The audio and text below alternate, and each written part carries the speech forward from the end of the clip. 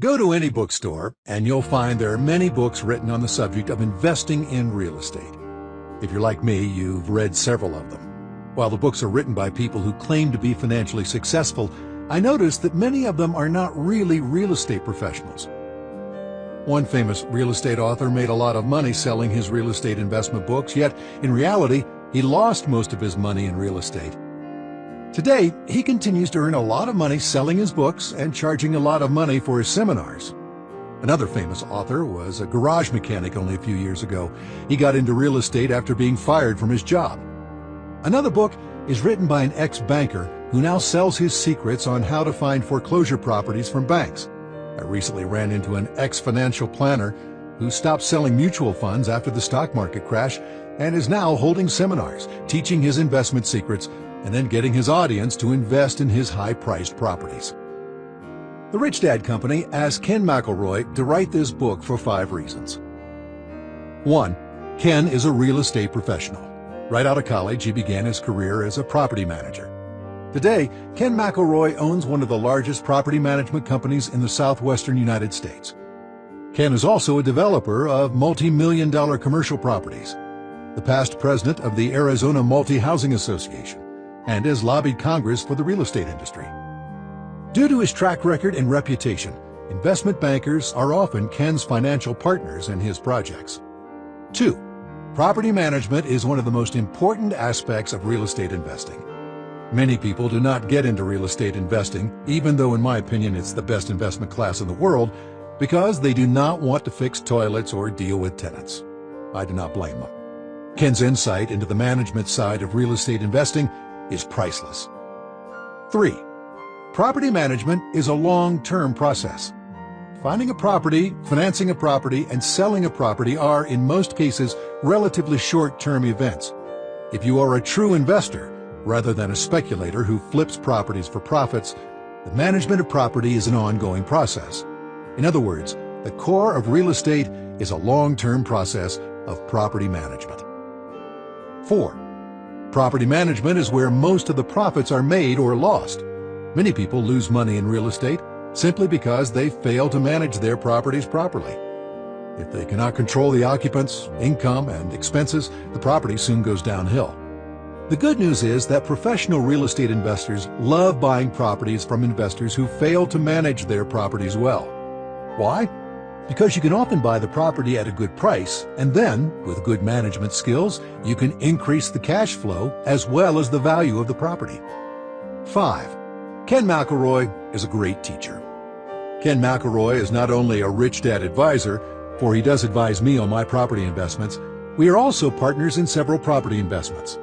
Most important to you, he's a great teacher who knows what he is talking about. Ken often accompanies me to speak to large groups where he talks about how to manage property, how to analyze an investment, and how to tell whether or not the seller or broker is telling you the truth. If you ever have an opportunity to hear Ken speak about investing in real estate, take it. As I said, there are many books on real estate investing and many people claiming to be real estate experts. What makes this book different is, first, it is written from the most important aspect of real estate investment, which is property management. And second, this book is written by a real expert. Chapter 1. The Myths and the Magic. In every business and every industry, there are people who just seem to drip with success. They seem to know all the right people, make all the right decisions, be in all the right places at exactly the right time.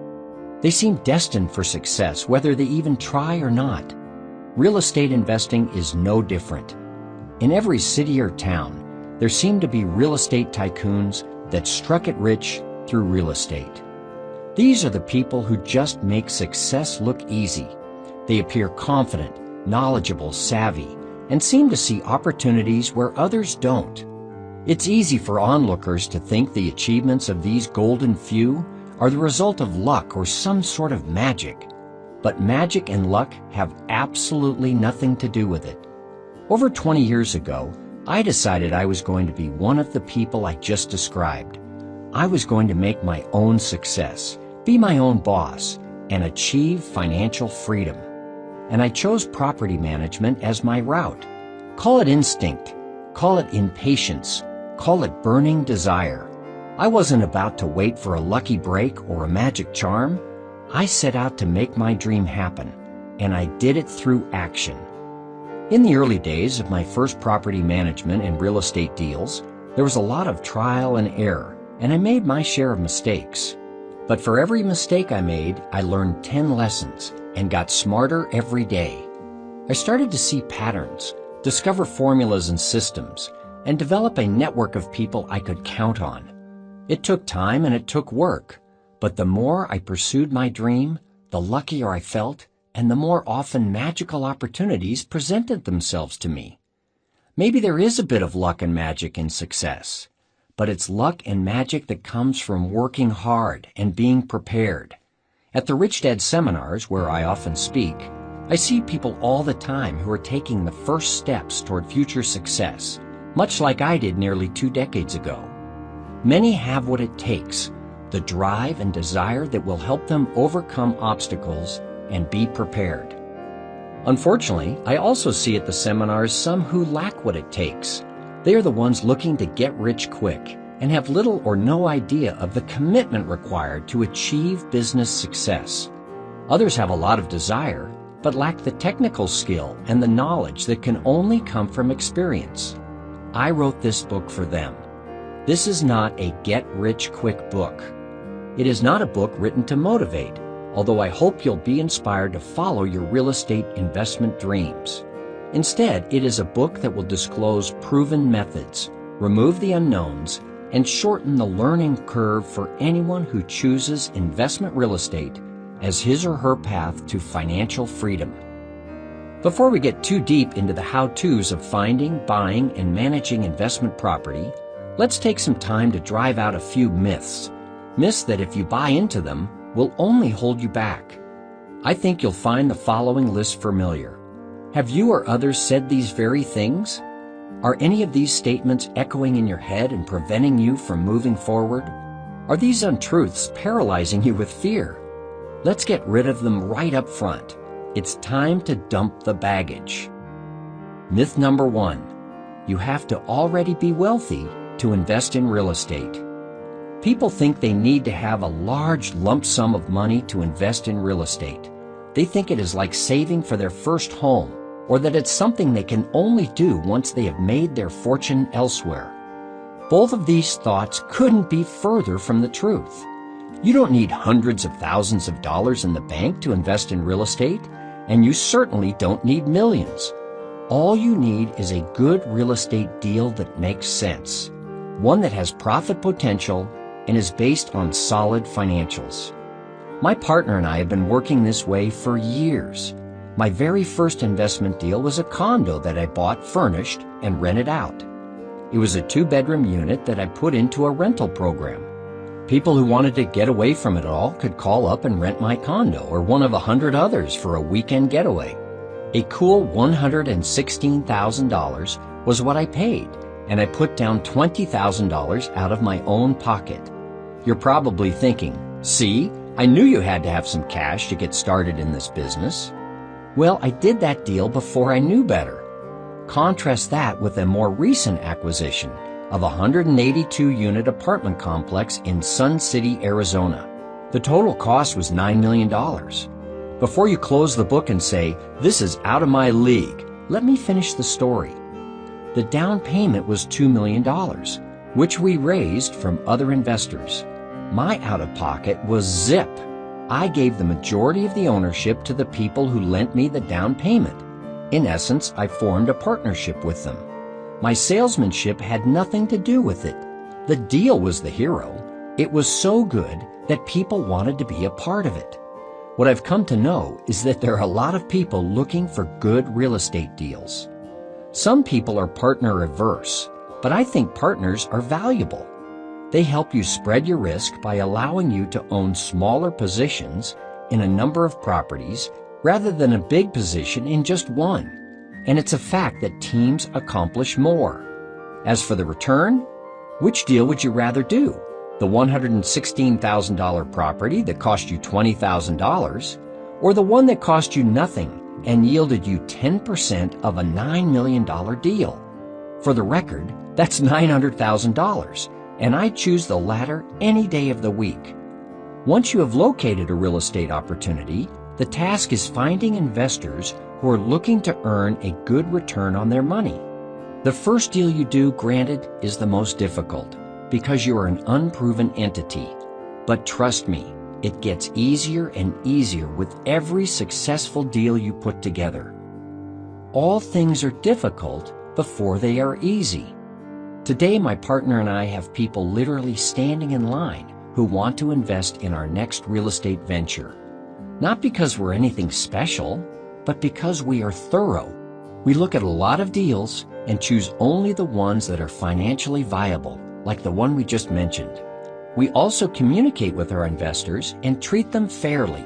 They make money when we make money. You may be surprised to learn that there are plenty of people interested in investing in real estate, particularly when other investment vehicles like the stock market and bonds are flat or declining. Just look around at a Rich Dad seminar. There are thousands of people in every city in which we speak who are looking for real estate investment deals that make sense. One of the people in a Rich Dad seminar could be your first investment partner. Myth number 2. You need to start small. Big deals are too risky. There is nothing wrong with starting small. Perhaps you're thinking about buying a $250,000 single-family home and making it a rental property, or even a $320,000 duplex. But why rule out a $2 million 50-unit building? Believe it or not, any of these properties are within your reach. Of course, right now you're thinking, no way, I can't afford a $2 million mortgage. And to that I say, you may be right, but you don't have to be able to afford it. Here's why. Mortgages on smaller properties like single-family homes are almost always guaranteed through the buyer's own personal earning potential and wealth. You may be surprised to learn that larger investment property loans are secured by the asset itself. In other words, instead of the $2 million building riding on your own wealth, it is riding on its own valuation. This already is less risk to you. Let's look at our previous example. The condo I purchased for $116,000 with a $20,000 out-of-pocket down payment was 100% my responsibility from mortgage to management. The $9 million project that I owned 10% of offered no out-of-pocket cost and was actually less risky because I had no cash invested and the property was professionally managed. The other property was mine, all mine, for better and for worse. 5 years later, I sold the condo for $121,000, a gain of $5,000. Recently, we refinanced the 182-unit building, which we had owned less than a year. Its newly appraised value was $11.3 million, more than $2 million above what we paid for it. And since I owned 10% of the project, I made over $200,000 in less than a year. A testament to the power of buying and managing right and managing well.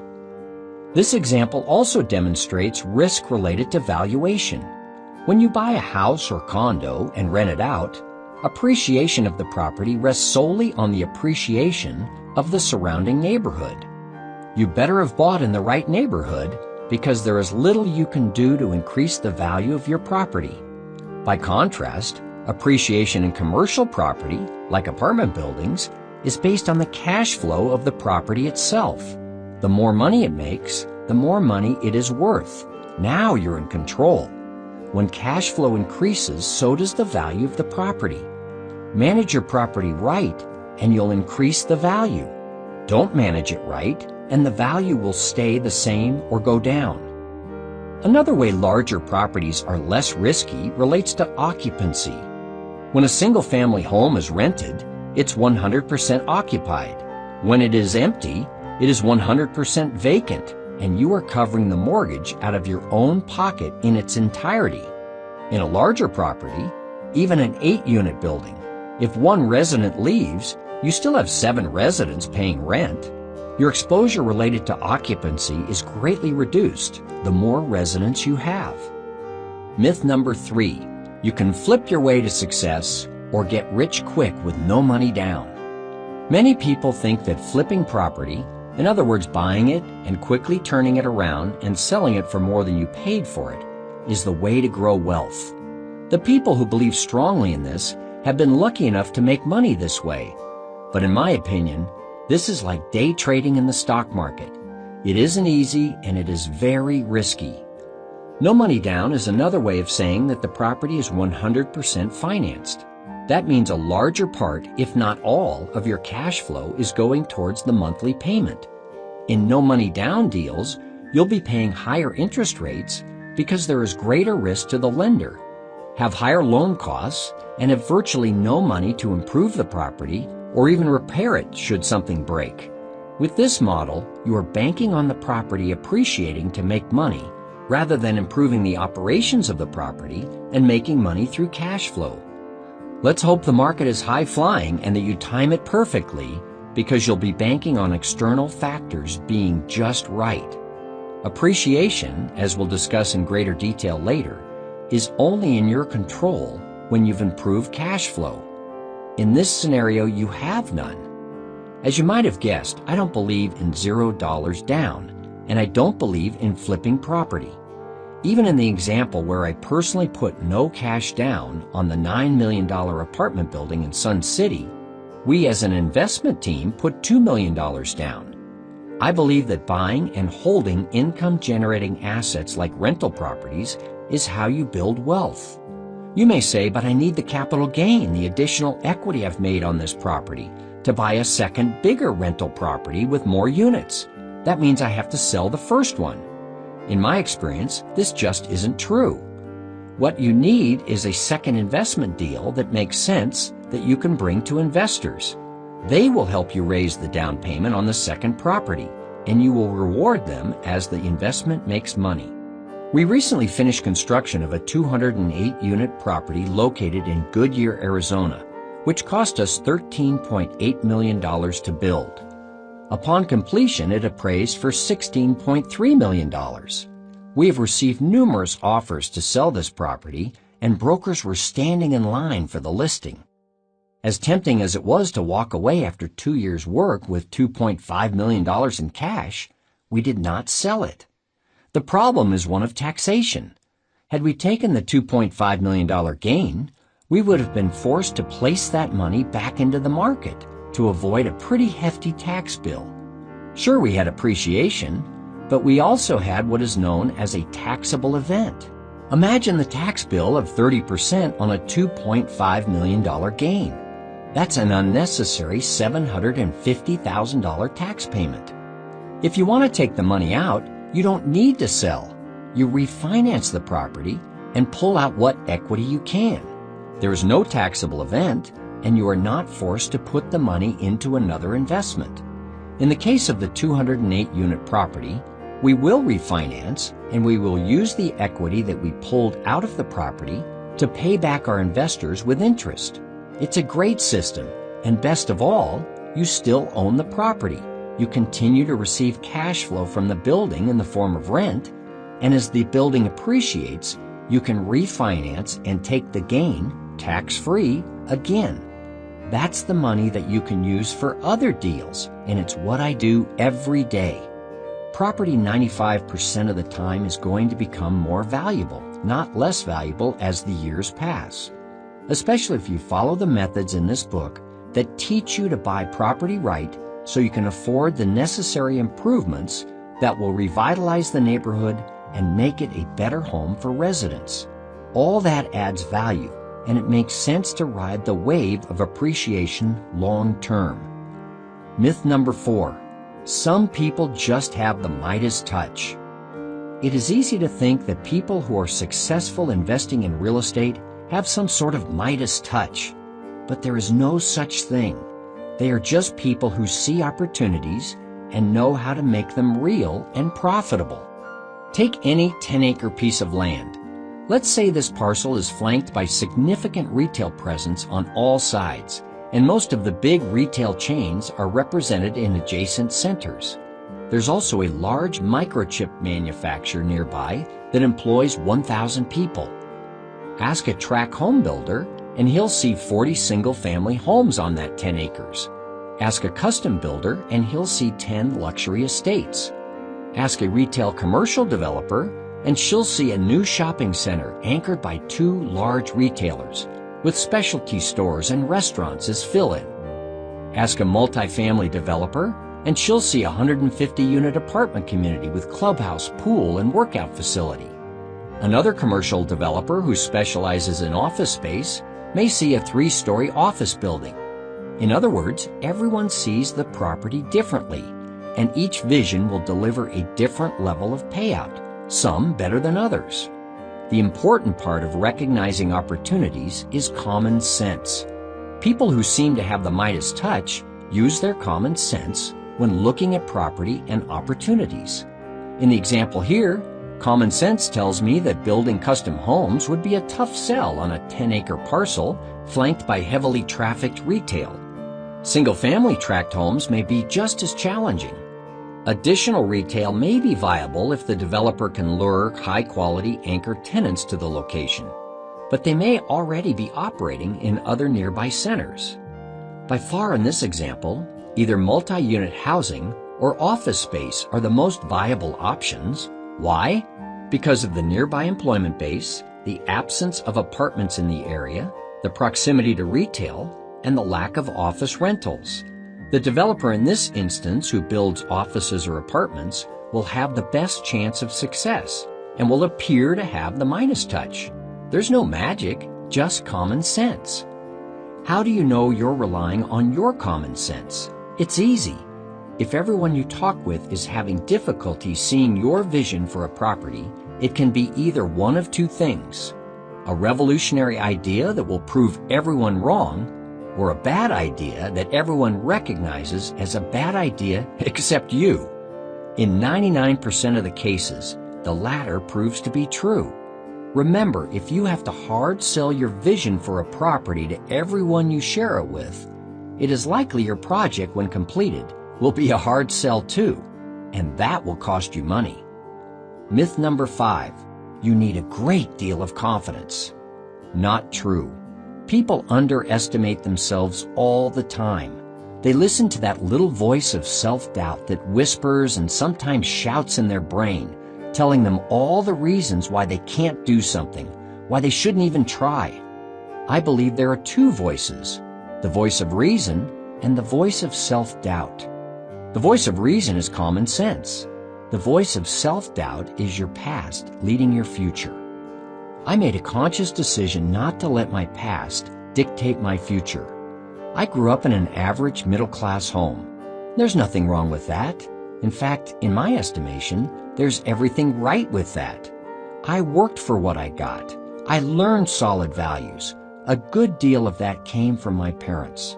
My father was not particularly entrepreneurial until later in his career. Hard-working, yes, but not entrepreneurial. He worked for the same company for most of his career and earned a stable living that supported our middle-class lifestyle.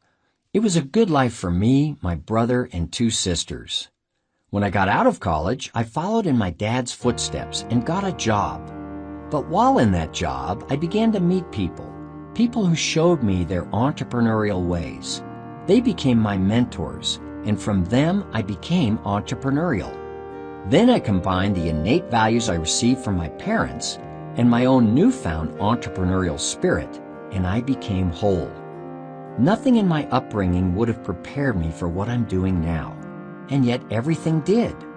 I believe it is up to each of us to let go of the memories and the scars of unsupported fathers, ultra-critical mothers, ridiculing friends, and teachers who labeled us from the first day of school.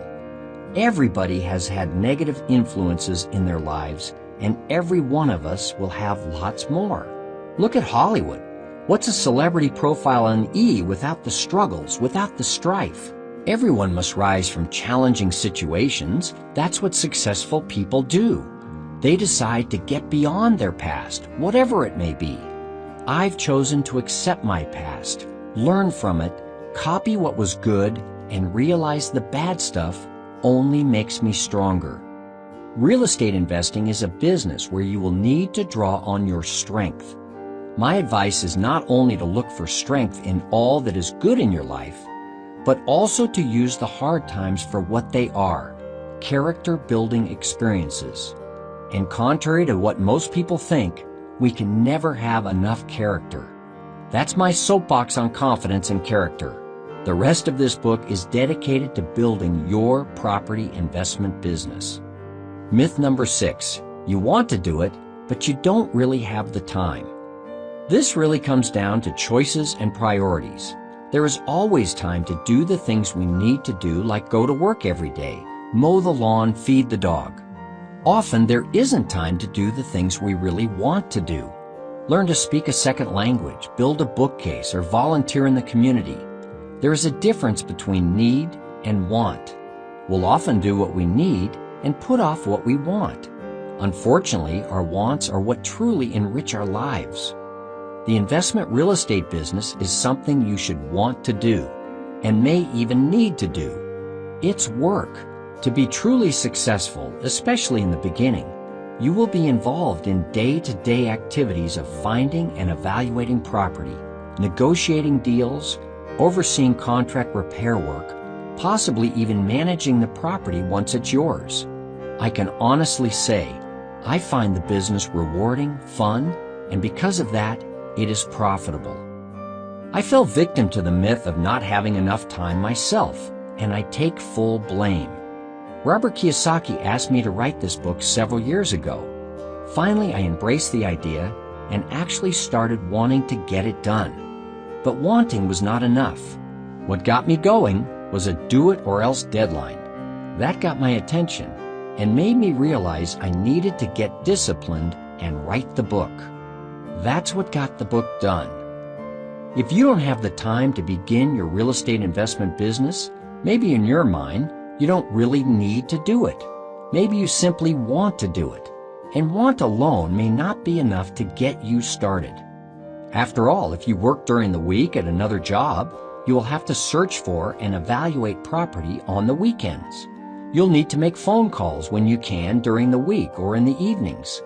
There's always a way to make your dreams come true, as long as they are truly your dreams. Myth number 7. You have to know somebody to get going in this business. While knowing a few key people, such as a real estate agent, an attorney, or a banker, may save you some time, you don't need to know anyone even remotely connected with investment real estate to get started. In this book, you'll discover the key people you need to have on your team, and you'll find that the goals you set for yourself will actually define the team. People you know today may or may not be the ideal people for your team once you determine what you want to gain from your real estate investment business. Just get started and you'll be surprised how many people you'll get to know and how much they'll teach you. You'll have friends in the business before you know it. Here's what I mean. We're doing a deal in Portland, Oregon. I live and work in Arizona. I hadn't been to Portland in over 10 years. Anyone I had once known there was long since gone. Neither I nor anyone else in my company knew a soul in Portland. What we did know was that the city was situated on 2 rivers and that unemployment was high. The latter meant that the people who owned property were probably not doing so well. And to me, that spelled buying opportunity. We had one big problem. We knew about the city, but we didn't know a single person in the city. We figured the market conditions were at least worth a plane trip and a few days in Portland. Before our trip, we made our minds up to find our team, at least the start of it. So we went on the internet and looked up property managers, city officials, brokers, and so on in preparation for our trip. We were not about to travel that far and not meet with anyone who could educate us about the market. As a result, we had 10 or 12 meetings over a period of 2 days. It cost us a few lunches and dinners, but we had the beginnings of our team. Myth number 8. You have to be a seasoned negotiator and business person. Again, this is just not true. Experience in business may make that first walk into an investor's office more comfortable, but that's all it will do. Your true power and confidence won't come from your past experience. Instead, it will come from the solid deal you assemble that is a win-win for everyone involved. This book will show you how to find and evaluate property with the ultimate goal of establishing a realistic purchase price that maximizes your monthly income and appreciates the asset. Find a deal like that, and everyone will want a piece of the action. Over the years, I've walked away from a lot of deals, and negotiation had nothing to do with it. One of those deals was a 205-unit building in Glendale, Arizona. About a year ago, the listing price was $7.9 million, and the broker told me there were other offers, the highest one being $7.2 million. We did our homework on the property, and by my estimation, $7.2 million was fair based on the operations of the property. The seller declined every offer and pulled the listing. 6 months later, the seller relisted the building for $8.1 million. If I had still been interested in the property, I would have made an offer based on operations. It would have been the same $7.2 million offer I made before. The seller would probably kick me out along with everyone else who made him an offer based on operations. Are you surprised to learn that he still owns the building today? With the method in this book, you'll find out that the listing price is meaningless. There is no point negotiating based on this number, and actually doing so is a recipe for disaster. That's because in most cases, the listing price is the seller's opinion of what the property is worth. It is not founded on the actual operations of the property. What most people consider negotiation meetings are for me more accurately described as presentation meetings. That's when I present the numbers, and they are pretty much take it or leave it deals. When I get kicked out, and in truth, usually it is a mutual parting of the ways, it's because the numbers don't work. Walking away is a good thing. Myth number 9. You have to know a lot about real estate. This myth holds people back every single day. They feel they have to already be experts in a field in order to be successful, whether it is real estate or stock investing or dry cleaning. First of all, success is a journey. It's not a destination. And all successful people start at the same place. One day they wake up, they throw their legs over the side of the bed and they yawn, and they begin. Only by beginning and by continuing day after day do we ever become experts. We gain expertise through experience. By reading this book, you'll get a solid framework from which to begin. And you'll gain enough knowledge to sound really smart at cocktail parties and backyard barbecues, but more importantly, you'll learn tons more from your first deal, and more still from your second and third, and even more from your fourth. I learned something new with every venture. Some of the buildings we recently bought in Portland were built on an old wooden pier constructed in the 1930s. Who would have guessed when I embarked in this business I would have to learn anything about the structural integrity of 70-year-old piers? Not me, but I needed to find out everything about the condition of that pier before we went forward and purchased the property. I live in the desert, so you can imagine how foreign it was for me to hire divers and a boat and structural engineers to do the inspections. It was a real learning experience. I'm always encountering something new. That's part of what keeps it all interesting. The only way you'll know a lot about real estate is to begin in real estate. Once you do that, you'll meet people, learn your market, see the patterns, and understand the trends. You'll encounter your own 70-year-old wooden piers, but that will keep it fun. And before you know it, you'll be wowing people at cocktail parties and barbecues with experiences you've lived rather than just read about. Myth number 10. You can't be afraid of failing. Show me an entrepreneur who says he or she isn't afraid of failing, and I'll show you a liar. A bold statement, absolutely, but a true one. Everyone is afraid of failing. The difference is that some of us let that fear of failure hold us back.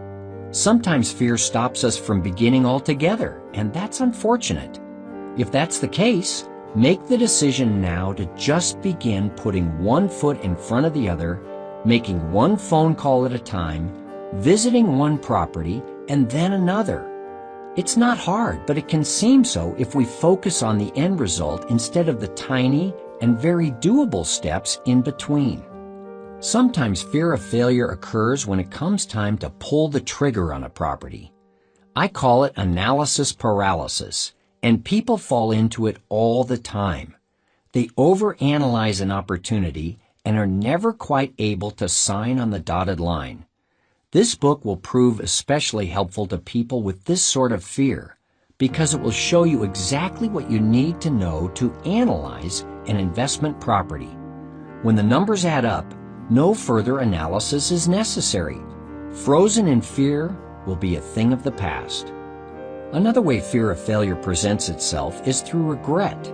In other words, we've pulled the trigger, but then when difficulties occur, and they will occur, they always do, we regret the decision and waste energy by asking, why did we do this? Instead of, what can we do to get past the hurdle?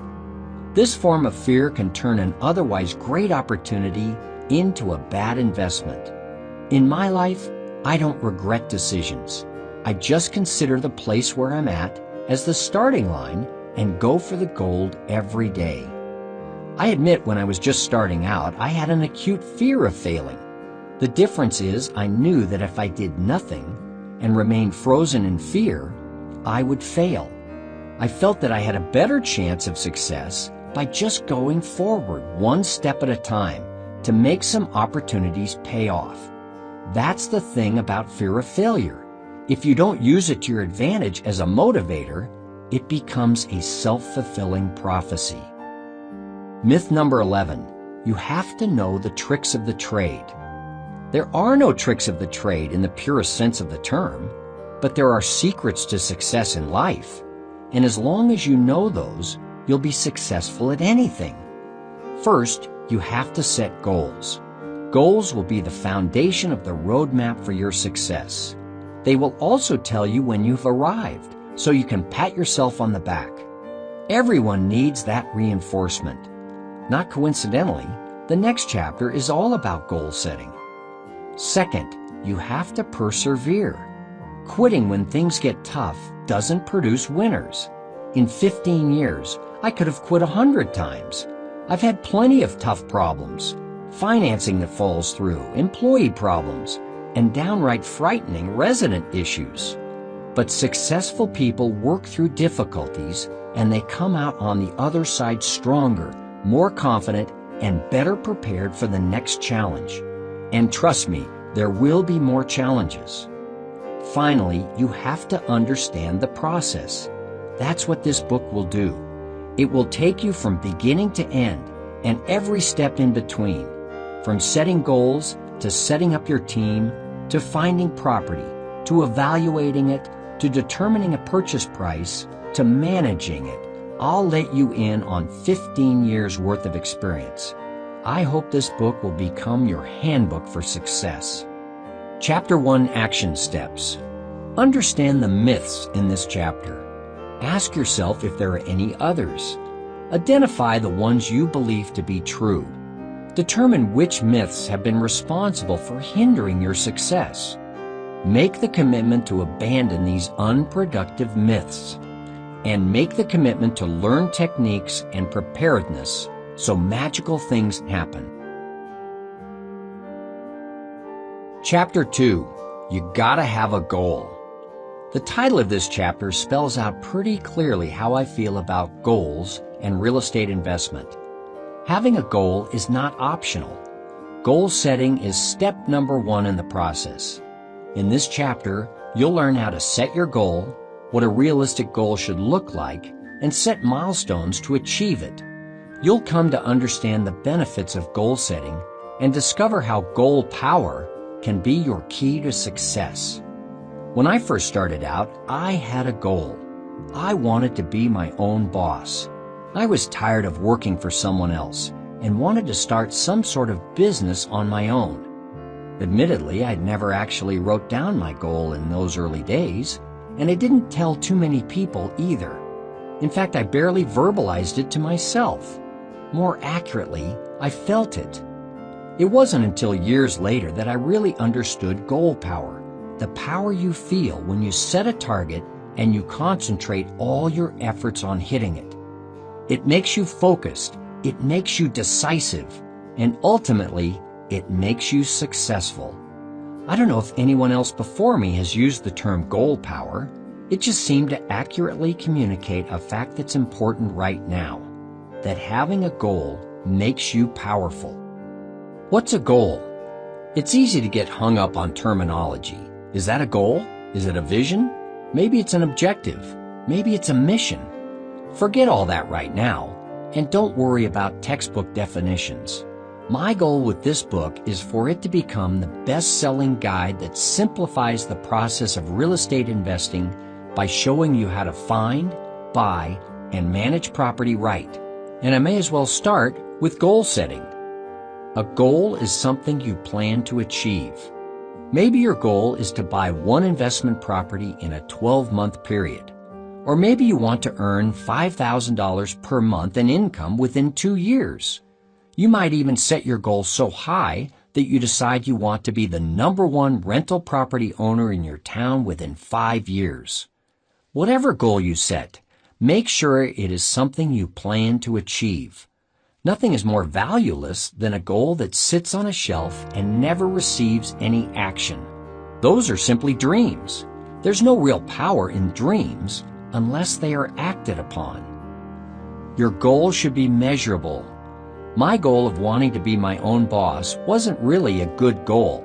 As I said, it took me years to learn how to set goals and to take advantage of the power they harness.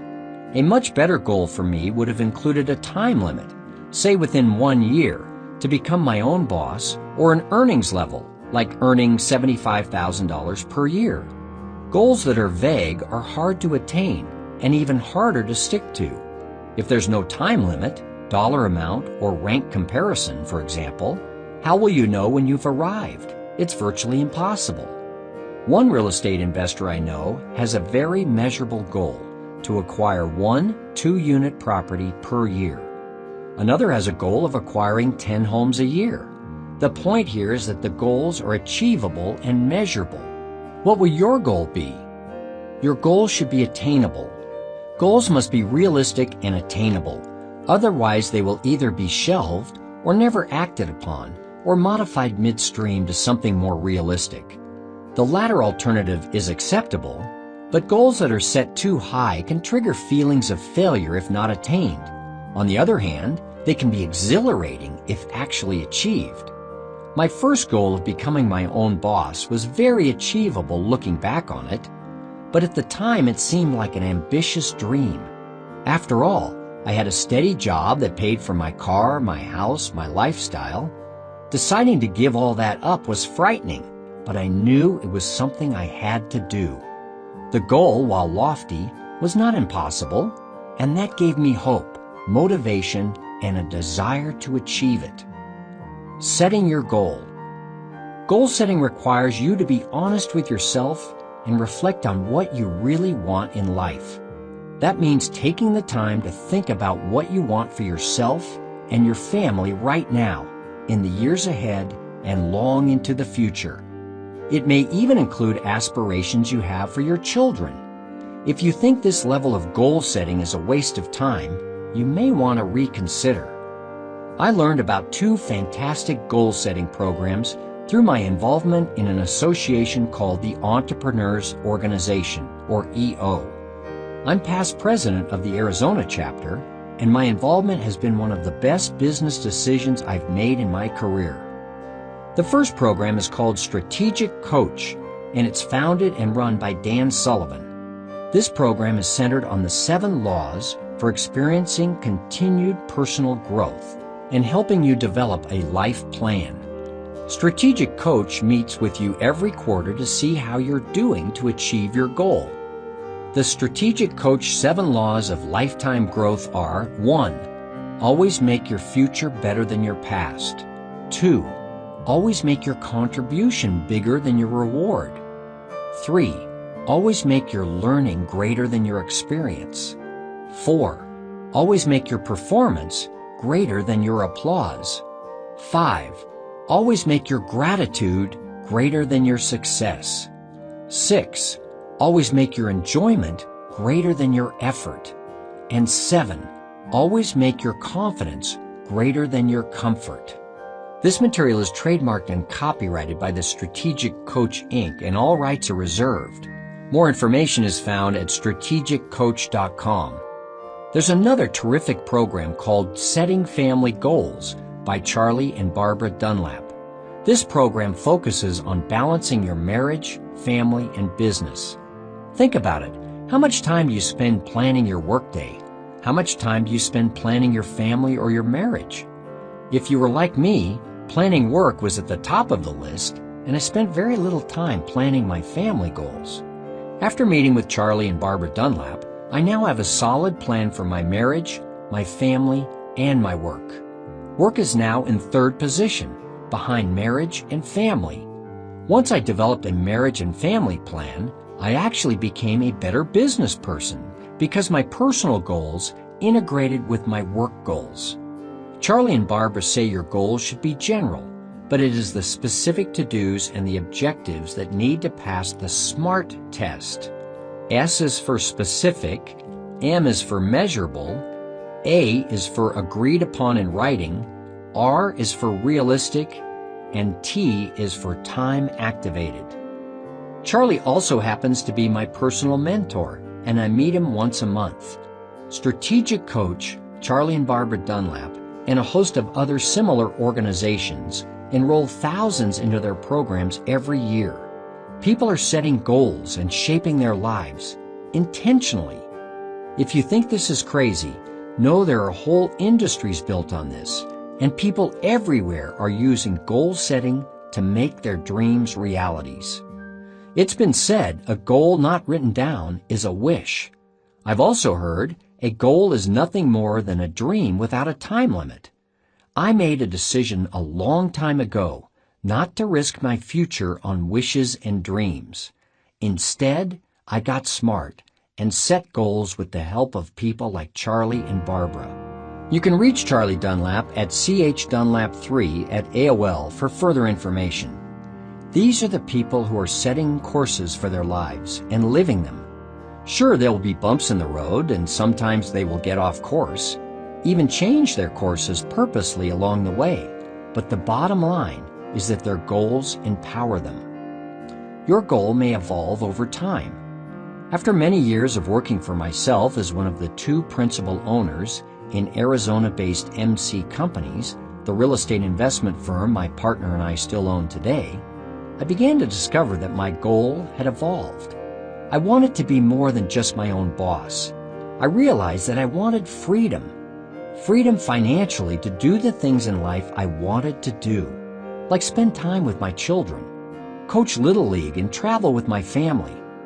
I knew this goal could only be attained through the accumulation of wealth that would appreciate over time. So my partner and I, in addition to managing properties, began investing in them as well. Today, I have a measurable goal related to financial freedom. I'm not there yet, but I'm working on it. There's nothing wrong with a goal that evolves over time, unless you are changing your goal every time you hit a roadblock. That's called avoidance. Over time, as you are working to achieve your goal, your experiences will make you smarter. You may even see things in a whole new way. Your goal may shift as a result of new awareness. My first goal was to be my own boss. That evolved into a goal of financial freedom. And now my goal is to help others who want to do the same. Make yourself accountable to somebody. When I set a goal for myself a few years ago to get back in shape, I knew I'd have a better chance of succeeding if I had a partner. You know, someone who I'd meet at the gym every morning. Someone who would egg me on to do just one more set of the bench press machine. Someone who I knew, on those mornings when I just didn't feel like running, would be waiting for me up the road at 5:30 a.m. This is accountability, and goals are easier to attain when there are one or more people supporting and encouraging you. At MC Companies, I have my partner, Ross McAllister. Ross and I help each other stay on course with our 5-year strategic plan. We also share the plan with the entire company of over 200 employees. By including everyone in the vision, everyone knows how they fit in. We're also accountable to one another, and we're all working in the same direction. The person or persons you are accountable to could be a business associate, a friend, your husband or wife, even your investors and employees. The important thing is to find a person who is encouraging and supportive of your venture. That's not to say you're looking for a person who never challenges your decisions. On the contrary, you're looking for a person who is based in reality and supportive of your dream. Achieving your goal. Setting your goal is certainly an important first step, but what you need to do after that really defines the level of success you will ultimately achieve.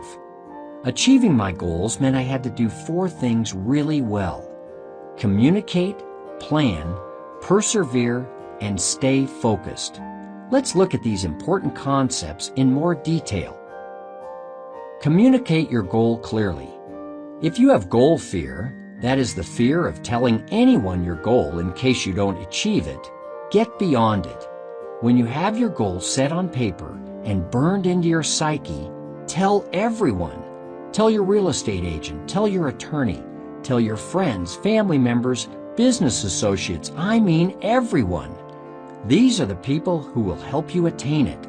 And in case I haven't made it clear yet, goals are never achieved alone. Here's an example of a hypothetical goal.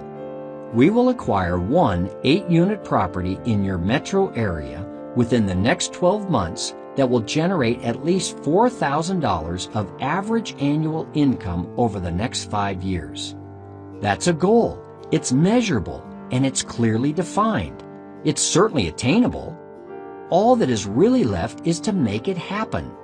Contrast that goal with this uninspired and non-motivating goal statement. I want to invest in some real estate, and I'm looking for a good rental property deal that will supplement my income. This goal is extremely vague. It's hard to realistically attain and difficult to execute. And forget about communicating it.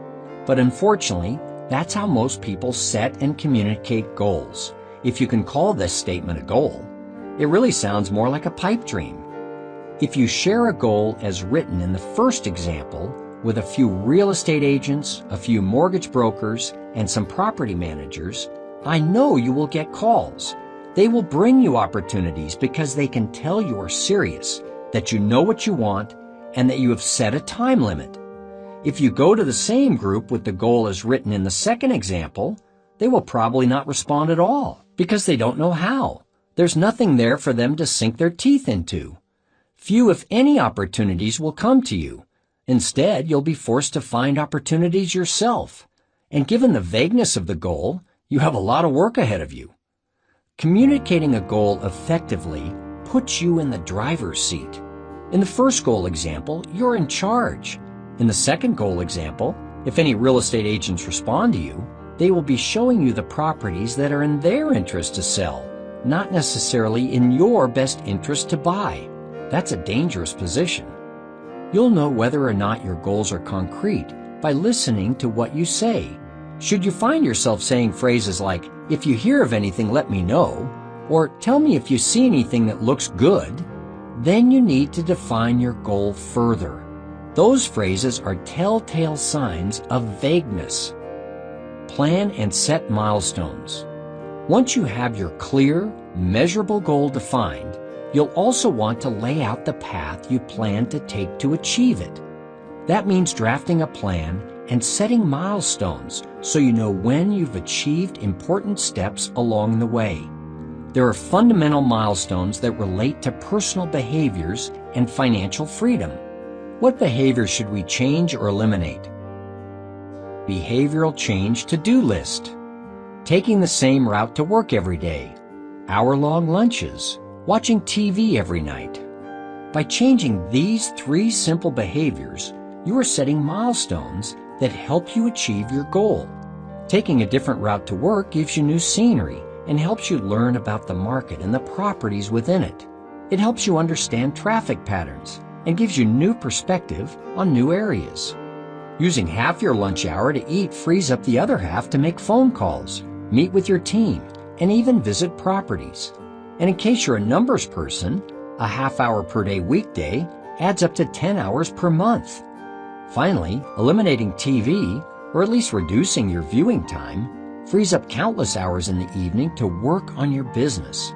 Look at your own behaviors and modify them to achieve your goals. How much money do you need to make to be financially free, and what are you going to do to make it happen? Let's look at a financial freedom to-do list. Add up your personal expenses. Determine what you can reduce, eliminate, or do without. Figure out how many properties you need to buy to cover the total. Over the years, I've established a system that I use every time. It's the system you'll discover in this book. You should also communicate milestones clearly to your network of business partners and everyone you meet. You never know who will be the one to reveal the perfect property opportunity to you, so the more detail you can provide up front, the better. Business to-do list. Find your team, evaluate the market, find a great property, assign a valuation to the property, establish a property plan, develop a budget, manage the property. Make this a chart to help you map out your goals. Be honest with yourself and write in those things that you really plan to accomplish. Persevere and drive through all obstacles. If you've ever been part of anything entrepreneurial, or even if you ever built something from scratch, then you know endeavors such as these take twice as long as you think, require twice as much work, and cost a lot more than you expected. Those are the facts of life, so I'm never surprised when they prove to be true. Every project brings with it obstacles, things that make work work, if you want to look at it that way, or things that keep work interesting. I prefer the latter. In Portland, the acquisition of our waterfront building is destined to be a great investment. It's right on the Willamette River, and as I mentioned earlier, part of the building is built on the pier. There are waterfront views, and the entire project is over 300 units. There's nothing else like it in the whole city. Sounds like a dream come true. Well, many would have viewed the dream more like a nightmare from the start. From problems stemming from years of deferred maintenance to battling numerous structural inadequacies, you name it, and we encountered it. We could have let these obstacles and dozens of others stop us 100 times from closing on this deal. But we knew in our hearts this property was worth the effort. It was worth driving through every one of these obstacles. We found solutions and invested the money necessary to bring this amazing project to its full potential. When it comes to property investing, the saying, "Where there's a will, there's a way," has never been more meaningful. Keep your focus. There's a funny thing about goals and success.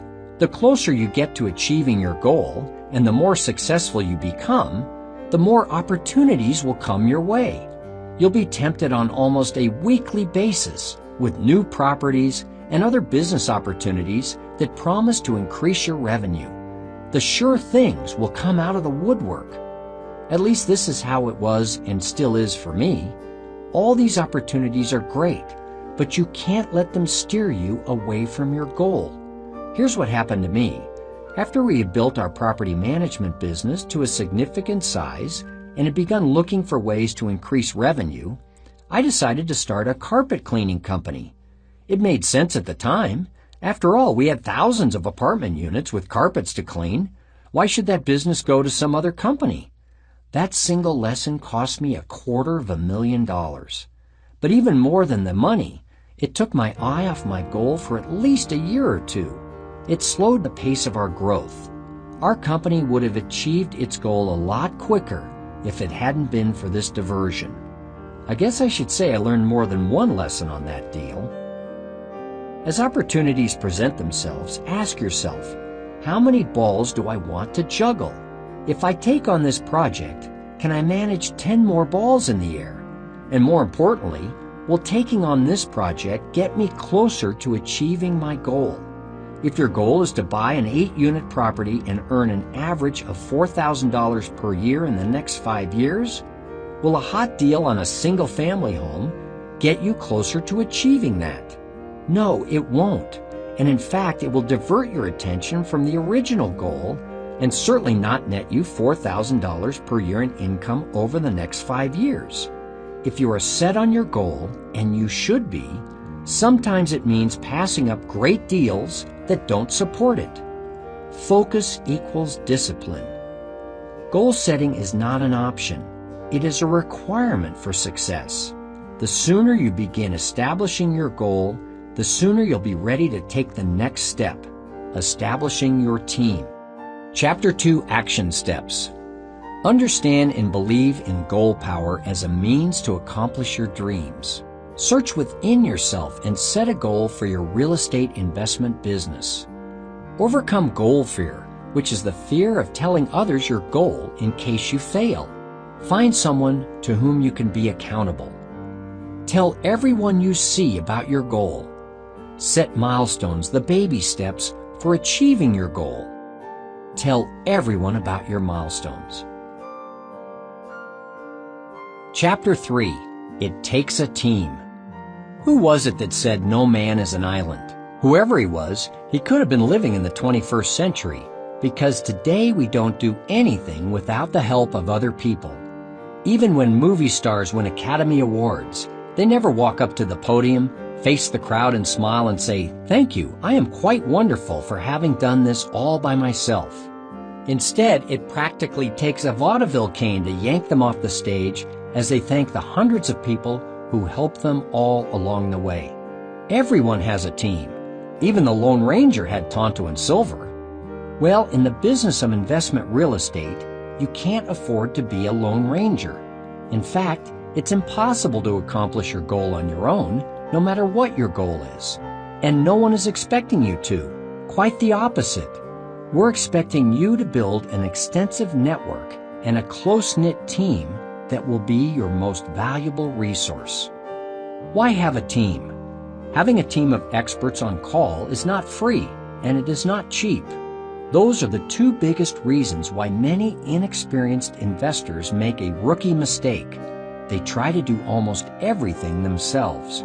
Sure, they may save a few dollars in the short run, but they usually lose in the long run. Without experts on your team, deals take longer to find, evaluate, and close. So there's the value of your time and the loss of valuable opportunities. Do-it-yourselfers miss details that experts would see in a minute, like clauses missing in contracts, obvious defects in construction, and hundreds, if not thousands, of other issues experts would point out up front. An expert team on your side means you'll have fewer surprises as you wade through the sometimes turbulent waters of purchasing and managing a property. Surprises are wonderful on birthdays, but the kinds of surprises that come from investment property are usually not very welcome. Real-world case.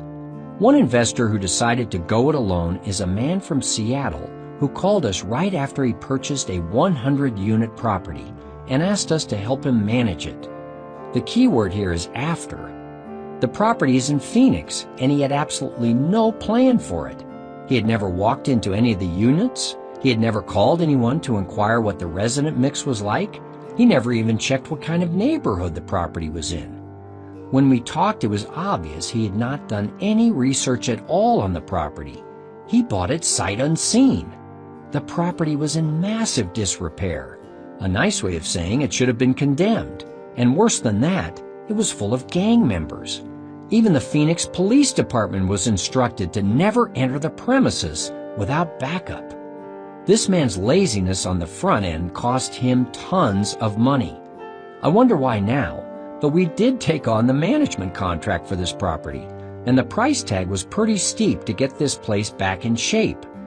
Outside contractors of every kind, lawyers, you name it, we hired them all. We sent eviction notices that nearly evacuated the entire place just to get rid of the riffraff. That meant the owner endured months of significantly reduced income and sky-high marketing costs to get the property leased. It was a mess that took the better part of a year. If this man had taken the time to establish a network of people in Phoenix before buying the property, they would have either steered him clear of this property or flushed out all of the issues so he could have established a plan to turn the property around. This is just one example. There are thousands of others. The point here is simply that the wise investor pays on the front end and reaps the rewards on the back end. The fees it would have cost the property owner from Seattle to have his Phoenix team visit the property and file a report or two were a pittance when compared with what it cost him out of his own pocket to get his investment in shape.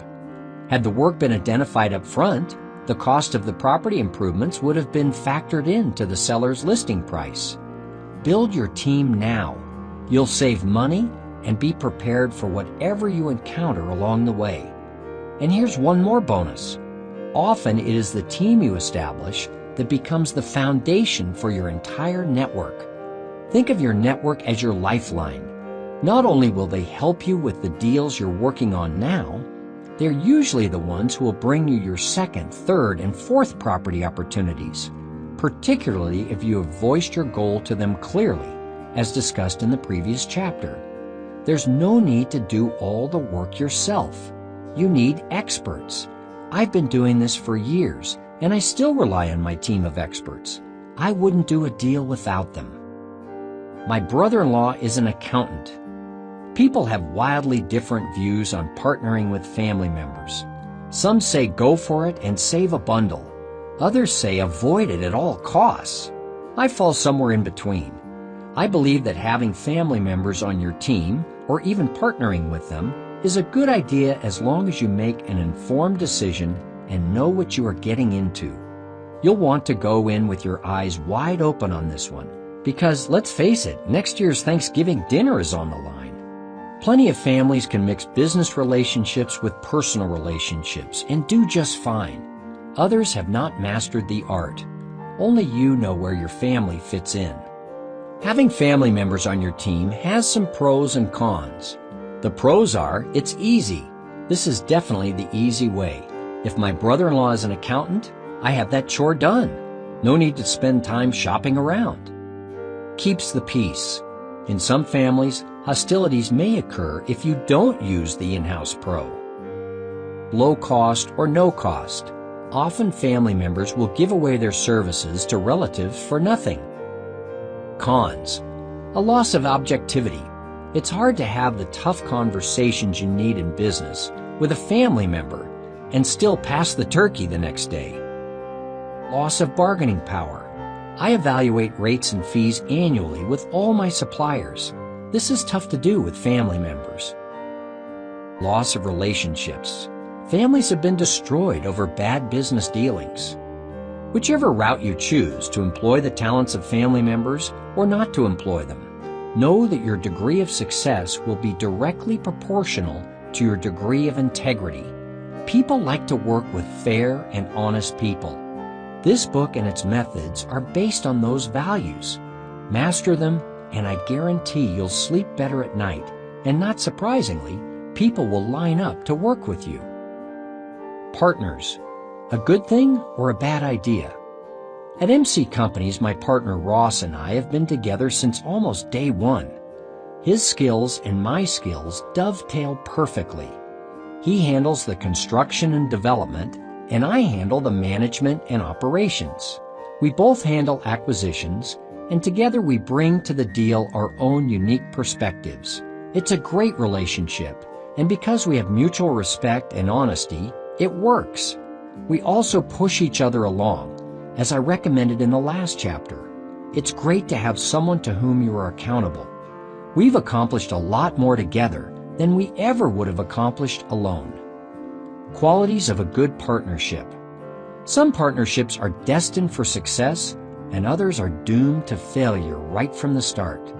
What makes or breaks a partnership? Here are some qualities good partnerships have in common. Healthy debate. You should have room for debate before decisions are made. Open-mindedness. You shouldn't have to spend valuable time continually convincing your partner of your goals.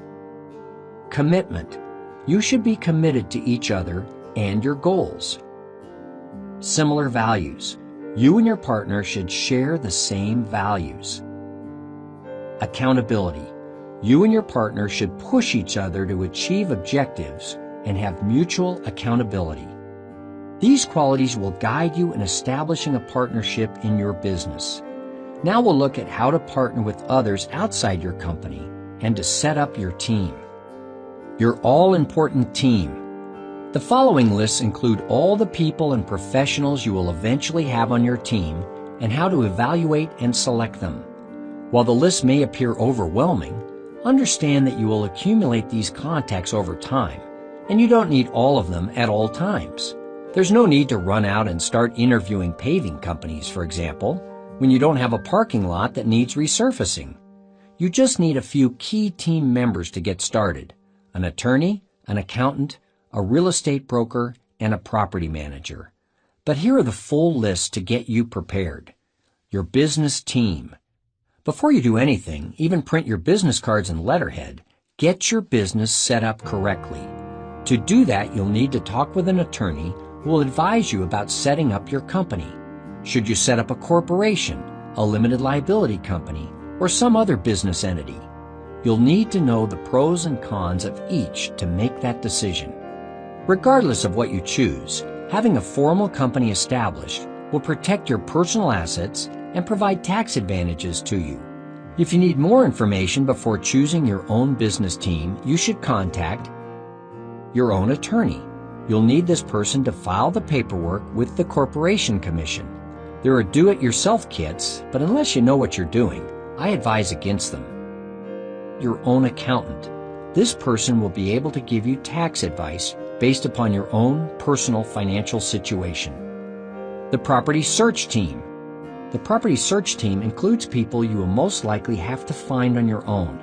I recommend interviewing several professionals in each field until you find people you like, who know the market, have your same level of integrity, and who understand that they are there to help you achieve your goal.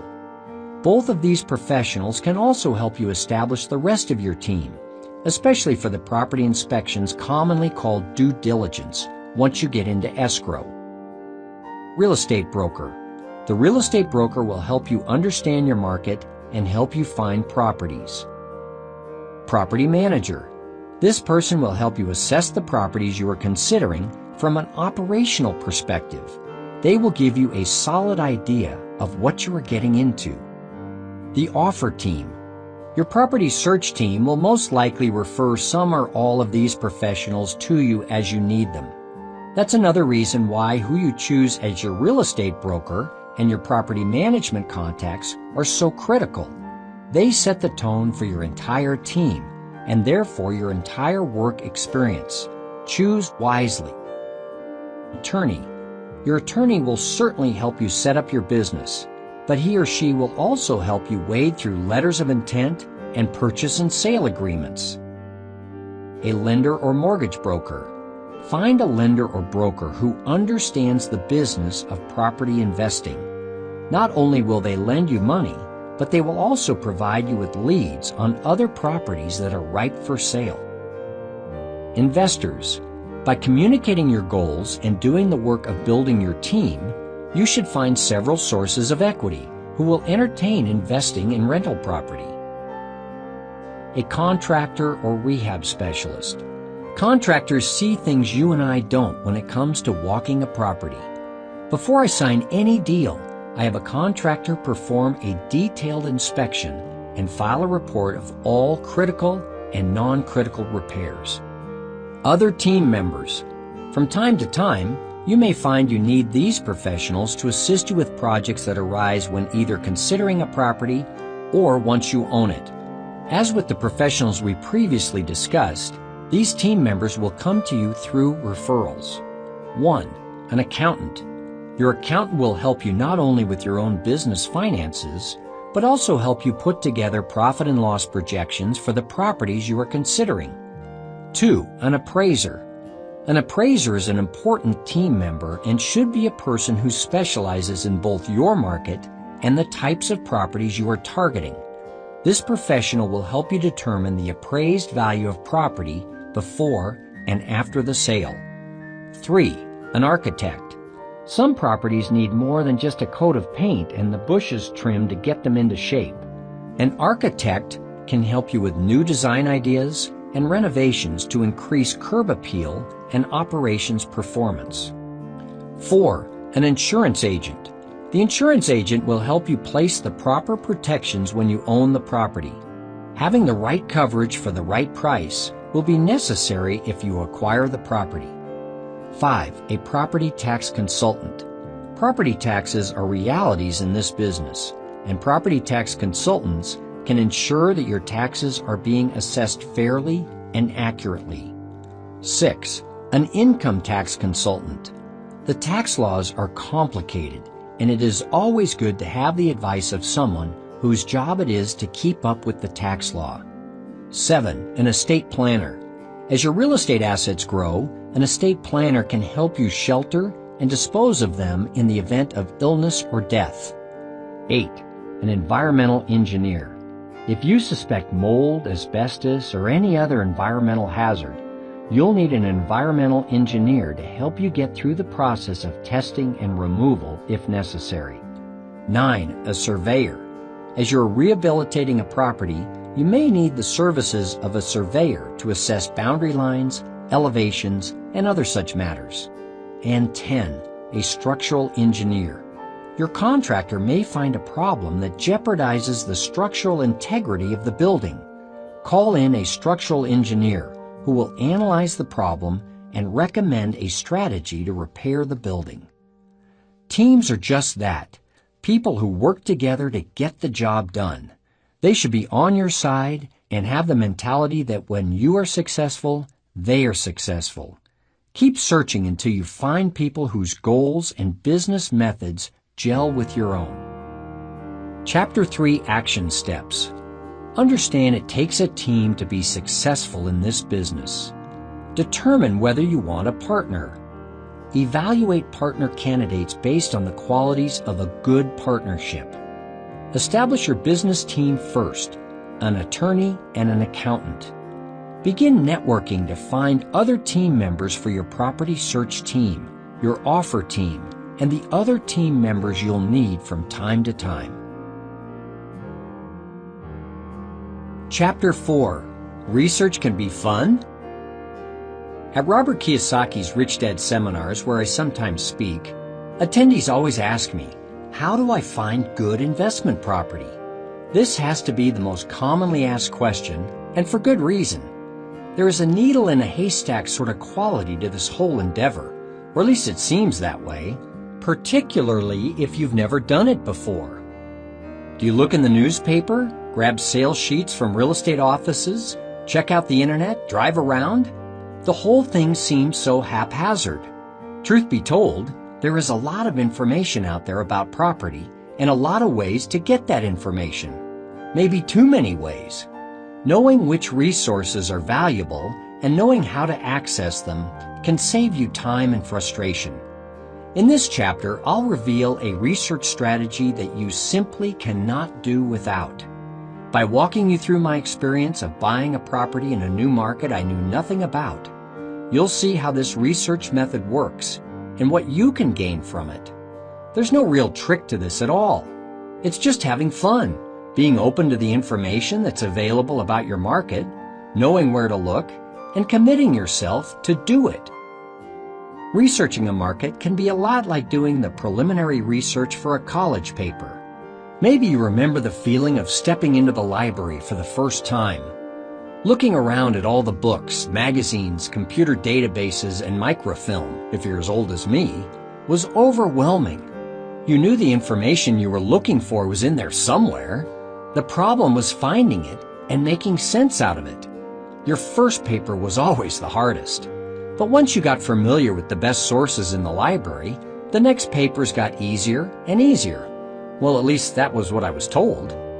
My college professors would be proud of me today because I did eventually learn how to do research, and I learned how to make it really fun. We have a great time researching markets and properties because research to me is nothing more than using the resources around you to gain information and insight into a particular subject. In this business, that means talking to people, touring an area, taking in the sights, even within your own town. Kind of sounds like a purposeful, tax-deductible vacation, doesn't it? Well, it can be, so let's get the party started. The research techniques described in this chapter will help you in 3 ways. First, they will give you a snapshot of the various markets and submarkets within your city or town. The more diligent you are about doing the research, the more vivid the picture will be. And in the chapters ahead, you'll see why a very vivid picture here will save you time and money later. Second, this research will show you how the market will influence your property investment. And third, you actually may be lucky enough to find property leads during the research phase, but don't count on it.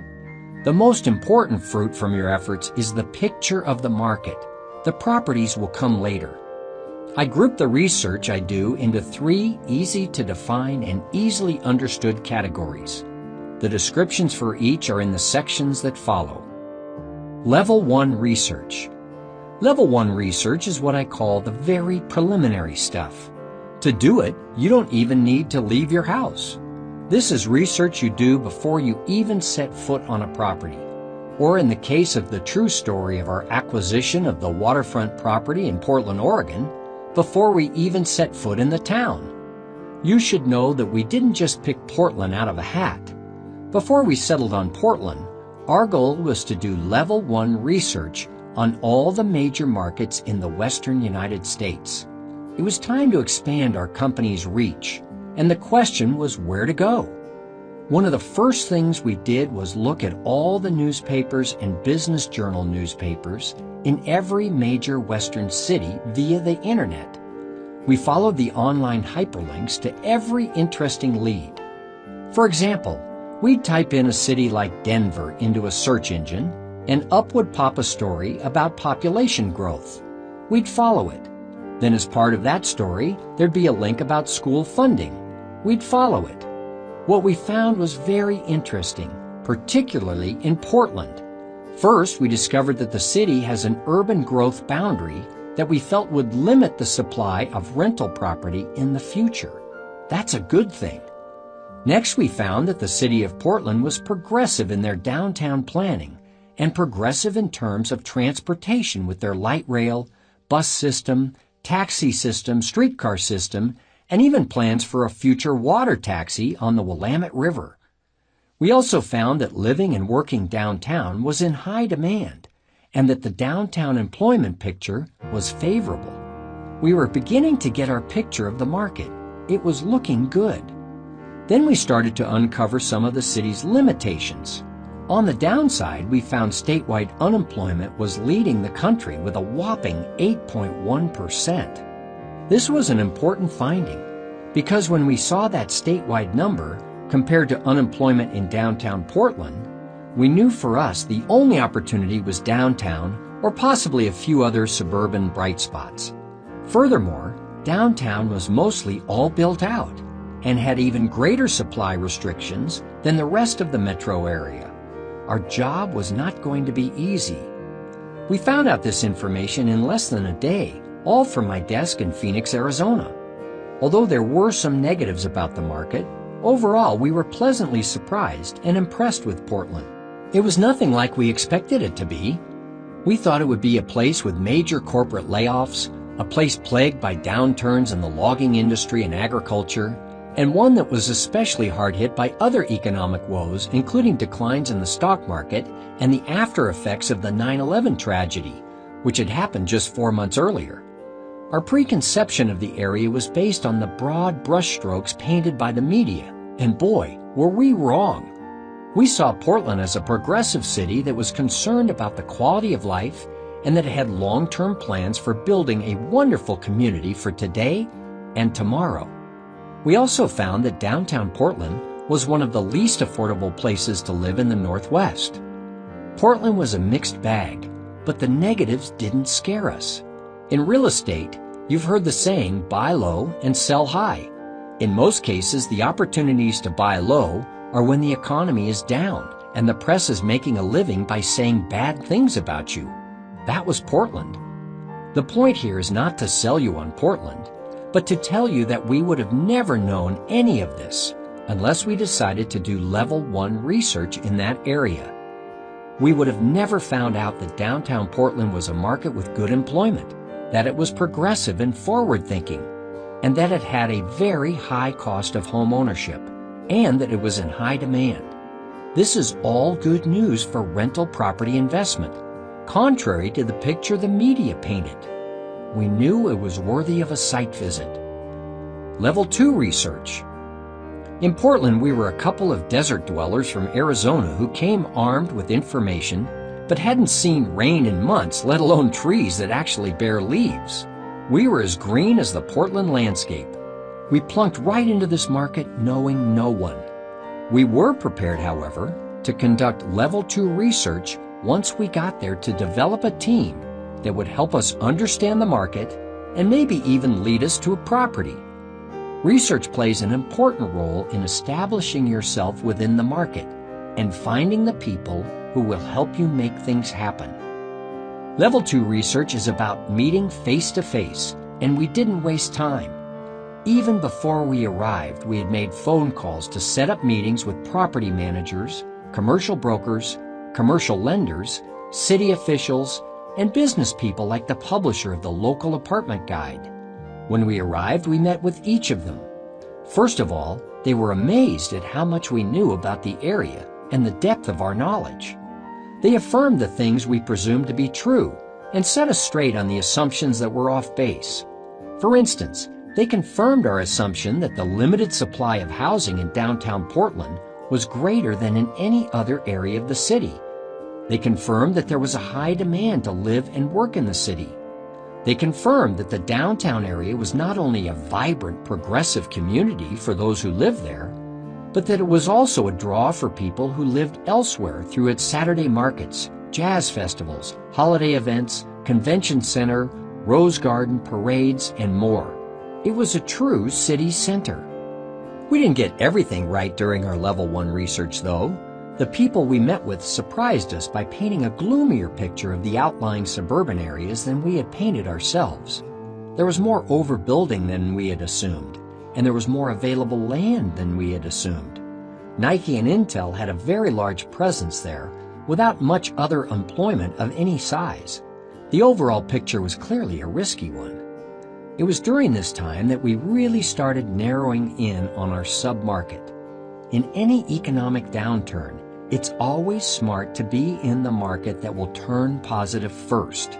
That's true of anything in business, whether it's the stock market, a business sector, or real estate. So we looked at several sub-markets and determined that downtown Portland was the strongest at this point and would be the first to rebound based on the simple economics of supply and demand, its diversified employment base, and a lack of affordable housing. We learned that as the economy rebounded, the downtown market would be the area that rebounded first. While we were meeting with all of our contacts, we clearly communicated our goal to buy a 200-plus unit apartment community and asked them a variety of questions like, who were their favorite property management people? What lawyer they recommended for legal work? If they knew of any good accountants? We asked for recommendations for every team member we listed in that last chapter. By the time we left 2 days later, we had a vivid picture of the market, and we had narrowed our search to a viable sub-market. We had some good leads for our team, and we were told of several properties that were possibilities. We also took in the sights, ate wonderful dinners, and generally enjoyed our time in Portland. Level 3 research. When we returned to Arizona, we not only vividly remembered what green trees looked like, we knew Portland was an investment opportunity. But we still needed a bit more information to feel good about making a move there. That's where Level 3 research came into play. We first called every team referral and asked them all the same questions we asked of our initial contacts in Portland. Not only did they give us their opinion and insights, they pointed us in the direction of numerous websites, analyst newsletters, economic development offices, city government contacts, and other Portland business people who could add the finishing touches to our picture of Portland and could keep us on top of happenings in the area for as long as necessary.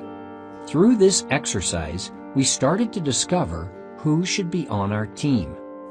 We signed up for free online newsletters, got on the mailing lists and email lists of real estate agents, commercial brokers, loan officers, and other professionals helpful to us. We are forever in the know and hooked into the network. No longer do we have to seek out all the information. A lot of it comes automatically to us. During this whole process, we felt like detectives following up on leads and putting the evidence together to arrive at a conclusion. By involving others, we were able to maintain our objectivity and keep our perspective. All this took was some time on our part. The biggest out-of-pocket costs were our economy seats on Alaska Airlines and one night at Fifth Avenue Suites. We're talking shoestring. And best of all, we paid nothing for the information we received during the process. And on top of it all, it was a good time. Why wouldn't you do this? Ultimately, our vision of an apartment community evolved into a condominium conversion project. The research we did took our vision of an ordinary project and made it extraordinary. We were able to redevelop an area, deliver exactly what the area needed, and give the city and the people what they wanted. I don't buy anything without researching the market first. Even in Phoenix, which is a market I know extremely well, I do research before I buy anything. Things change. Markets and submarkets go in and out of favor. Big projects like highways change the patterns and flow of a city. There's always something. Today, thanks to the internet, research is easy and takes virtually no time. Everything is online and available. For as difficult as researching that first college term paper was, this is a breeze, and there's never been more writing on getting an A. Chapter 4 Action Steps. Become familiar with the resources available online like newspapers, business trade publications, government websites, and trade organizations. Realize that government officials and staff people work for you and that meeting with you is a part of their job. Test your research abilities. See how much information you can find out about your own hometown, online, through face-to-face meetings, and through in-depth follow-up phone calls. Chapter 5. Swampland for Sale. Next time you drive to work, take your son or daughter to school or race down a highway you've traveled hundreds of times. Look to the right and the left.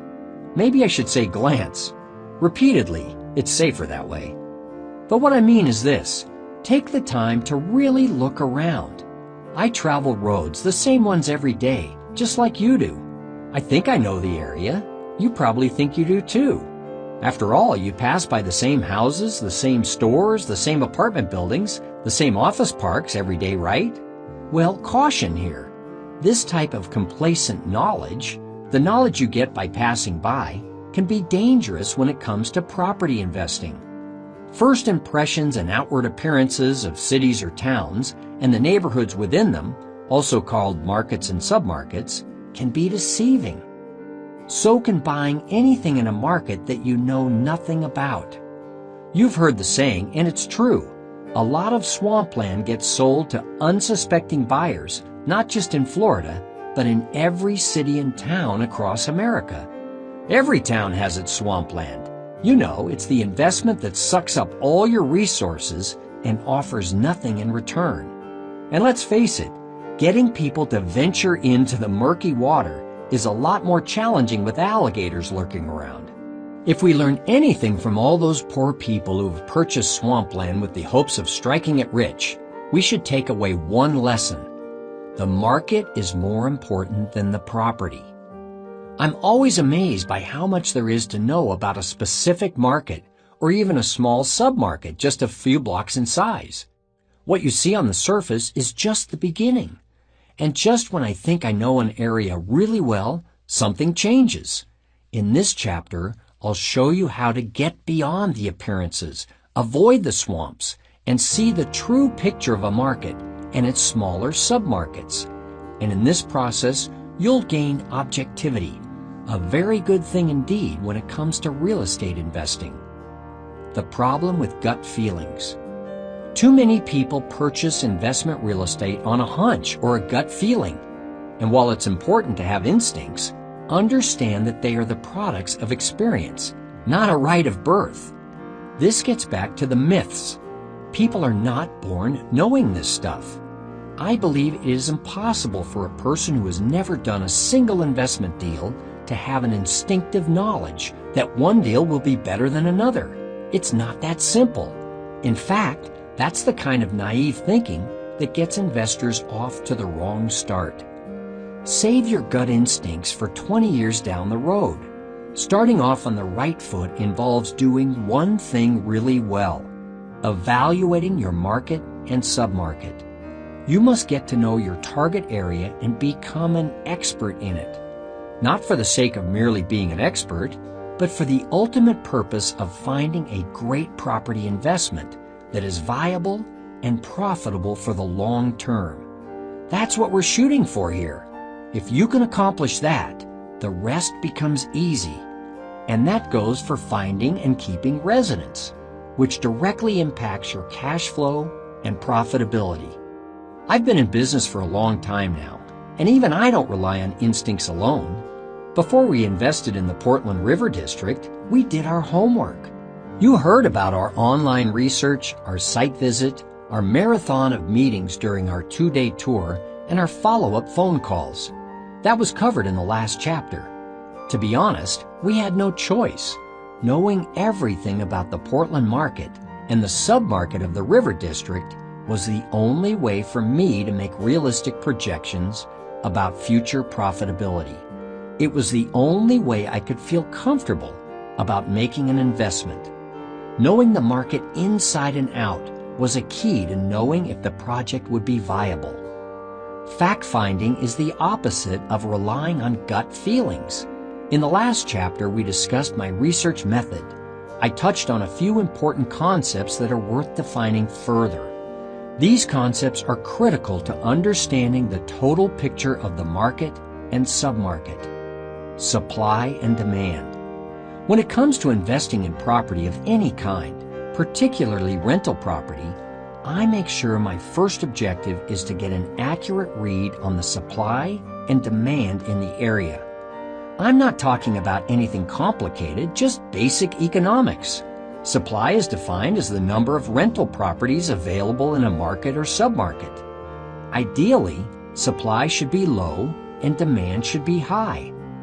Demand is defined as the number of people looking to rent. Supply is easy to determine. In Portland, we asked our emerging team, specifically brokers and property managers. They had detailed data, including property names, sizes, addresses, and dates of construction. Seek out this help. Why do all this work on your own? Demand, on the other hand, is a bit trickier. I estimate demand based on occupancy rates in the area. If a submarket has high occupancy, demand is great. If occupancy is low, demand is soft. Another indicator of demand is the prevalence of move-in incentives and specials. If there are a lot of move-in specials advertised, demand is low.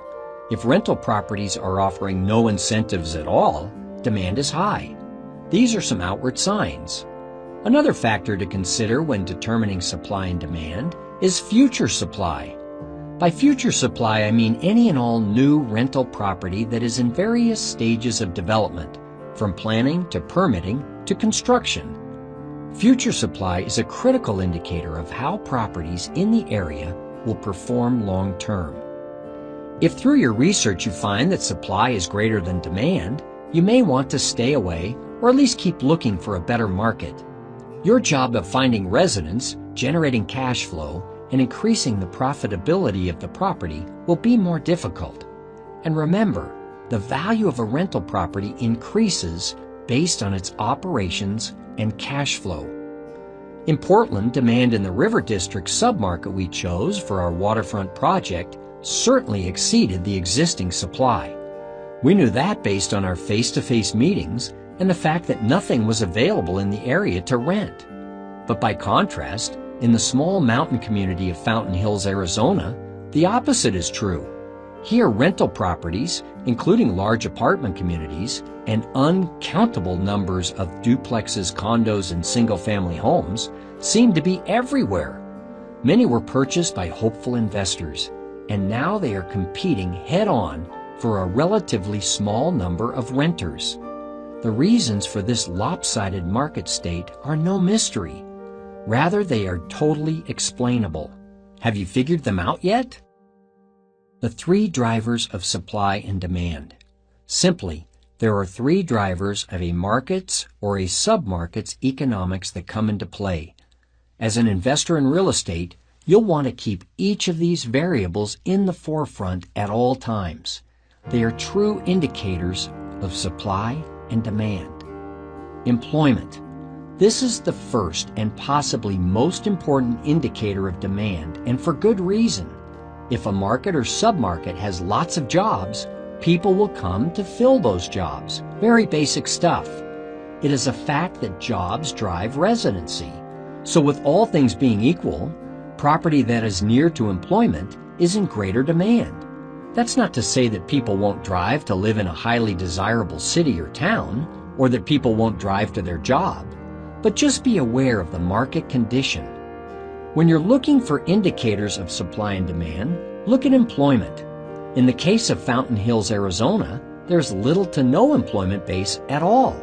Nearly everyone who lives in the town, who is of working age, works elsewhere, like in neighboring Scottsdale. Scottsdale, by contrast, has many employers. Both Fountain Hills and Scottsdale are desirable places to live, and both communities are beautiful places with excellent qualities of life. But Scottsdale wins in terms of employment, and therefore in terms of demand. People have to really want to live in Fountain Hills, and many do. But the lack of a large employer or large office complex that brings workers to the town means that Fountain Hills will find it difficult to balance the supply and demand for rental properties for many years to come. This same theory is also true for the town's retail businesses and restaurants. Employment opportunities bring customers. It is a fact that population follows employment. The saying that people go where jobs are is true. It's what attracted people to Houston, Texas in the late 1970s and early 1980s, and it's what has been attracting people to Phoenix, Arizona for the last 20 years or so. Create jobs and people will come. High employment can be beneficial for rental property investments, but be sure to look at the whole picture. Even communities with lots of jobs can still be overbuilt, thus throwing off the delicate balance of supply and demand. Scottsdale has been smart to limit the supply of rental properties. That has helped keep the vacancies low and the rents high. Fountain Hills, with its plentiful land by contrast, allowed the construction of too many rental units, and therefore vacancies are higher and rents are lower. Fountain Hills could have been a premium rental community even without a strong employment base, and once was before a boom in rental properties occurred in the mid to late 1990s. After all, the town is a tremendous draw for winter visitors and part-time residents, a good market for rental communities. Employment stability is also something to consider. As you evaluate your market and submarket for employment, look at how stable the employment base is. Are the companies reputable? Are their products or services in ever-growing demand? Is the mix of companies diversified? These are indicators of stability. Just look at Houston in the 1980s. Rental properties were booming, and then the oil industry came crashing down, taking with it banks, hotels, home-building companies, and numerous other businesses. Apartments were vacant all over town, so to lure renters, owners and property managers were offering ridiculous move-in packages, including 6 months free rent, free televisions, and no security deposits. A significant drop in the local employment had a significant impact on the economy. Population. In a world of choices, choose to have your first, well, let's face it, all your investment rental property where the people are. We've already established that you need a stable and growing employment base, so it makes sense that you'd also want to be in an area where there are lots of people. people who are your future customers. That may be a bit cut and dried for the new investor who's thinking about taking advantage of a great deal on a single-family home on the outskirts of town, off the beaten path. While it may be a wonderful property and seem like a great deal, that's meaningless if no one is around to lease it. In this book, you'll find that once the market is selected, the key to success is in the property itself, and valuation is a function of its operations, how well it operates now, and how well it will operate in the future. By operations, I mean how much income the property generates, what the expenses are, and what the overall profitability is. Operation success in this business relies on a market of renters. People certainly go where the jobs are, but they also migrate to places that have a certain persona or living experience built into the area. That's a somewhat vague concept, I know, so it may be best to use examples rather than try to explain it. If you've ever been to Venice Beach in California, you know that it's a submarket of the Los Angeles market that has a definite persona or living experience. First of all, it's a California beach town that conjures up all the fun and freedom that the California Office of Tourism, Hollywood, and the Beach Boys spent decades promoting through commercials, movies, and songs. Next, it's a submarket even among other beach town markets that has a reputation for being edgy, avant-garde, and youthful.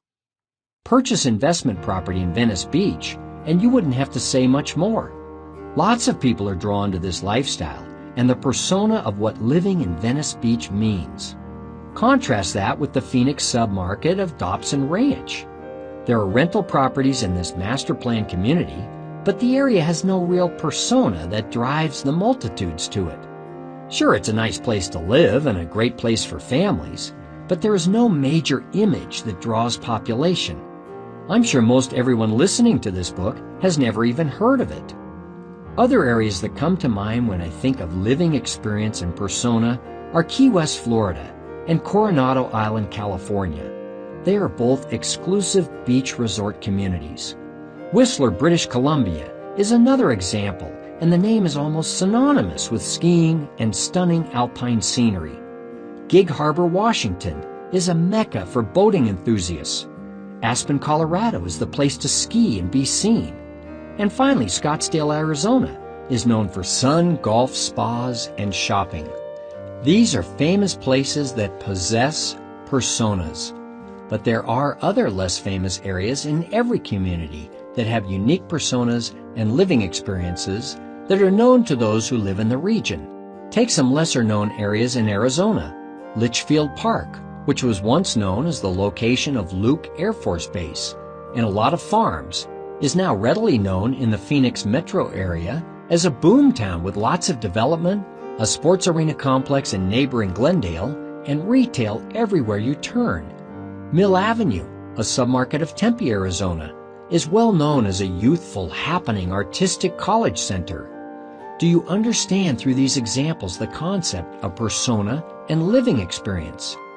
Places that have clearly defined personas are population draws, almost as powerful as employment.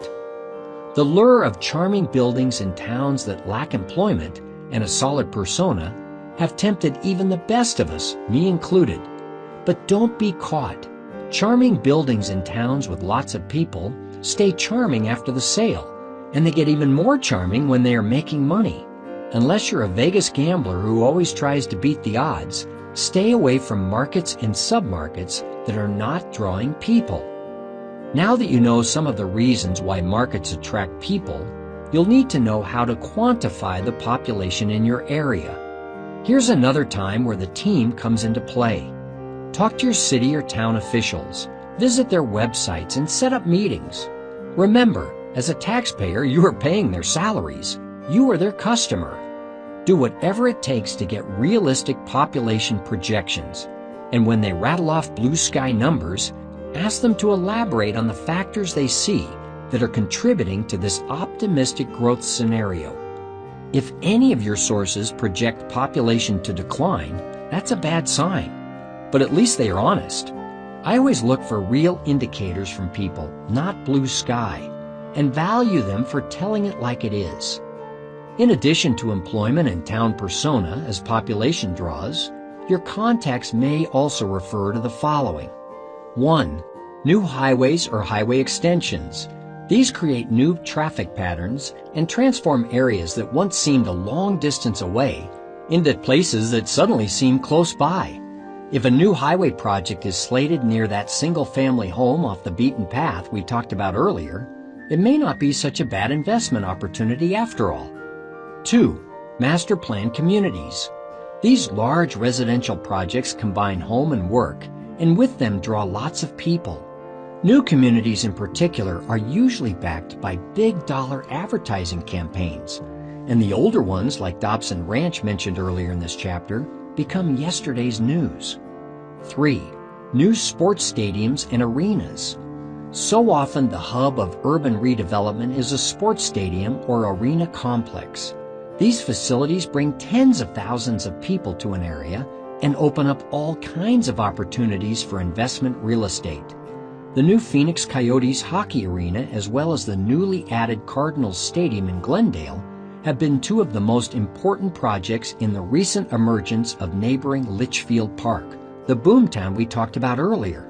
Another example, the new Reno Aces AAA baseball park is transforming the downtown area in Reno, Nevada. 4. Universities and university expansion. Universities are always population drivers because just by the nature of what they do, they bring in a steady stream of students, faculty, and supporting businesses to an area. The Mill Avenue submarket of Tempe that we just spoke of earlier is in walking distance of Arizona State University. 5. Redevelopment areas. Our River District project in Portland is an excellent example of a redevelopment area. The ideal central locations, community goodwill, and an aura of coolness often associated with redevelopment makes these kinds of projects population magnets.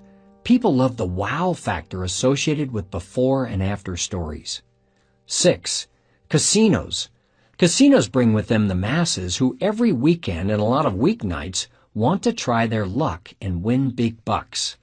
They say that in the gold rush of 1849, the people who made the money were the ones who housed the miners and sold them goods.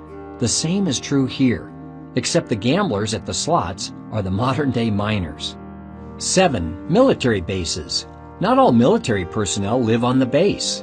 The property around government installations is often a good investment. Just be careful of base closings, which are often in the news around government budget time. 8. Regional airports.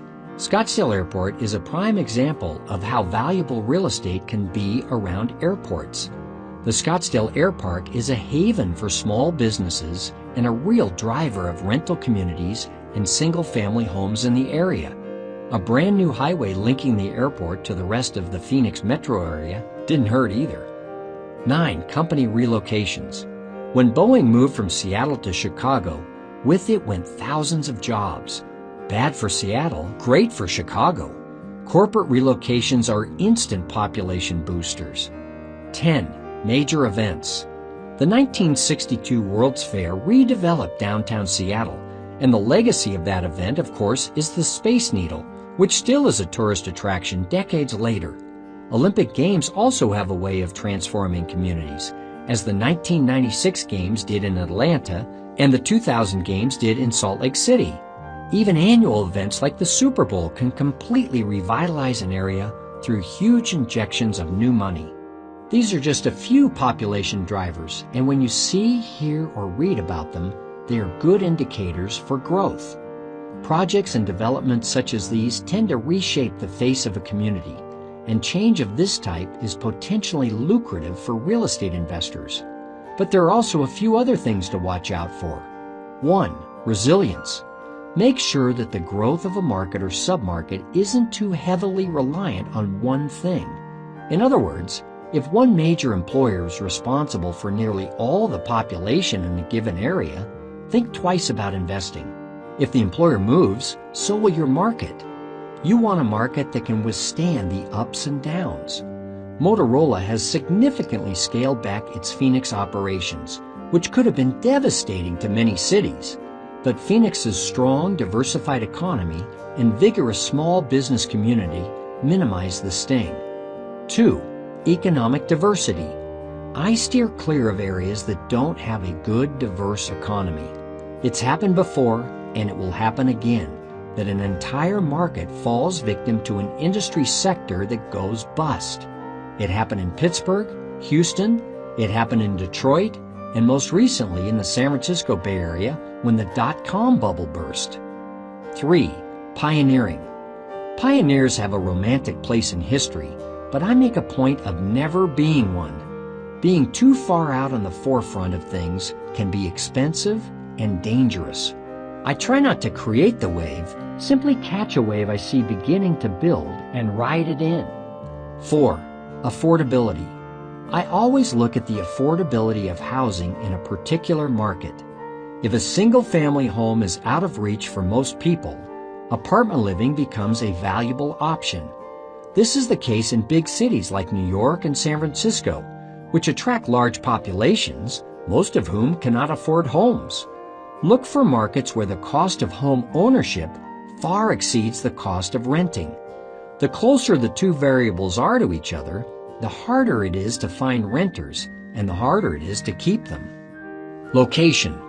Location is the most important thing when it comes to real estate. At least that's what everyone says, and I agree. But to me, locations have to be evaluated not based on geography alone, but based on how they measure up in relation to supply and demand. After a location has met the criterion of being in an area with good employment prospects and a growing population, I look for a few important physical features that experience has shown to be valuable. 1. Great locations have drive-by visibility. The more cars that pass by your property and see your for rent sign, the better your chances of success. Drive-bys are one of the most effective forms of advertising, and certainly one of the most cost-efficient. When your property is on a street with no traffic, you'll have to resort to more expensive and less effective methods of advertising. This almost inevitably reduces your profitability because lower occupancy means lower cash flow. 2. Great locations possess a rare quality. There's a one-of-a-kind quality about great locations that you can't find everywhere. Our Portland project was one of the only waterfront properties left in a wildly popular area. It was an island waiting to be found. That's the rare quality I'm talking about. 3. Great locations are in demand. Some investors think they can't afford to even look at a property in the hot locations. I hear this often, but the truth is affordability is everywhere, even in the hottest neighborhoods, if you buy the property based on operational performance and not on the sale price. You'll be hearing more about this concept in chapters to come, but for now, know that you should never rule out A-plus neighborhoods. Take another look at these 3 characteristics of great locations, and what you find is that they add up to one simple truth. Great locations are low in supply and high in demand. This is at the heart of your market evaluation. Be realistic with your analysis and look at the future of the market with a keen eye on the present. Property investing should pay off now and later. The first step in buying right is knowing your market better than anyone else. Focusing your market. After all the evaluation is said and done, you should be armed with the information you need to narrow your market. A few chapters ago, we talked about goal setting. I put forth as an example the goal of finding an 8-unit property in Phoenix. The goal was as follows. We will acquire one 8-unit property in your metro area within the next 12 months that will generate at least $4,000 of average annual income over the next 5 years. After hearing this chapter, you should now be thinking that your metro area as a market is way too broad. That should be narrowed considerably. As you learn more about your own market, you will find yourself continually refining your goal and your search. That's perfectly fine. This gradual focusing is necessary, and those who can't do it effectively find this type of work, well, a lot of work. So let's now refine our market to Scottsdale, That's much better. And we'll focus it even further to the Old Town area, a submarket of Scottsdale. I now know that my property choices will be in the hundreds, not the tens of thousands. Do you see what I mean about a lot of work? Focusing your market makes things manageable. Chapter 5 Action Steps. Select one market in your state, preferably one close to home, that you may be interested in. List every submarket or separate neighborhood. Define and describe the employment picture of the area. Define and describe the unique persona of the submarket. Determine supply and demand estimates by asking your team and reading the visual signs. Check your findings against the information in this chapter. Rate the submarkets based on the criteria, and then select your submarket. Chapter 6. Finding your diamond in the rough. Identifying investment property is like dating. You want to make sure you choose wisely because you will be committing time, energy, and money. You'll be putting your heart into the effort and have big dreams of where things may lead, maybe even a long-term commitment, maybe marriage. Dating just anyone, like targeting any old property, can be a huge time waster and even cost you a lot of money. I speak from experience on both counts. After the last 5 chapters, you can see that choosing wisely involves setting a goal, building your team, and evaluating and focusing on your market. There's a lot of preparation required before you actually select a property. And what you're looking for isn't necessarily the winner of the beauty pageant, but a diamond in the rough. This is the one with the most potential. And potential, as you'll see in later chapters, means bottom line dollars. Time and again, investors start at this stage. They work on finding a property and completely skip the preparation work.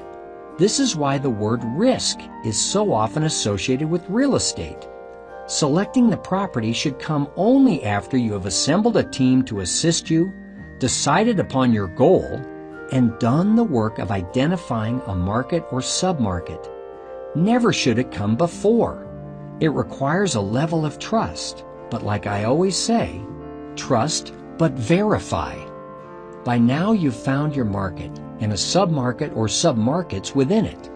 The next step is finding the property that will achieve your income and profitability goals within your chosen area. This chapter will show you how. To do that, I'll take you through the same steps I used to find property. We'll save evaluation of that property for Chapter 7. This chapter and the one that follows are critical to your success in this business because this book isn't about just buying property, it's about buying property right, for the right price, in the right area, with the right expectation to achieve your goal. This is the only way I buy, and the reason is simple. When you buy right, you spend your days tending a garden rather than digging out rocks. Life is too short. Setting target property parameters. Let's go back to the hypothetical goal of finding an 8-unit property. In the last chapter, we focused our market on the Old Town area of Scottsdale. Now it's time to focus our property parameters. Our goal currently reads, we will acquire one 8-unit property in Old Town Scottsdale within the next 12 months that will generate at least $4,000 of average annual income over the next 5 years. You know what's coming, don't you? We need to get more specific about our 8-unit property. That's a vague term. When I was just starting out in this business, I searched for property myself. Now I hire someone to sift through property that is listed and not listed to find what fits my parameters. You might think that's a luxury only established investors can afford. Not so. The person who works for me is a broker, and he gets paid when he finds a deal that closes. Anyone can afford that kind of help, and helpful it is for both of us. Together we are able to focus our search, hold each other accountable, and improve our chances of success. Now we meet for an hour every week. It's not a huge commitment of time, but it adds a lot of value. For me, it helps a lot to have a precise idea of the kind of property I'm interested in. It saves a lot of time, keeps my broker and me focused, and helps make the work manageable. I am very specific about what I want to consider. For example, we're looking in one market right now for a 150-plus unit community in a good location with high visibility, drive-by traffic on major streets, and constructed after 1988. Even more specifically, I'm looking for owner-managed properties where the owners live out of state and have just one or two properties in the entire city. These parameters are not arbitrary. I want properties that are of substantial size so we can afford to have a professional property manager on site to handle day-to-day issues. That works well within my company's structure.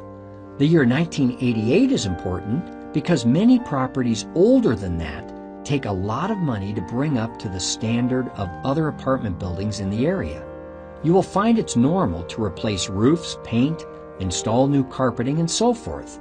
But if all the other apartment buildings in the area have washer-dryer hookups and yours doesn't, you will either have to spend lots of money remodeling and updating if possible, or charge below market rents.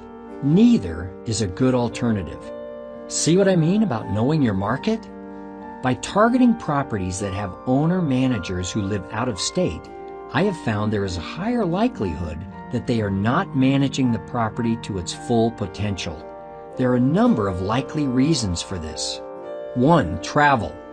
Often people buy property in hot markets that are far away from their own hometowns and underestimate how much time and energy is required to manage it.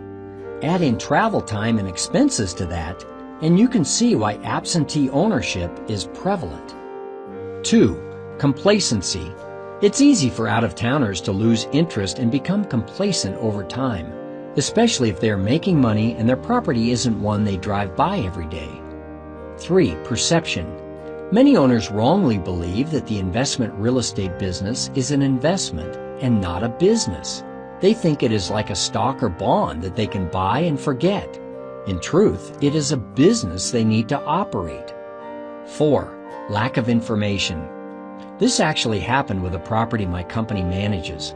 The owners had no idea at all about the market potential, or the condition of the property itself. The owner bought it sight unseen. This is beyond my comprehension. Learning about your market to the level of detail that will make you successful in this business continues during this phase of the process. At last, you are drilling down to individual properties, and there are a lot out there. You'll want to make sure your target market isn't too big, or you will end up considering thousands of properties. Recall in the last chapter the concept of markets and submarkets. In San Diego, you have the Gaslamp Quarter, Balboa Park, SeaWorld area, Old Town, and Coronado Island. In New York, you have Greenwich Village, Soho, Upper West Side, Upper East Side, Tribeca, Harlem, and Midtown. Then there are submarkets within those areas. Know where you want to be specifically and start there. You may have to work your way outward or to other submarkets if there is nothing in your first choice market. The more established you become in this business and the more people you tell about your goal, the more opportunities will come your way. At least they will appear as opportunities. Many of them are distractions, cloaked as opportunities. As tempted as you will be to jump on a plane and fly from California to Florida, or from Virginia to Texas when you see what looks or sounds like a great deal, stay focused and resolute on your goal. It's too overwhelming to try to consider everything at once. Becoming an expert. You need to become an expert in the submarket you select, and a good deal of that learning happens during the market evaluation phase. But it also happens as you are evaluating properties. Adopt the mindset that learning is ongoing and forever. You never know enough about a market, and the market is constantly changing. I look at everything around me in terms of real estate. Call it a sickness, but every story I read in the paper, every conversation I have, every retail center I see, every stoplight erected on a street corner, every new employer or employer expansion has real estate implications to me. I see them everywhere. My eye is trained. But if your senses are not as honed as mine, here are some guidelines to help you achieve expert status. Use your research. The research you have done in preparation for property investment should be organized and usable. I have market and property information organized so that I can refer to it at any time. Just because I'm in the property targeting stage doesn't mean that I stop looking at my research. The work that you did before should become your Bible. Scan it more intensely now that you've chosen your market more specifically. The research that you did months ago should be continually updated. Real estate is a fast-moving business, so I do research all the time.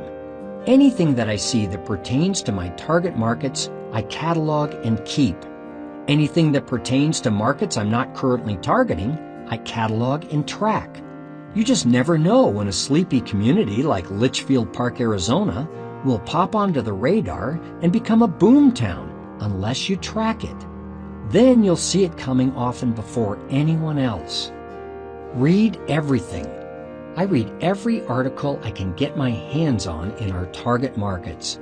Sure, I glance at the property listings, but more important, I look at the news, the sports, the neighborhood happenings. That's where I get a real picture of the market. For example, I look for any big events that relate to the area. Take, for instance, the school district passing a bond initiative to build another elementary school. That's the kind of news that will draw people to a community. Similarly, things like new retail centers, rezoning of a land parcel, declarations of historic landmarks, crime reports, all have real estate implications. So do feature stories that rank communities with the wealthiest zip codes, that have the lowest crime, and that have the best school test scores. Even the morning traffic reports tell you something about a market and its desirability. Look around. Before you seriously target a property, look hard at the neighborhood. I know this from experience. There are several apartment buildings we manage but do not own. One building, when we took over managing it, was so full of gang members, drugs, and violence that anyone reputable was long gone. It was a haven for criminals. Worst of all, it was right in the center of a neighborhood riddled with crime. Things were so bad that in one apartment I entered during the site visit, there was an M16 propped up next to the door. Honest truth. We managed to clean up the apartment community through mass evictions and the hiring of off-duty city police officers to patrol the property 24 hours a day. We made it undesirable for criminals, and slowly good people moved back in. But the apartment building was all we cleaned up. We did not change the neighborhood, and that's the lesson. You cannot change the neighborhood, so make sure the property is in a place that you're prepared to manage. As a reminder, you want to be riding in front of the wave, not creating the wave. There's a difference. Let the hero be Spider-Man. Listen more than you talk. Listen for the word on the street, the buzz. Not just what the news is saying, but rather what people are informally talking about. Shop owners, other apartment owners, neighbors, utility meter readers, cable technicians, mail carriers, UPS carriers, everyone who spends time in the market. Listen to what the insiders on your team are talking about. Listen to where they say they are going next. But don't be fooled by rumors. If you hear something, verify it with your team of experts and others with opinions that matter. I believe in my network, and I make a point of keeping in touch with everyone in it regularly. There are people who I go to lunch with just to listen to what they have to say and find out what they are doing. Eventually, you'll hear about things you'll read in the newspapers weeks later. That's being on the front of the wave. Join a business networking group or trade association. Often you can find groups that meet regularly that have similar goals as you. I'm active in the local Arizona Multi-Housing Association, the National Multi-Housing Council, the Urban Land Institute, as well as the National Apartment Association and the Institute of Real Estate Management. These are good places to meet people who might be valuable additions to my team, to find people I may want to hire, and to stay on top of issues that could affect my investments. Search on your own or hire out. You can do all this pavement pounding yourself, and it's probably a good idea, regardless of which path you choose, to hire or not to hire. For one, you'll be smarter about the property you inevitably purchase, and two, It will make you a better judge of properties presented to you by the broker you hire. But hiring this service out has its benefits. Brokers will help you find property in your market and will do it on a 100% commission basis. That's what they do. When you close the sale, a commission is paid, often by the seller. First, brokers tend to specialize in their markets, so choose one who is a specialist in your target market. If you make a good selection, your broker can be a wealth of information to you. They know the new retail stores that are coming into town, the new roads and highway projects, even employers who are expanding or downsizing. Second, brokers save you a lot of time. They will be able to find property quickly and present you with choices. Third, brokers can make calls to property owners for you, so you can cover more ground. You probably won't strike a deal on the first call or even the 10th call. Finally, and this is a big benefit, there are no upfront costs to you. If you choose to hire a broker, make sure you have a person you trust and that he or she matches your high degree of integrity. As with everything, there are good brokers and bad brokers. A good broker will be focused on building a relationship with you long term versus working to obtain a commission. Good brokers really do know what's going on in the market. Moreover, they are known for knowing what's going on in the market. They are quoted in the paper. They are active in the community. Good brokers communicate with you often via letters and email. They are proactive in the way they do business with you by following up on the details. They are usually the top producers in the market. Remember, trust but verify. The hardest road is the one you travel alone. No man is an island. Nothing is for sale. After weeks of narrowing your market, defining your submarket, learning everything there is to know, and talking with business leaders in the community, your broker gives you the bad news. There's nothing for sale that meets your criteria. So now what do? Should you move on? Start looking in another part of town? Wait until something suitable comes on the market? Of course not. You simply make a move to buy a property that isn't technically for sale. Oftentimes, when a property is listed, it's too late. By that point, you're competing with other prospective buyers and working with a seller who has established a purchase price that he or she may want to stick to. When I see a wave worth riding in a particular area, I don't wait for the for sale sign to get plunked into the ground. I go for it. Often the for sale sign never makes it in the ground because other people recognize the trend before you did and beat you to it. The issue here is about real estate and buying it right. It's not about whether the property is for sale or not. You've heard the saying, everything is for sale for the right price. Well, the same is true here. Many of the properties we purchased, all since early 2002, were not listed for sale. They were all acquired by making the first move and contacting the owner. So how do you do that? Contacting the owner. When you begin working in the investment real estate industry, you'll quickly realize there is no privacy in this world. I mean it. In less than 10 minutes on the internet, I can find the value of the house you are living in, how many square feet, how many bedrooms and baths, what you paid for it and when, what it looks like, where it's located, and in many cases see an actual aerial photograph of it taken by a satellite camera. Does that surprise you? Well, you won't be surprised for long because this is exactly the type of information you'll be pulling off the internet yourself as you investigate properties. Everything I just mentioned is a matter of public record. None of the sources to find this information are illegal or shady. In fact, most of them are from government agencies. My point here is simply, if I can find out that information about your house, you can find it out about any building you're interested in purchasing. That includes the name, address, and phone number of the owner. That's one easy way to find out information about a property, and you're always better off knowing as much as you can. You can also take the direct approach and ask residents, the property manager, real estate brokers who work in the area, the tax assessor's office, and title companies. Sometimes as you look for the owners of a property, you'll discover it is owned by a corporation, not a person. Don't let that stop you. Call the Corporation Commission in your state, and you'll be able to get the names, addresses, and phone numbers of the corporation officers. Nothing is secret. Once you have enough facts about the property, you'll want to call the owner. This is the best way to find out more about a property and see if the owner would entertain an offer. Making the phone call can be scary at first, but not if you are honest from the get-go. There's no need to tap dance, just ask the question and be prepared for rejection. To help you through the first discussion with a property owner, I've set up a sample conversation for you to consider. The owner says, "Hello?" And then you say, "Hello, my name is John Smith. Are you the owner of the property at 123 Elm Street?" At this point, the owner is thinking you're a mortgage broker trying to get him to refinance. He'll want to hang up. But the owner says, "Yes, I am."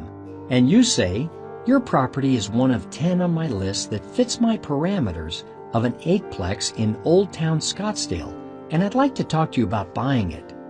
Now the owner is thinking, who is this guy, and is he reputable?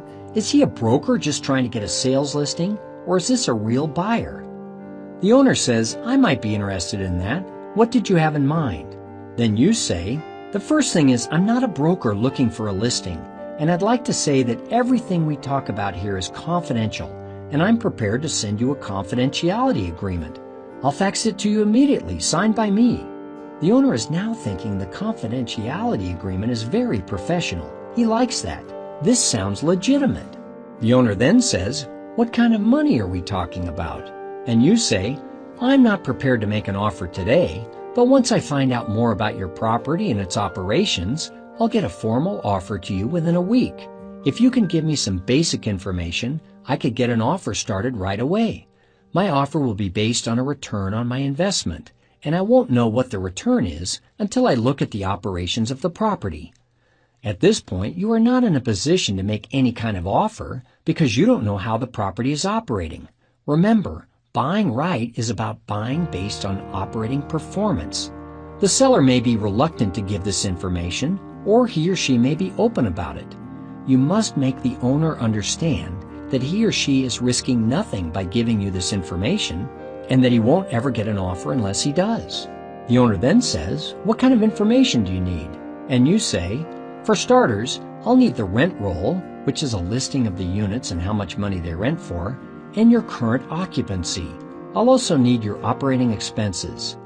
The rent roll and current occupancy rate are the two key indicators of how a property is operating. These two pieces of information are critical to establishing the purchase price, as we'll discuss in the next chapter. You will likely find you are educating the seller here and helping him determine what the property is really worth. The owner may say, "I don't want to send you that information."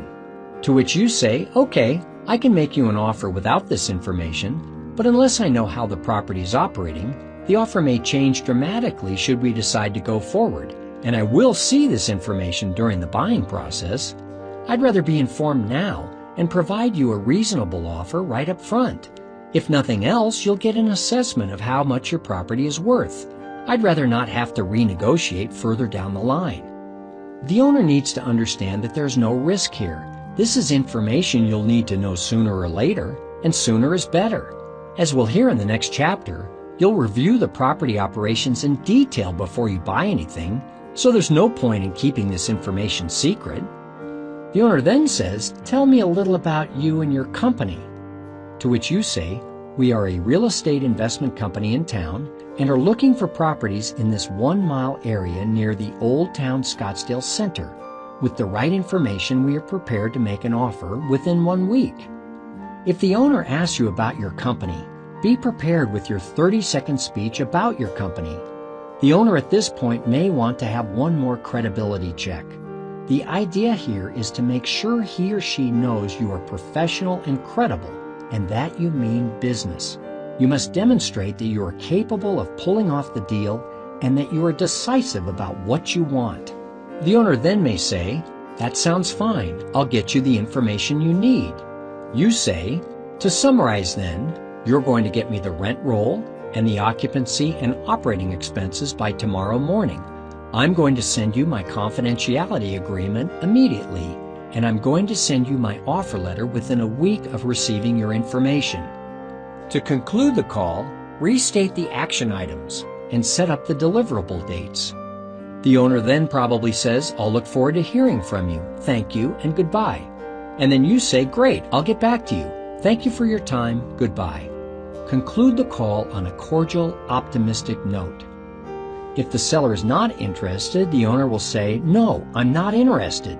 And then you say, "I see. Can I send you my information and keep in touch? And please call me if you reconsider."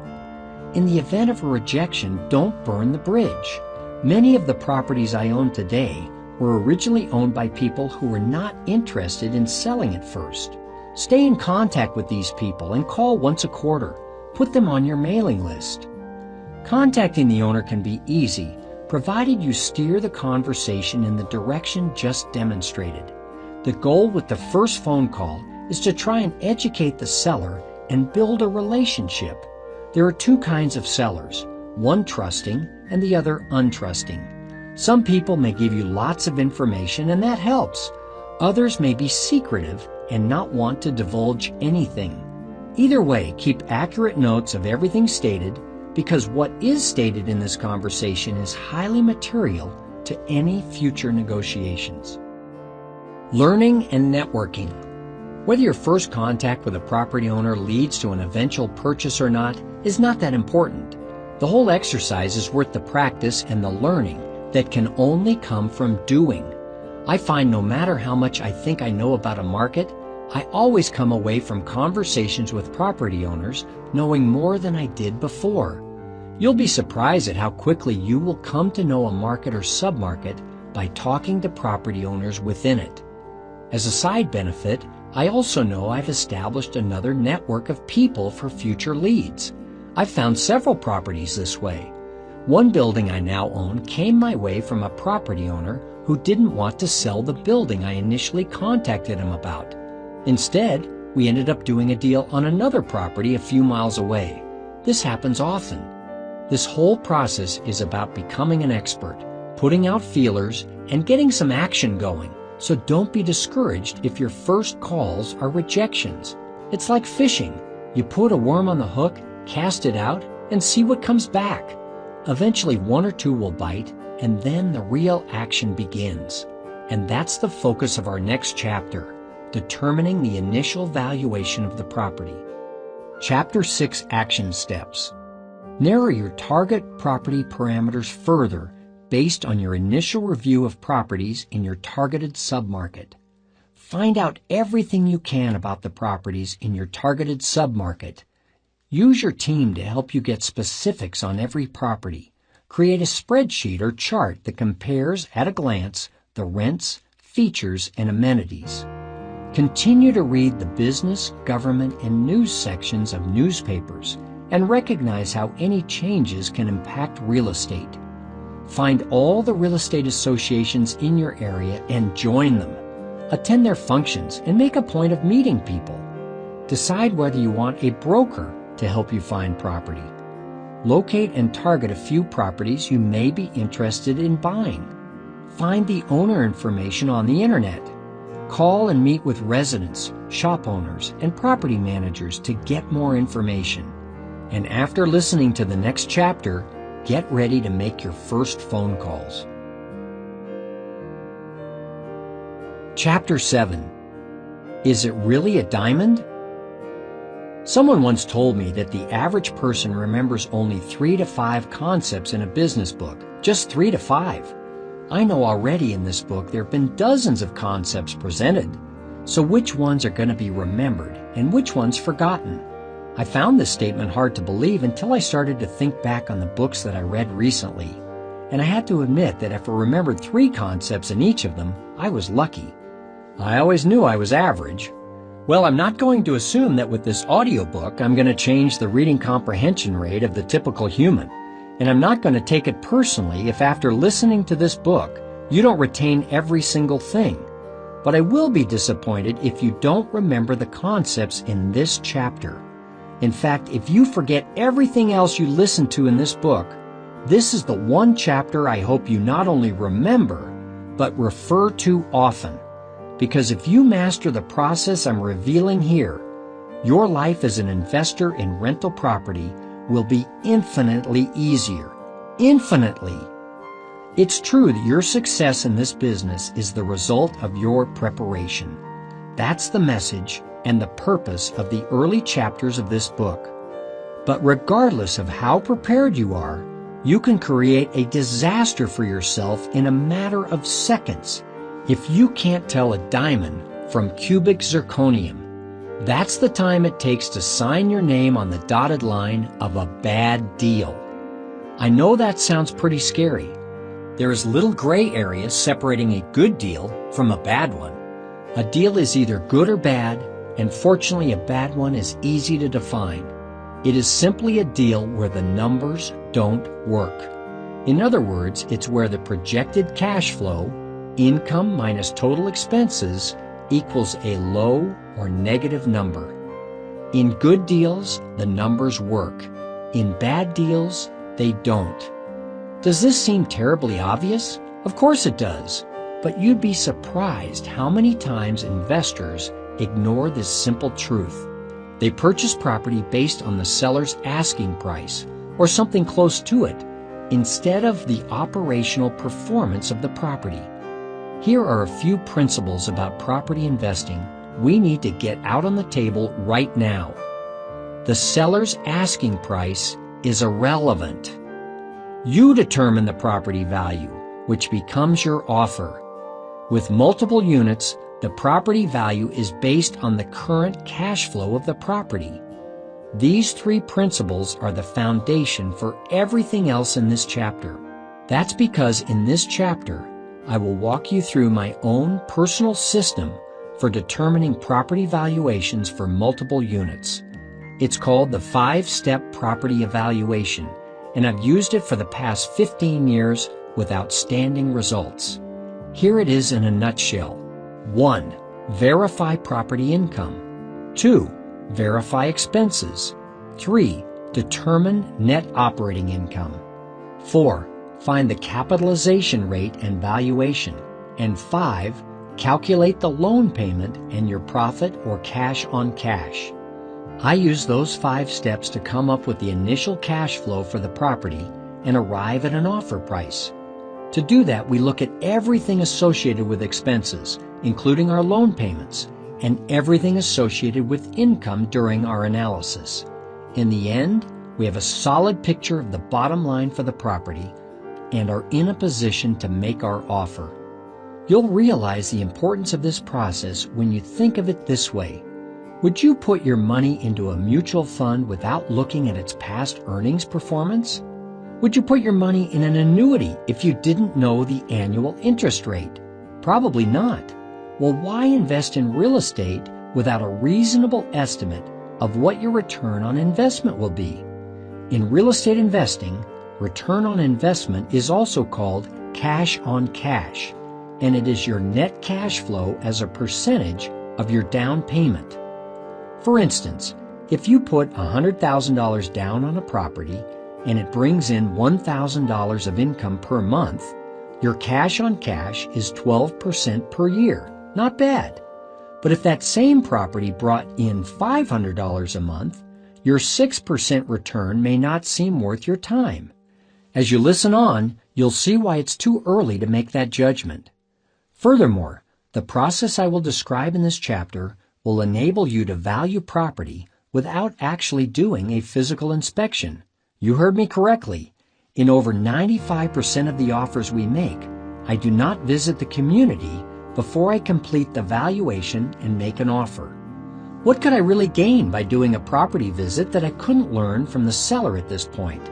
If I personally visited every single property my company is considering, we would be forever visiting properties and have no time left to actually purchase them. At this stage, I rely on my team to fill in any gaps I may have in my knowledge about a property. Case in point, we just opened escrow last week on a 172-unit apartment building in Glendale, Arizona. I had one of my team members visit the property while we reviewed the numbers. The negotiation lasted about 3 weeks as we went back and forth on the offer price. The figures we used for our evaluation came entirely from the seller and the broker listing the property. Don't misunderstand. I will not buy the property without walking each and every unit, performing a thorough inspection, and verifying the numbers. I just let my team do a lot of the preliminary screening for me. Another property in the works right now is in San Diego. We're in the second round of negotiations, and I've yet to actually visit the property. This shows the level of confidence I have in my partners and my team members. They feel good about the property, so I feel good about the property. I trust them implicitly on what could be a $66 million acquisition. My point with these two stories is that offers are nothing more than an opportunity to look at the numbers and make an educated guess about how a property will perform in terms of cash flow based on a brief top-line evaluation. As we'll discuss later in the chapter, you'll find out about the property in minute detail once you tie up the property by getting it under contract. That's when you begin the inspection period known as due diligence. But let's not get ahead of ourselves. Let's take a look at the 5-step property valuation. That will give us the information that we need to say go or no go to a property investment. Step 1. Verify property income. Even if the seller discloses the current income on a rental property, either through a pro forma document or verbally, verify it. Property income is the first and perhaps the most important factor when it comes to buying investment property. Unlike your primary residence mortgage, which the bank secures with your own assets, rental investment property loans are most often secured by the income-generating potential of the property itself. If you don't verify income right up front, you'll have to do it later for the bank, so there's no time like the present. And this one variable will tell you without going any further whether this property is worth any more of your time. Before we get too far, let's define some terms. There are 3 types of income to consider with any property: actual income, actual potential income, and future potential income. Actual income is the total income the property generated in the prior 12 months. Actual potential income is the total income the property could have generated in the prior 12 months had all the units been 100% occupied and had the owner taken advantage of all other income opportunities. Future potential income is the total income the property could generate at today's market rents, 100% occupancy, and taking full advantage of all other income opportunities. Traditionally, many property owners will try to sell their property based on the future potential income. It is in your best interest to buy it at the actual income.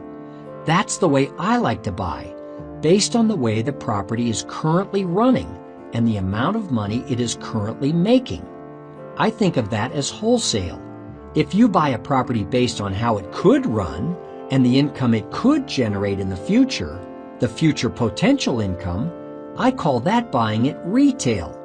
Try to avoid retail purchases at all costs. Buying right means buying at wholesale. When you buy wholesale, your mortgage is lower, and right out of the gate, that means you are maximizing your profitability on the property. With the important distinction between retail and wholesale out in the open, trust but verify all numbers listed on the back of the sales brochures you get from brokers and sellers. These sales brochures have a fairly standard format.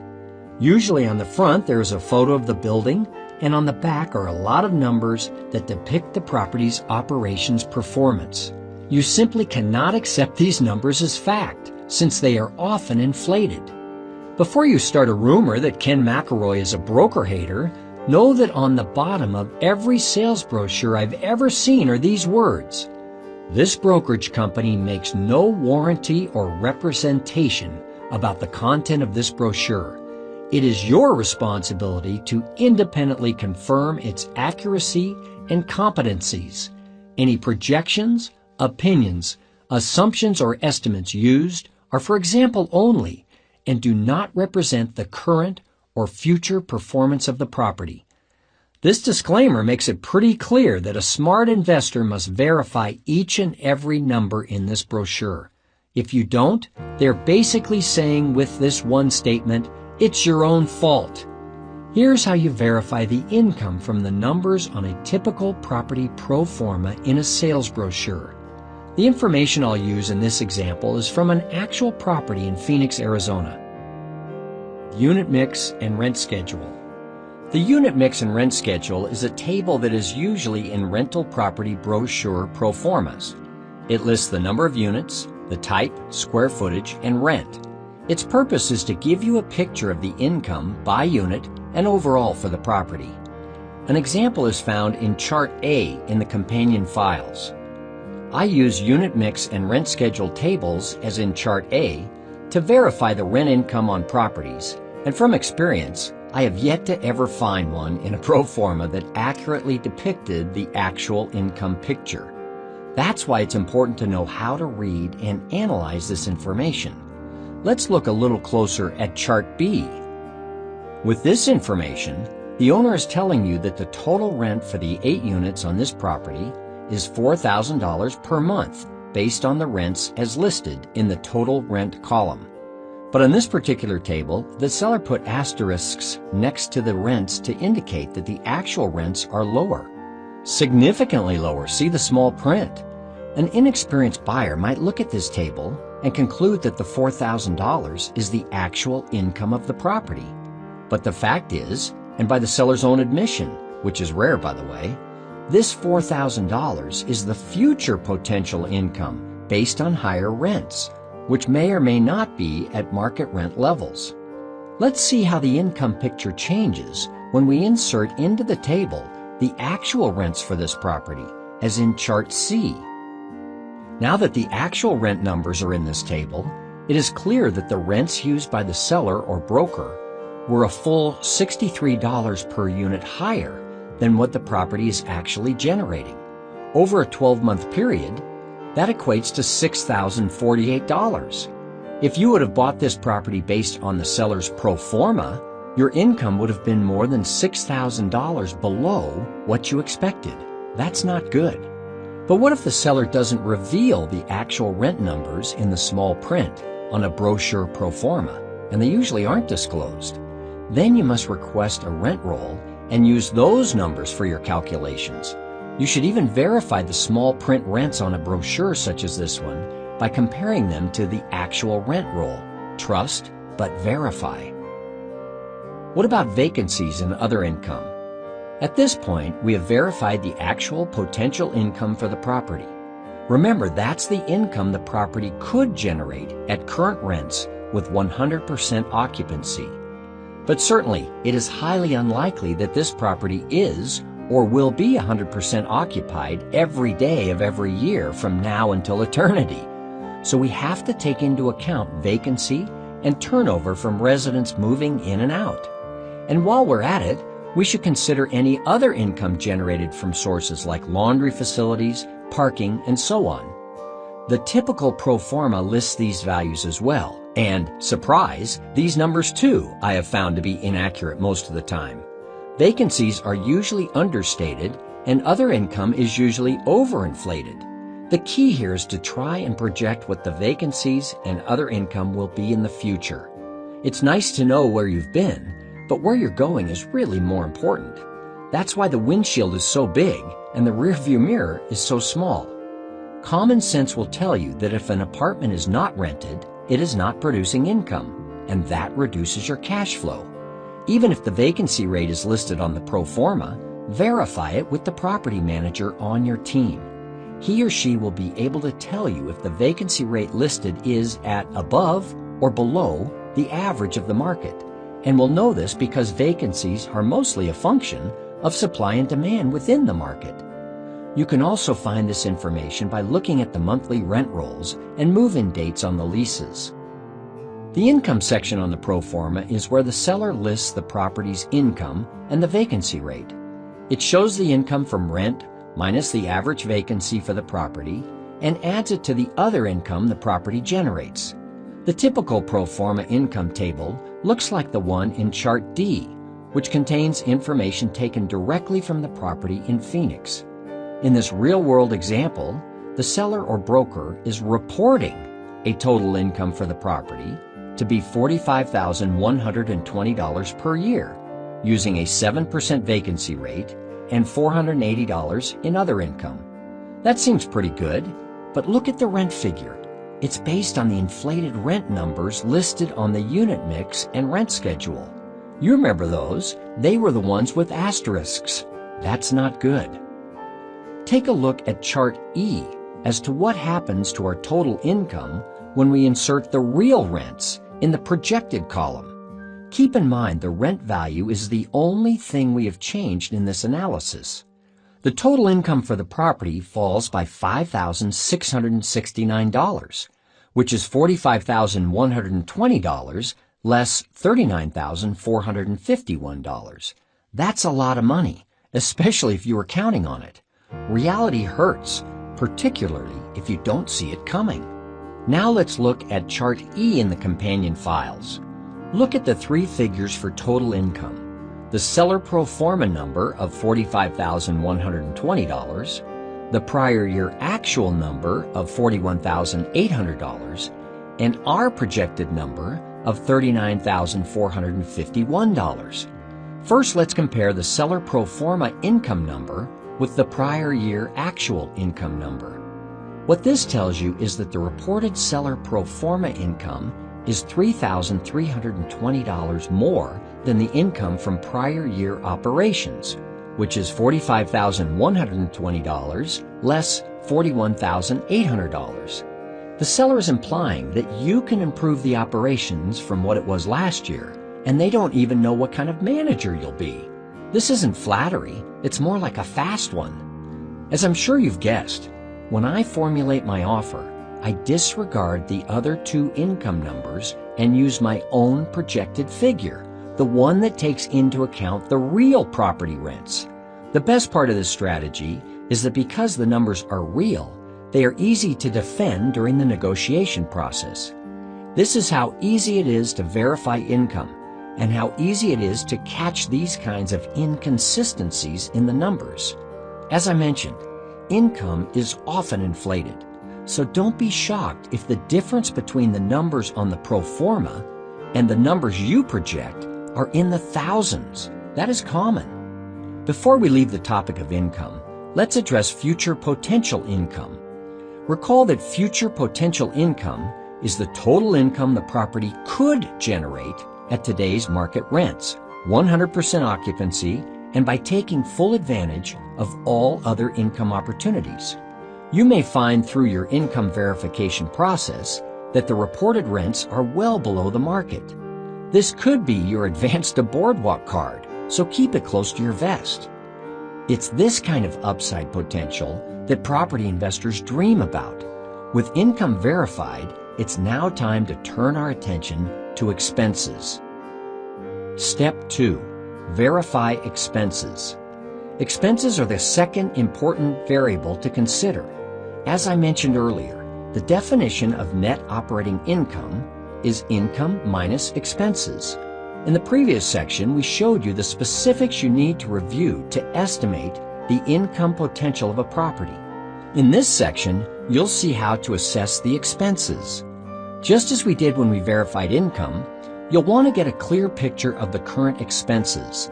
Unlike the income calculation where our goal was to be 100% on the money in terms of accuracy, with expenses the goal is to get reasonably close. We'll find out all the minute details later in the game. This is another area where your team of pros can help you. Regardless of whether you will be using a property management company or not, calling one to visit the property and help you assess everything involved in running the place is a good idea, particularly if you are looking at a multi-unit building. Just call and say, "I'm looking at buying an 8-unit building, and I'm not sure if I want to run it myself or hire a company to do it. I'd like to show you the building and talk with you about it." The hour or so you spend with the property management representative will be a good investment of time. And if you have to pay that person an hourly consulting fee, it's worth it. Make the objective of the meeting twofold. First, you'll want to learn what it will take to run the property. And second, you'll want to get insight on how to minimize expenses. Keep in mind, at this point in the process, your goal is to get an idea of the ongoing services and repairs, as well as upgrades the building may need. Later in the process, you'll go into lots more detail. This is the time to put rough numbers on paper and analyze if the cost of the needed repairs will still allow you to be profitable. There is a real balancing act between spending enough to get the place in shape and overspending. Again, your property management representative can help you determine many of these costs. The goal throughout this whole exercise is to get a picture of where your expenses are and try to find out ways to do things better, smarter, and for less money. Those increase your net income and increase your profitability. So what are the expenses? To answer that question, we'll turn to the pro forma expense table. It shows the seller's anticipated expenses for the coming year, the pro forma column, and the actual expenses for the prior year. Refer to Chart F in the companion files. It covers the property in Phoenix we're using as our real-world example. Let's analyze these figures in much more detail and add our projected expenses. First, we'll look at repairs and maintenance.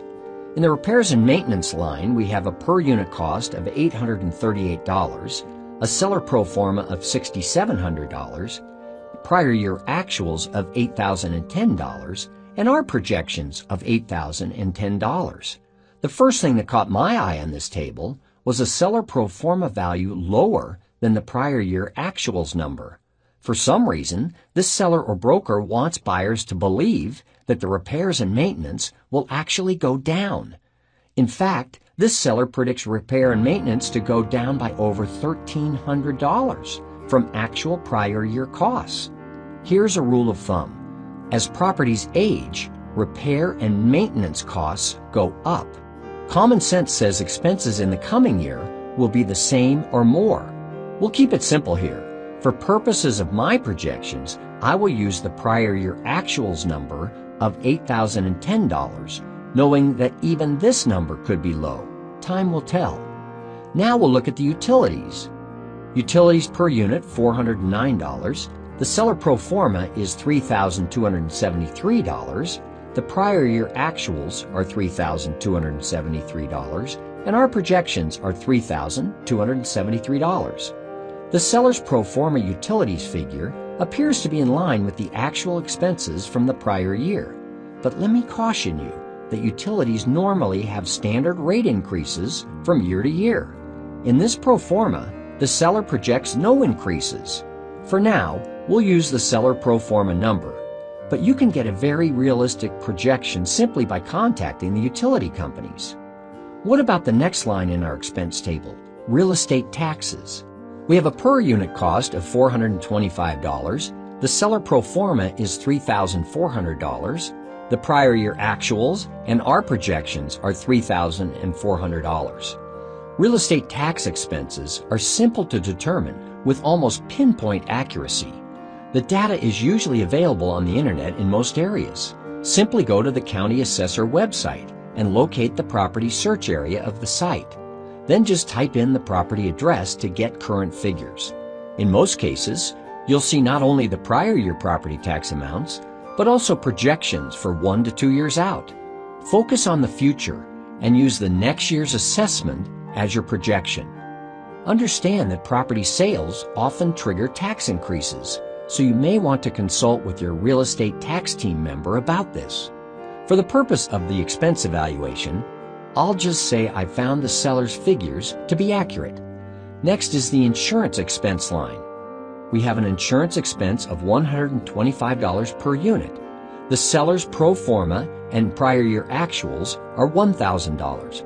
Our projection is $1,200. Insurance is a fast-moving business, and rates can vary widely from company to company. My suggestion is that you get a couple of insurance agents to bid on the property and use that number in your projections. As your business grows, you can bundle all your properties under a bulk insurance program, which generates substantial savings. We do this and secure bids annually. For expense analysis on the Phoenix property, we will increase our projected figure to $11,200 per year based on my personal experience. Finally, we'll look at replacement reserve. We have a replacement reserve of $150 per unit. The seller pro forma is $1,200. The prior year actuals are not listed, and our projection is $1,200. The replacement reserve is the funds you put aside for the inevitable replacement of capital items, such as appliances, carpets, countertops, roofs, and so on. I get really nervous when I see that the seller did not spend a dime on the property in the prior year, as this table indicates. Moreover, the broker or seller projected an additional $1,200 for the new buyer, and trust me, this is no gift. This tells me that this property has some deferred maintenance, and it's probably more than the $1,200 figure. For purposes of this offer, I will keep the number at $1,200 for now, but after I walk the property, I may have a very different opinion. Adjusted expenses. At this point, we have the numbers we need to complete our analysis. To do this, we get out our calculator and run the expense totals. Keep in mind that we haven't visited the property, and once we do, we may adjust these numbers again based on what we find during our inspections. Our totals are found in Chart G of the companion files. Take a look at the total expenses line and see how the numbers differ. As you can see, the range is significant, from $15,573 to $17,083. That's a $1,510 difference between our projected expenses to operate the property and the seller's pro forma expenses. Had you bought this property without going through this exercise, that $1,510 may have been money right off your bottom line. Step 3. Determine net operating income. After you've determined your income potential for the property and you have a good estimate of the expenses, you need to determine the net operating income, or NOI. This is a very important number because you will eventually base your offer on it. To calculate it, you simply subtract your expenses from your income. Hopefully you end up with a large positive number. The larger the better. But before you get too excited when you see the number, which is one indicator of net cash flow, remember that this number does not include your loan payment. The loan payment will be determined by how much you pay for the property, your down payment, and the interest rate. NOI, or net operating income, equals income minus expenses. Now let's look at charts H and I in the companion files. Now's the easy part. Take your projected total income of $39,451 in chart H and subtract your projected total expenses of $17,083 in chart I to get your net operating income of $22,368. Let's look at NOI a bit closer in chart J to portray the full picture. This table reveals a brutal fact. The seller's pro forma net operating income is a full $7,179 higher than our projected net operating income. This is a significant difference and would certainly have set up an unsuspecting buyer for failure. I'll say again, net operating income is a very important number, and in a few minutes you'll see why. Step 4. Find the capitalization rate and valuation. Capitalization rate? I know you're thinking this is starting to sound so complicated, definitely third-year college accounting. Well, before you stop listening, allow me to explain. First, it sounds way more complicated than it is. In numerical terms, the capitalization rate is the net operating income divided by the purchase price. So, the capitalization rate equals net operating income divided by purchase price. So now you're thinking, Ken, how can I calculate the capitalization rate when I don't know the purchase price yet? That's what I'm trying to figure out through this whole exercise after all. Don't tell me algebra is involved. No, algebra is not involved. This is actually really easy. The purchase price here is actually the purchase price trends for a comparable building in your market. So this very complicated sounding word is actually something you can get very easily from brokers, real estate agents, or even the pro forma document for the property. The people in the business, your team members, will either know the capitalization rate for your market or help you calculate it, and that's all there is to it. To determine how much the property is actually worth, in other words, the property's valuation, you just divide the net operating income by the capitalization rate. The number you arrive at is the valuation. It was called purchase price in the previous formula, and the valuation is your initial offer. So, property value and offer price equals NOI divided by capitalization rate. So let's continue with our real-world example. The capitalization rate used in the Phoenix property pro forma was 8.74%, a standard rate used by the broker. At this stage, I'll just use the capitalization rate provided. There's no point going through a lot of effort to do otherwise until much later, if at all. So we'll divide our NOI by our capitalization rate, and in doing so, we arrive at a property value and offer price of $255,926. So, $22,368 divided by 0.0874 equals $255,926. Thus, the offer should be no more than $256,000. We've arrived. We have an offer price. But there's something missing. Oh yes, you're probably wondering what the seller's asking price was on this property. I won't keep you in suspense. The asking price was $338,000. Of course, you're thinking that sounds really high. Here's an indication of just how high the price is. If you purchased the property with a down payment of 10%, this would have equated to a loan payment of $25,524 using a 7.5% interest rate. Remember our projected net operating income? Let me refresh your memory. It was $22,368. Can you see a problem with this? The income falls well short of even covering your loan, let alone anything else. Had you bought this property at the listing price of $338,000, or even at $300,000, you would have been in a negative cash flow situation immediately. And just in case you're thinking that I pulled our example pro forma from a small-time brokerage company that was unsophisticated, guess again. It was quite the opposite. This pro forma was prepared and distributed by one of the nation's top brokers. Step 5. Calculate the loan payment and your profit cash on cash. Assuming you and the seller agree to a price of $256,000, now is time to figure out what the loan payment might be. This is where your finance team member or broker could step in, but I did it myself in a matter of seconds. I just went online and typed into my Google search engine the words mortgage payment, and up popped numerous mortgage calculators. I entered two numbers, the loan amount and the interest rate. Instantaneously, the mortgage payment schedule appeared. I love the 21st century. Back to our real-world example. The numbers I used were based on our offer price and 10% or $25,600 down, and the same interest rate of 7.5%. The mortgage calculator churned out a loan payment of $20,010. Certainly a more palatable number when you consider your projected net operating income, which is $22,368. The very last step is to find out your actual profit by subtracting your loan payment from your projected net operating income. Using the net operating income of $22,368 and subtracting the loan payment of $20,010, the projected profit on this property was $2,358. Is that good or bad? Well, here's how you know.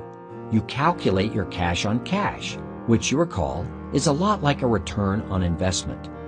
To calculate cash on cash, divide your profit of $2,358 by the down payment of $25,600. For this deal, your cash on cash return is 9.2%. Not a bad return. So cash on cash equals profit divided by down payment. Congratulations if you purchased the property for $256,000 with 10% down, your return on investment will be 9.2%. These 5 steps, the 5-step property evaluation, are the most important concepts in this book. They give you the ability to evaluate property investments like the pros do. They give you power and confidence. They give you realistic, fact-based benchmarks to make the best property choices. They give you the basis from which to have reasonable conversations with the seller. And they give you peace of mind that you are not getting into something that may not pan out. If you spend the time gathering the income and expense information clearly prescribed in this chapter, you'll know what it takes to run this property and how much money you can expect to make from it. You'll be well informed before you even talk to the seller again, and certainly before you ever make an offer. I buy all my rental properties this way using these exact same 5 steps. I could never dream of doing it any other way. I like sleeping at night too much. Chapter 7 Action Steps. Get on mailing lists to secure several real property pro formas to practice the 5-step property evaluation process. Use the number on the pro forma to calculate your offer price. Realize that when you go through these steps for real, you will verify all the numbers on the pro forma with your team members. Begin making calls to property owners to discuss buying property you are interested in. Perform this valuation process on an actual property with actual data. Chapter 8, The Big Commitment. The last chapter was all about determining the valuation of a property, in essence, building your buying case. The 5-step property evaluation is like embarking on a fact-finding mission where you search for the information you need to create a snapshot of the property. I say snapshot because you really won't know everything there is to know about the property. You'll have a good idea of what the property is all about and a sense of how it got to be that way. You may even have an idea of how it will perform in the future, but you'll know far less than 100% of all there is to know. And that's okay. At least the picture is concrete and real, based on numbers and facts. There will be time to find out all the details during the due diligence phase. Commitments are tough for me anyway, just ask my wife. Although thanks to her, I learned many years ago how to recognize a good thing when I saw one. The same is true for property. I've gotten much better at taking the leap toward commitment, particularly if I follow one simple rule. When I know 70% of everything there is to know about a property, that's enough to make a decision. To me, 60% is too little, and if I wait until I know 90%, someone has either already beaten me to the punch or I fall into the trap of never having enough information to make a decision. As I like to say, analysis paralysis. Looking back, I probably didn't know 70% of all there was to know about my wife when I made the big commitment. You might say I got lucky. That was marriage. Don't try your luck with real estate. Before we go any further, I want to point out that after your analysis you don't think the property is a good investment. In other words, if the net cash flow is too low, then you may need to walk away from the deal or offer a much lower price to make the numbers work. These numbers don't lie, and unless your math is wrong, the estimates you arrived at are factual. It is perfectly okay to walk away, although you may feel like you did a lot of work for nothing. But remember, every step in this process is a learning experience, and with every exercise, every calculation, every building walkthrough, you are getting smarter. The next time you'll be twice as fast and 3 times more thorough. Learning is never a waste of time. I walk away from most deals at this critical point. I make this statement because by now, most people are emotionally involved in the property and the process and are reluctant to say no-go to a deal. It takes me about 30 minutes to do the 5-step property valuation process once I have all the information I need. I use the numbers and my common sense to move to the next deal if the one I'm working on doesn't jibe. Should you decide the property still looks like a good idea, you'll find your high level of preparation will put you in an excellent position for negotiation because you have all the numbers and all the facts. And believe me, Numbers and facts take the emotion right out of the process. But let's be real, there may be some hostility on the part of the seller, who thinks the property is worth far more than you've shown it to actually be. That happens often. But the difference is that armed with the numbers, you are not waltzing into the seller's office making an arbitrary lowball offer.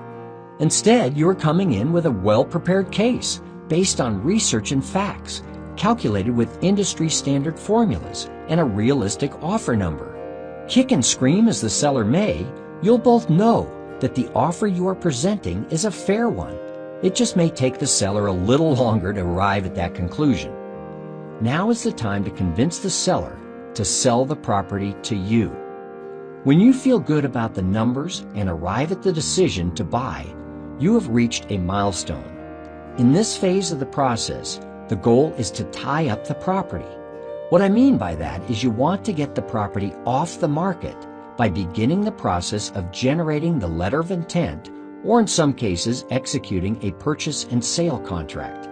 As soon as the purchase and sale agreement is signed, the property is no longer available to any other competitive bidders. The quicker you can tie up the property, the better chance you have of closing the deal at your price. That's why I try to complete the steps in the last chapter within 48 hours of receiving all the necessary information. It's taken me years to get the process that streamlined, but I've also won several deals thanks to our speed. Regardless of whether it takes you 2 days or 2 weeks, once you make the decision to buy, there is a standard protocol for buying investment property. Remember, the goal is to tie up the property, and during that time, you negotiate the terms of the sale and, equally as important, review the property and its operation in its finest detail. By the time you are done, you may find your offer was too high and needs adjustment, or you may find it was right on the money. If it is too low, let your own personal ethics be your guide. Let's go to protocol. This is typical of larger deals and characteristic of how purchases happen in many states. But every state is different, so consult with your team members, your attorney, real estate agent, broker on this one. Regardless of the vehicle, the deal points that you work through during this protocol are the same. Don't worry so much about the vehicle, whether it's a letter of intent or a standard purchase and sale agreement from the National Association of Realtors. Be more aware of the deal points within it. Letter of intent. Once you've established the valuation using the 5 steps in the last chapter, you are ready to draft the letter of intent or a purchase and sale agreement. I prefer to use a standard letter of intent to map out the deal points between myself and the seller before moving to a formal purchase and sale contract. Letters of intent save me a lot of money in attorney fees because attorneys are not usually involved in letters of intent negotiations. Further, the work done during this process makes the actual contract process smoother and faster. The letter of intent contains your offer, along with the basic deal points like down payment amount, due diligence time frame, escrow amount, and financing contingencies. We'll get to contingencies in a minute, but for now you can see why it is a good idea to have your team in place early.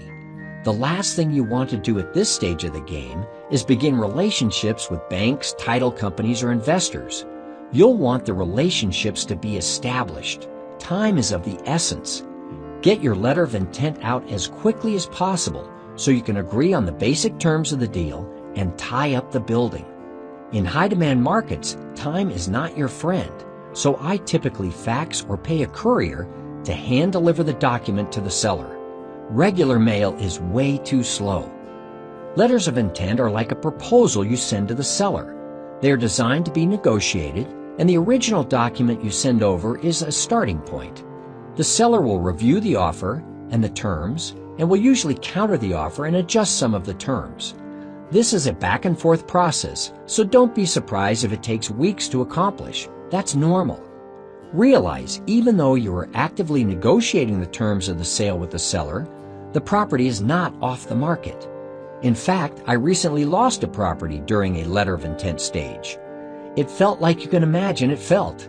Unbeknownst to us, the seller was working with another buyer and used our offer to increase the offer of that buyer. The seller ended up completing a purchase and sale agreement with the other buyer, and it went into escrow. Not a good feeling. It happens more often than you think. But don't burn the bridge. This property came back around to us 3 months later when the first buyer couldn't get financing, and we later put the property into escrow. Sample letters of intent are available on my website, www.mccompanies.com, and will give you an idea of what these documents look like. They are nothing you need to draft. Typically, your real estate broker will prepare letters of intent and you will verify and approve them. Note that the letter of intent is usually not binding. It is just a letter that delineates your intent to purchase the property and the terms of that purchase. Purchase and sale agreement. Once both the buyer and the seller agree upon the terms in the signed letter of intent, you are ready for your attorney to draft up the purchase and sale agreement, or you can use a standard form from an agency you may be working with. This is where you communicate all the specifics of the sale. In other words, you list exactly what each party is going to do to complete the deal. These can be tens of pages in length, and some negotiation takes place here as well. Purchase and sale agreements always spell out how the seller will provide information on the property's current operations. They list critical dates, including when your deposit becomes non-refundable, when the due diligence evaluation period ends, and your close date. There can be plenty of back and forth between the buyers and the seller's attorneys, but this usually goes much quicker than the letter of intent. That's where the bulk of the deal is hashed out. When you get ready to actually sign the purchase and sale agreement, you will have to put down earnest money, which is usually fully refundable until the completion of the due diligence process and you've secured financing, which we'll talk about later. There is some important language that I make sure is in every contract we sign. That language is as follows. 1. Purchase price. What is the total price? 2. Down payment. How much do you need down? 3. What is the initial deposit to open escrow and start your detailed research? 4.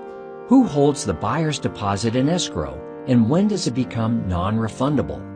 5. What are the time frames after the agreement acceptance date, especially for contingencies and close of escrow date? 6. What are the prorations for rents, taxes, insurance, security deposits, all of which should be split between the buyer and seller at close of escrow? 7. When will the title report be delivered and what is in it? 8. What are the financing contingencies, including getting a new loan or assuming the existing one? 9. What are the due diligence time frames, including receipt of all books and records, rental agreements, operating statements, rent rolls, personal property inventories, service contracts, utility information, an ALTA boundary survey, environmental reports, building plans, engineering reports, or any recent appraisals. As the buyer, you must receive all of these before the due diligence period begins. 10. What is the time frame to perform the pest control inspections? 11. What are the time frames for the physical inspection of all interior and exterior spaces, including units and common areas? And 12. Does the seller have any information with regard to lead-based paint or mold or other allergens? Again, the contract law governing the sale of commercial property varies by state, so you'll want to make sure you consult with a qualified attorney.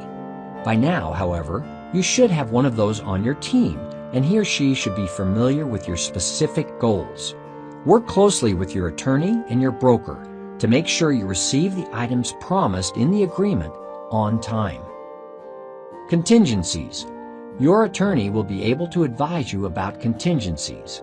Contingencies are provisions within a contract that give you recourse to cancel the deal in the event of unforeseen circumstances. A few examples of typical contingency statements include loan contingencies and due diligence contingencies. These are critical, and I recommend they be in every purchase and sale agreement. A loan contingency states that the sale is contingent on you qualifying for the loan. This gives you an out should the lender refuse to finance the deal. I won't do a contract that doesn't have a loan contingency. We were property managing a project where a buyer put a deposit of $200,000 in earnest money on a property that didn't have a loan contingency. He didn't get the loan. That sad ending is that he lost his $200,000. A true story. Due diligence contingencies are equally important. This language in a purchase and sale agreement states that you as the buyer are entitled to any and all documents related to the property. It also states that you as the buyer may ask any questions about the property and that you are due answers from the seller to the best of his or her knowledge in a timely manner. As you will come to find out here in the next chapter, the results of the due diligence process are ultimately what decides your purchase or decline of the property.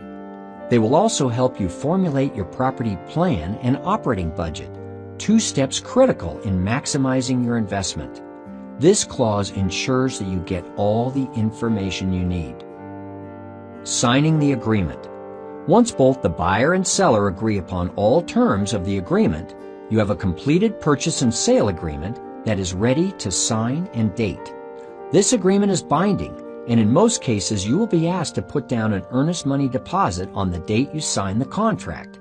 Again, this earnest money is fully refundable, and you can walk away from the deal until you've completed and waived the contingencies such as due diligence and getting the loan.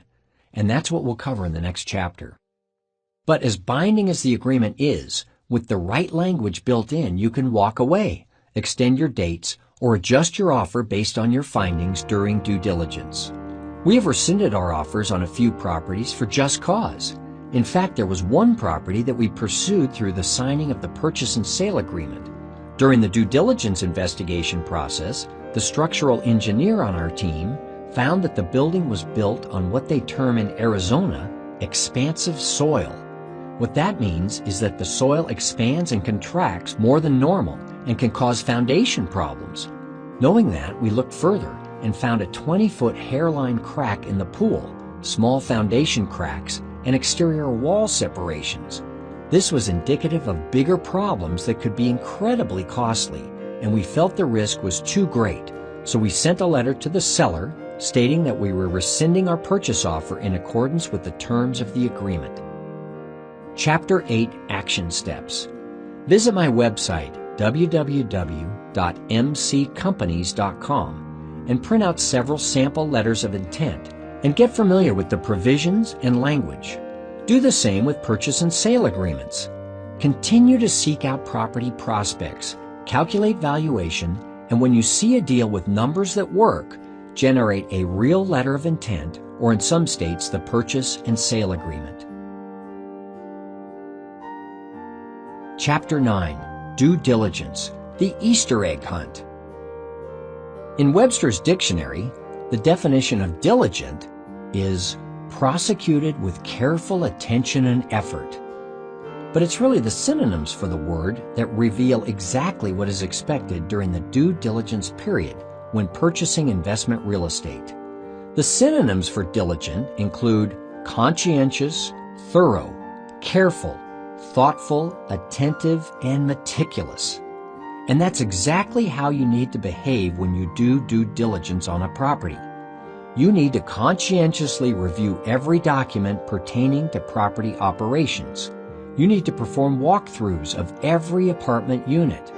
You need to pay careful attention to every detail. You need to be thoughtful about how you can improve the property and cut expenses. You need to be attentive to the tasks and deliver them on time. And you need to be meticulous in your evaluation and reporting. Thanks, Webster. I couldn't have said it better myself. And that's really what the due diligence process is. It is your time to take a thorough look at everything pertaining to the property and report the good, the bad, and the ugly. It's the time when you make detailed assessments of actual costs for property improvements, ongoing maintenance, and operations. It's your last chance to make sure you have uncovered every hidden flaw and are aware of every possible problem and are realistically projecting the opportunities. The goal of due diligence is to find out 100% of everything there is to know about the property and generate an operating plan and budget from that information. In my years of buying property, I've uncovered everything imaginable during due diligence. In one building, while doing a thorough unit-by-unit walkthrough, I found everything from vacant units that were supposed to be occupied, meaning falsified rent rolls, units that cannot be leased because fixtures have been removed to repair other leased apartments, cannibalized units, a loose 10-foot-long boa constrictor left behind by a resident, a naked man in what should have been a vacant unit, roof damage so bad I could see daylight, innumerable missing appliances, units missing carpeting, you name it. You'll be surprised by what you find, or in some cases, you won't be surprised at all. But either way, you'll rest much easier after the whole process is over and you know the property you are purchasing has been fully revealed to you. You'll be loving the language in your purchase and sale agreement that says that all units must be rent-ready at close of escrow. Right now, you're probably thinking there are 1,000 things to look at related to a property. This would take a year to accomplish.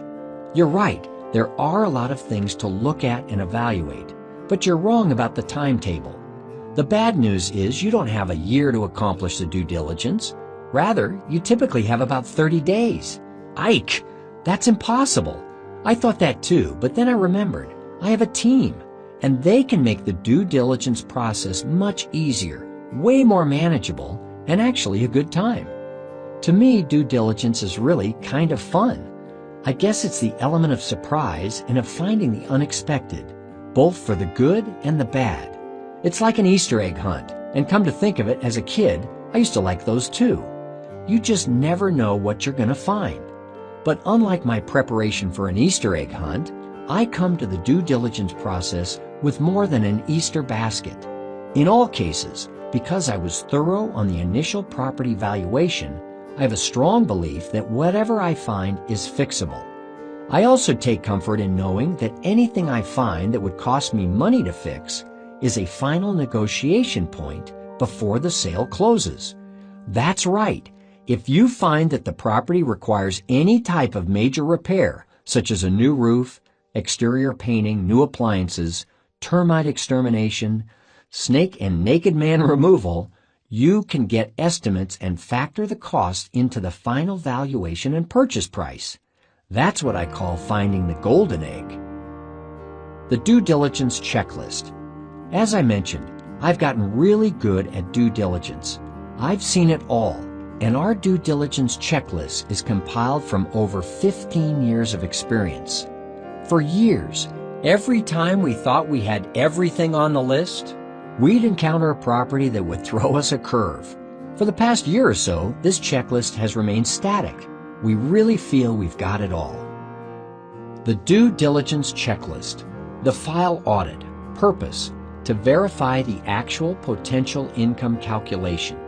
Look for a signed rental agreement on every unit to ensure you have binding contracts.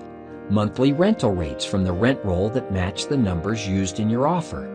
Security deposits that match the amounts reported to the escrow agent. They belong to the residents, so they transferred to the new owners. And the quality of the residents in each unit. Do they pay on time? Are they creating problems for other residents? Have credit background and criminal checks been completed on all residents? The interior inspection. Purpose: to help you learn about the physical property, get a sense of the quality of the residence, and help you understand the exposure to your future cash flow should you purchase the property. You'll determine the actual condition of the personal property and get a feel for the extent of major repairs. Look for clues about the lifestyles of the current residents. I've witnessed everything from major drug activity to people living in squalor. Think about what you are seeing. A resident living without furniture, sleeping on the floor, and keeping his articles in a hefty bag could be a future vacancy. Residents not living in units that the seller has designated as rented. Some sellers inflate their rent rolls and list residents who don't really exist, or simply have such bad records that they do not know the current rental picture. Missing furniture, appliance, or items near the end of their useful life. Make a list of all appliances, carpet, vinyl floors, and cabinets that fall into these categories. Major water, fire, or resident damage to the premises and contents. telltale signs of pest problems in each unit, and document any pest control needs. Government agency reviews. Purpose: to determine that the property is in compliance with government standards. Look for fire code violations. I invite the local fire department to complete an inspection. This inspection with our Portland project discovered an old fire sprinkler system in need of repair that even the current owners didn't know about. Outstanding permit problems. Have any remodels, additions, pools, and so forth been added without proper permitting? Environmental concerns such as asbestos, mold, lead paint, or radon. Existing ownership issues like zoning violations or encroachment onto another property. Service agreement review. Purpose: to determine the service commitments of the current owner and look for ways to improve them should they survive a transfer of ownership. Look for pool service agreements, heating, air conditioning, and cooling service agreements, landscaping contracts, coin-op laundry equipment service contracts, cable and alarm contracts, parking contracts, and advertising contracts. Exterior inspections. Purpose: to evaluate all exterior components of the property and determine when they may need repair or replacement. Look for roof problems, including signs of leaks and overall disrepair or wear. The condition of heating, ventilation, and cooling systems, and the equipment service and maintenance records. What is the repair history and the age of each piece of equipment? Electrical wiring that is not in compliance with current codes. Plumbing that is aged, corroded, or leaking, and the type of plumbing. Copper, PVC, and galvanized plumbing all have their own unique problems.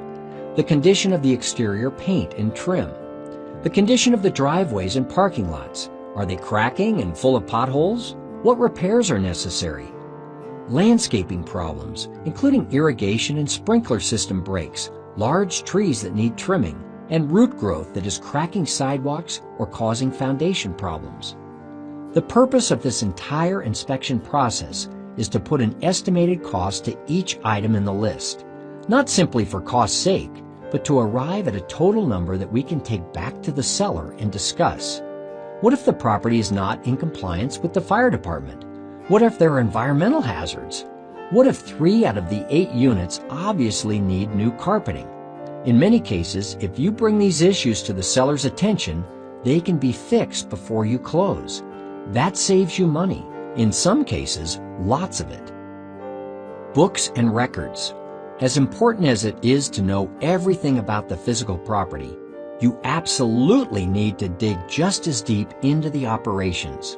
That means looking at the books and records. This is also a time to begin gathering information for your operating budget by categorizing the income and expenses. These are the things I review in great detail. 1. 24 months of income and expense statements. I compare the income and expenses to the projections. This is the time to make notes for the operating budget and flush out all the unusual expenses or major periods of rent loss. Discuss these with your seller or broker before the due diligence period ends. You absolutely want to meet your deadlines. 2. All service agreements. I look for those agreements with termination clauses longer than 30 days. I verify that these costs are in the operating budget, whether the service is needed, and also what services are missing. I assess the current management company and determine whether they stay or go.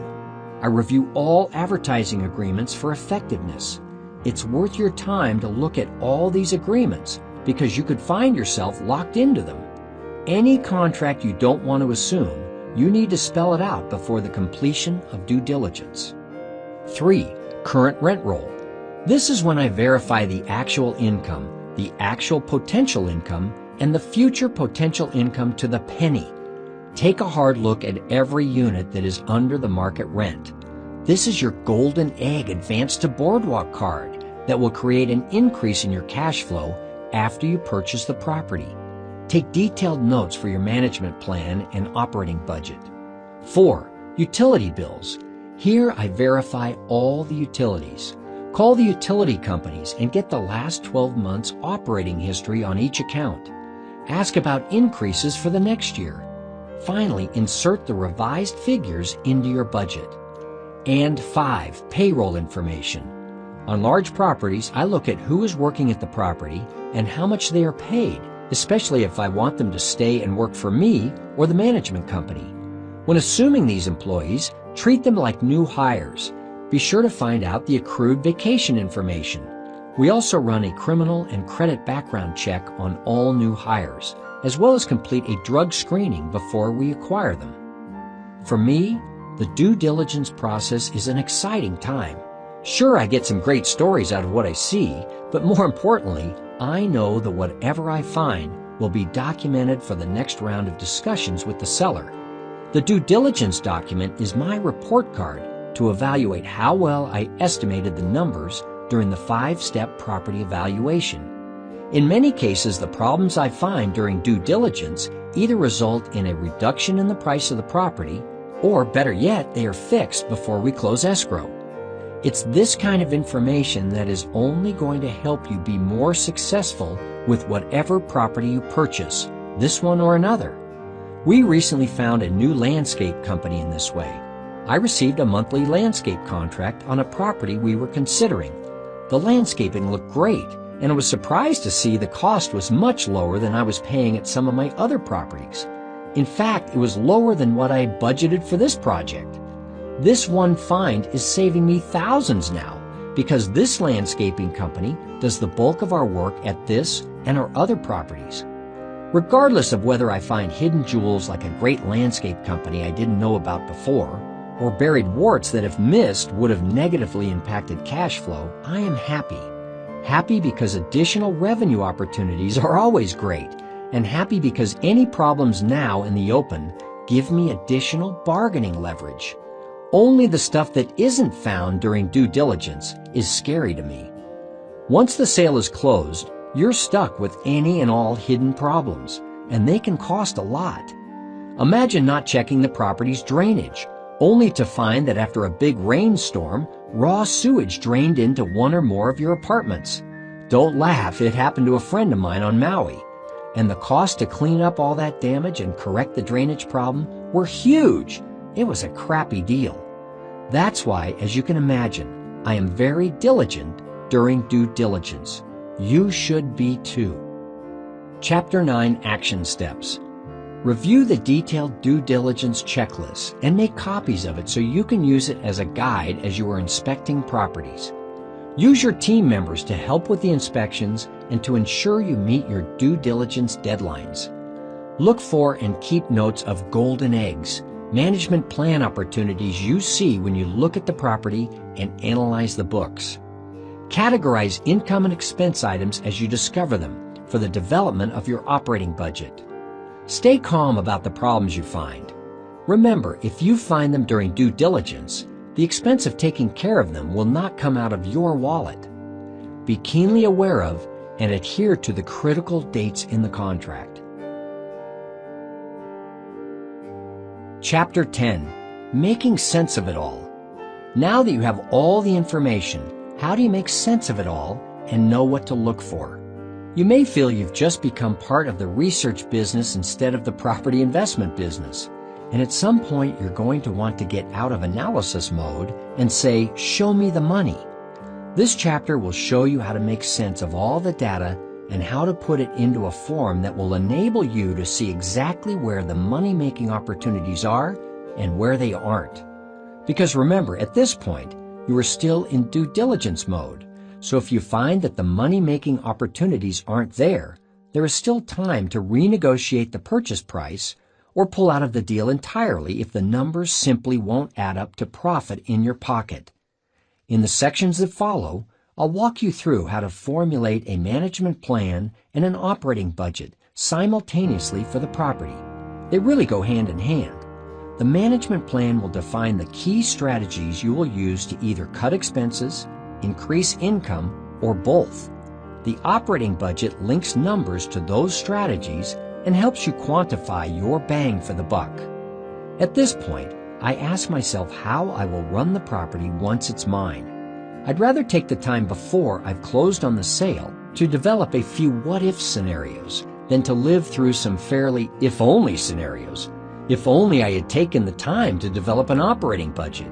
If only I had bothered to hire a property manager to help me assess the cost of maintenance. If only, if only. The goal of this chapter is to make sure you never say, if only. Why go it alone? This is a critical juncture. You'll want to call in your team to help you, or even just provide their opinions on the data you compiled. I typically call in my tax accountant, property management expert, insurance agent, contractors, and anyone else who I may need to make a thorough evaluation. Not long ago, we were in due diligence on a property in Tucson, Arizona that was in bad need of repair.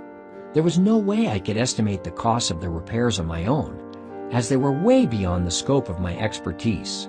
So I called in my contractor to do a site inspection and asked him what it would take to get the place in shape. He provided me with a rough estimate of $700,000, which we provided the seller. Unfortunately, the Tucson property had been severely neglected, and the seller, which was the bank, was not interested in making the needed repairs. They were also not interested in entertaining our greatly reduced purchase price, so we parted ways and moved on to the next deal. Even though we didn't close on the property, the information was out in the open, and that's the power. There are no strong-arm tactics here, just the reality. And the reality was I wasn't buying the property at my initial offer price, knowing it needed $700,000 in repairs. The property plan, adding value. It would be nice if making sense of your property evaluation was as easy as finding that $700,000 worth of repairs are needed, saying, Mr. Seller, we want to reduce our asking price by $700,000. Take it or leave it. It's not that simple. With the Tucson property, we looked at the $700,000 repair bill as part of the bigger picture, and that bigger picture is called the property plan.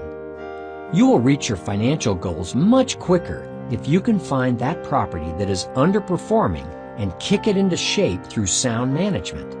As you probably know by now, sound management means reducing expenses and raising income. That's how you increase the value of your investment. Hopefully, during your evaluation and due diligence, you found some specific ways to increase the cash flow of the property. Here's some food for thought.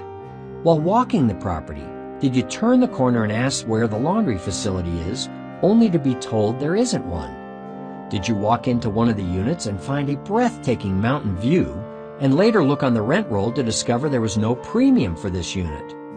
During your property inspection, did you encounter a ramshackle tennis court that would be an ideal location for 6 more rental units or garages? Have you thought about investing $20,000 to install access gates, which increase the perceived value of the property and enable you to add $10 to $15 in rent per unit per month? You get the idea. The property itself should be showing you the money. If you aren't seeing increased income potential around almost every corner, you're not looking very hard, or there may not be that much. If it's in the latter, you may want to consider another property alternative. Your team members should be active participants in your mission of finding income-generating or expense-saving opportunities. They will see things you don't see. If you think there is no creativity in this business, you are dead wrong. I have more fun walking properties with my team and just exploring the possibilities.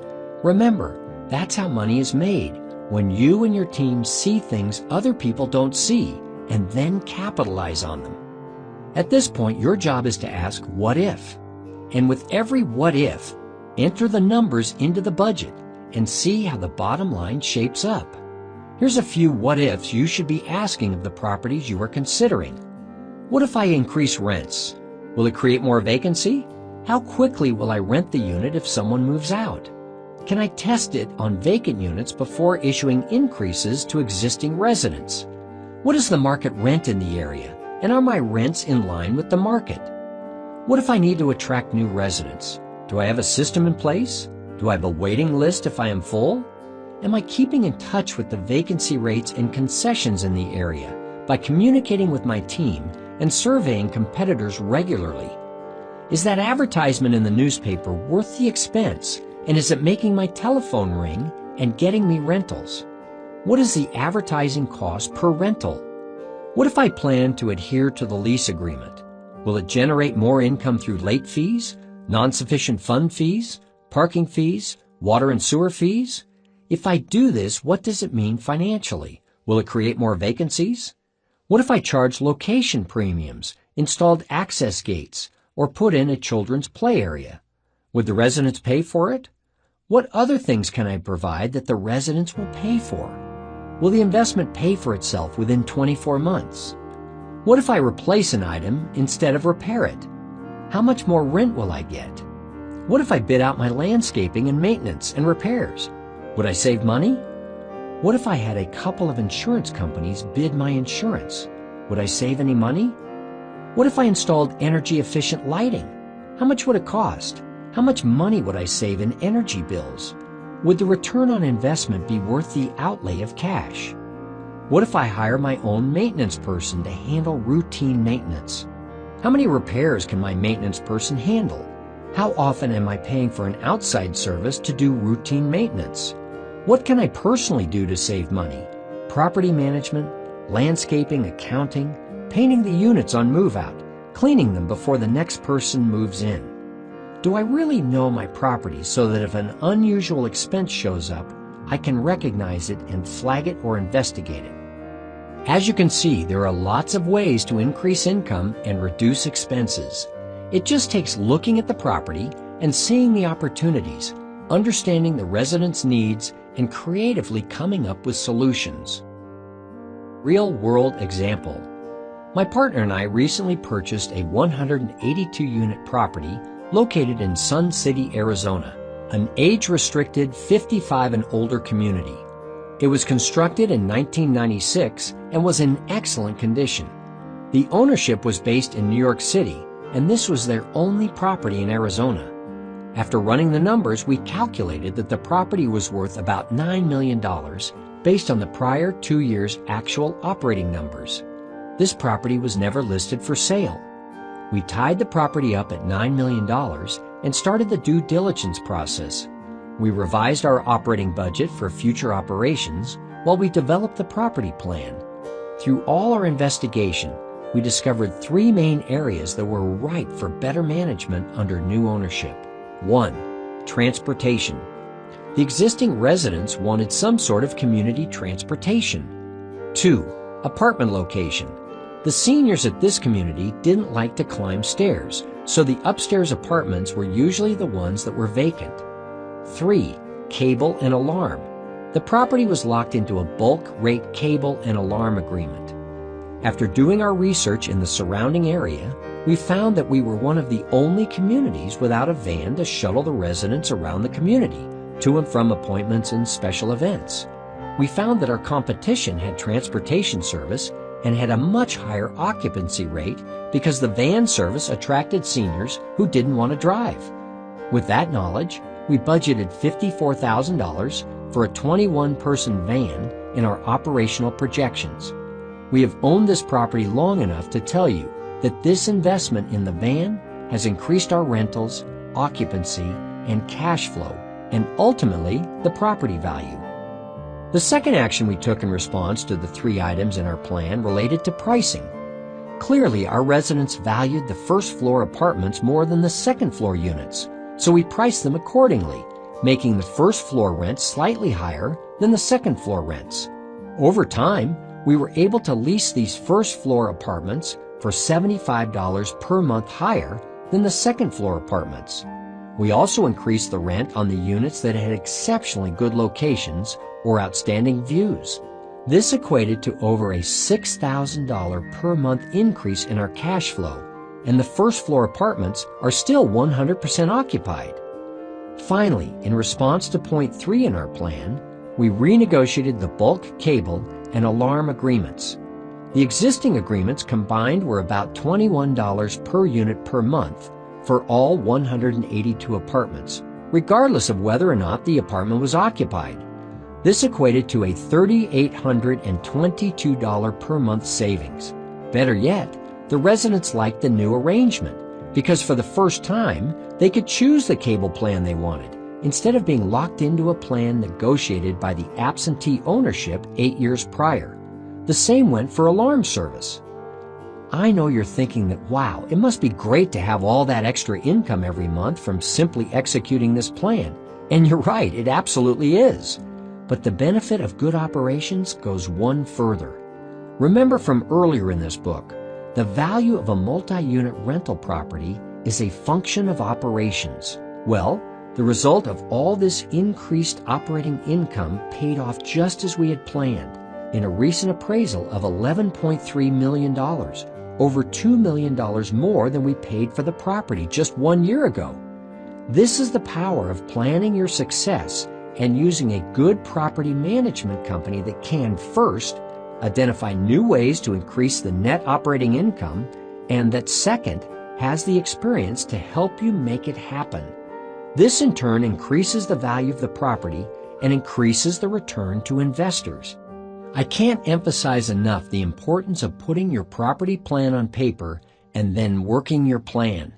It is not a complicated document. There's no need to put it in a big 3-ring binder.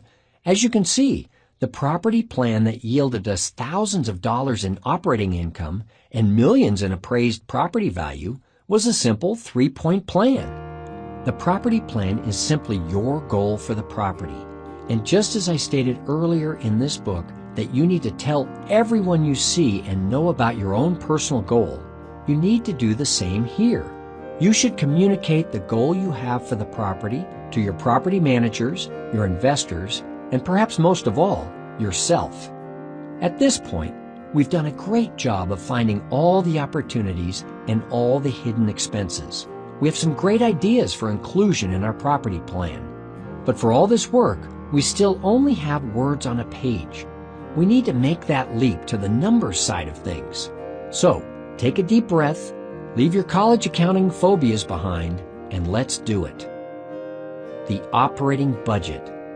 This really sounds much more complicated than it is.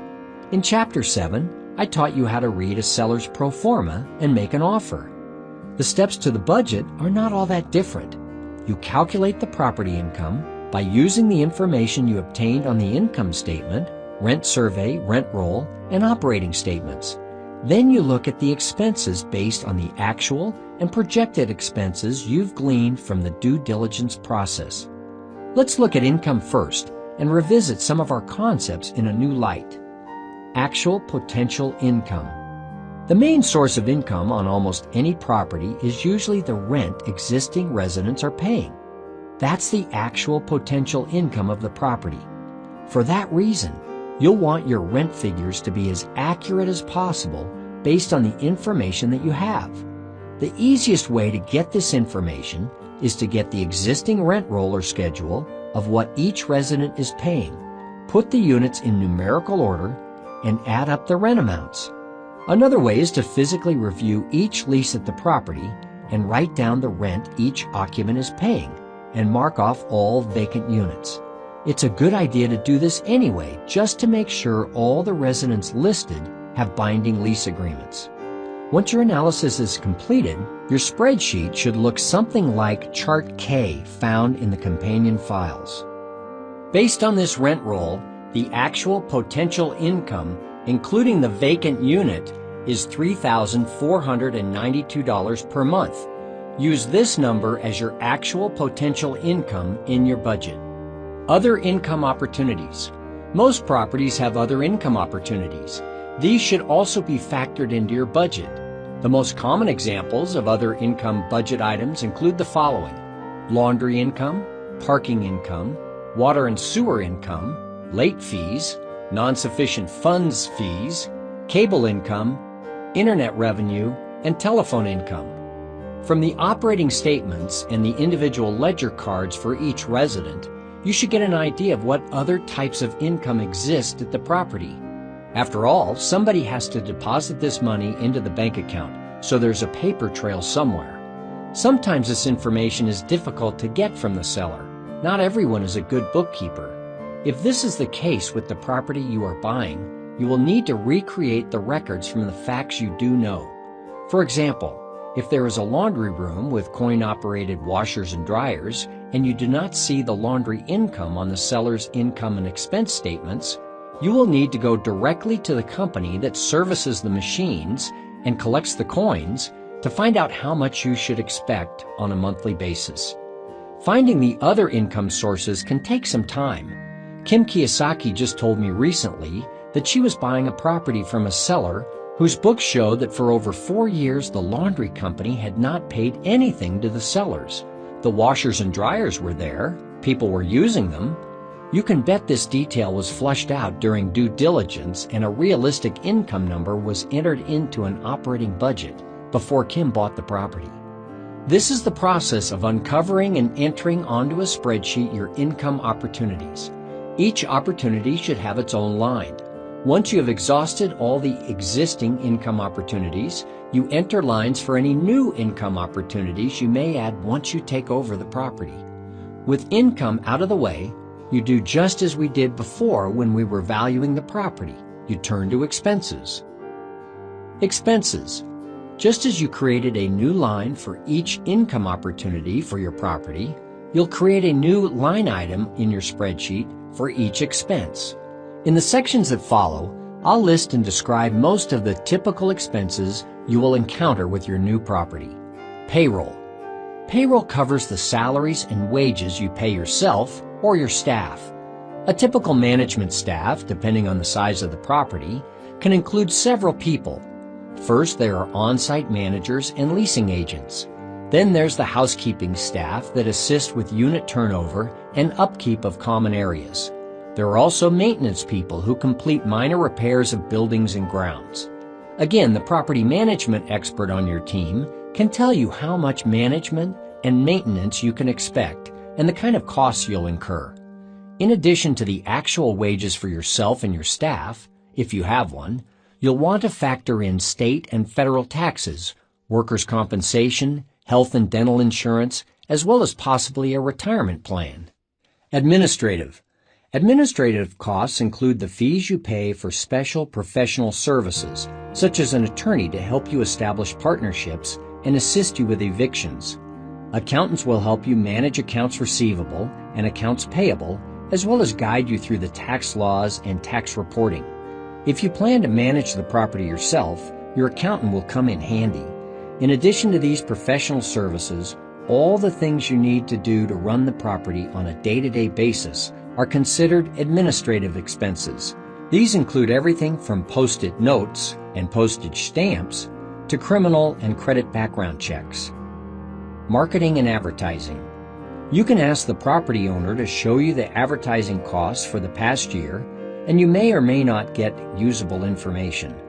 Better than that, ask the management company representative to give you an estimate of projected costs to advertise the property. He or she will know all the advertising vehicles in your market, the costs, and have a good feel for just how competitive the market is. You should know that as well, but the management company will put those abstractions into marketing dollars. The more competitors there are in your market, the more you need to advertise to get notice. That costs more money. Management costs. Management costs include the fees you pay to a professional management company or the salaries and wages you pay to yourself or your own staff. Again, when you meet with your property management representative, this person can give you insight on how much your management fees will be, what maintenance costs you can expect, and the nature of those costs. Repair and maintenance costs. Repair and maintenance expenses will vary depending on your unit turnover or how many move-outs and move-ins you experience in a given year. Other factors that affect repair and maintenance costs are your resident profile, property condition, and the responsiveness of the manager to resident repair requests. If you keep your property in top condition, you will spend less in the long run on things like carpet cleaning, interior painting, electrical repairs, plumbing, appliance repairs, heating and air conditioning repairs, and service. Landscaping, pool service and supplies, and pest control also fall under this category. Property taxes. There are two kinds of property taxes: real property taxes, which are on the real estate property, and personal property taxes, which are taxes on the contents of the property, like refrigerators, stoves, dishwashers, and other appliances. There are two ways to get these numbers. First, they are typically listed on the financials you receive from the owner, or you can get them from the tax assessor's office. One thing to know is that taxes usually go up after you purchase the property because the assessors use the new purchase price as the new assessed value. Yet another reason to make sure you don't overpay for the property. So when you are entering the property tax costs into your analysis, you may want to inflate them. Your property tax team member can give you insight on how much to raise the tax costs. Insurance. This is an important line item expense, and it's a critical one. Why? First, insurance is expensive, and second, because usually the bank requires you to have insurance locked and loaded before signing the loan. This number is easy to get. Just call up a few insurance agents and get some quotes. The kind of insurance you'll need includes property casualty and general liability. Deductibles are what will make your insurance costs vary. We vary our deductibles depending on the property. As a rule, you'll want to have insurance for the big things that can go wrong. You don't want to pay high premiums for all the small things that you can afford to pay out of pocket. Talk with your insurance agent about the proper coverage for your property and the risks of having high deductibles. Utilities. Identify all the utilities used in the building. This can include electric, gas, trash, sewer, water, cable, and phone. Check to see if the utilities are individually metered, which means each rental unit has its own meter, or if the utilities are master metered. If they are master metered, there is one meter for the entire building. Individually metered is the better scenario because the resident pays their own bills. Individually metered buildings mean lower expenses to you because every resident pays for their own utilities. In master metered buildings, there is no incentive for the tenants to keep utility costs down. I stay clear of buildings that are master metered for this very reason. Ask the owner to provide you with the financials for the property, and these numbers should be there, but again, I always verify them. To verify the figures, all you need is the building address, and the utility companies can supply you the bills for the previous year. If they won't disclose the information, call the owner and ask him or her to contact the utility company and authorize the release. Be sure to get all the bills. Sometimes there are seasonal differences, especially for heating and air conditioning. Let's not have any surprises. Capital repairs. These are the major improvements needed to keep or bring the property up to standard. Often properties in need of some work are the best buying opportunities, but you'll want to have a realistic assessment of just how much money it will take to get the place livable and looking good. I'm talking repairs to roofs, parking areas, sidewalks, driveways, lighting, and purchases of carpeting, appliances, hot water heaters, air conditioners, and so on. This is all the stuff you would look at when buying a home, except you're evaluating it on a much bigger scale. When you finish entering all the expenses into your operating budget, total the income and total the expenses. Subtract the expenses from the income, and you will get a good picture of your cash flow and net operating income. If it's really big, go back and make sure your calculations are correct. And if it's negative, don't be discouraged. This is where creative accounting comes in. Not the kind that will land you in a white-collar crimes prison, but the kind that makes you reassess your business model. Once the budget is finished, you'll want to compare it to the actual operating income and expenses of your property, and look for any glaring errors or omissions.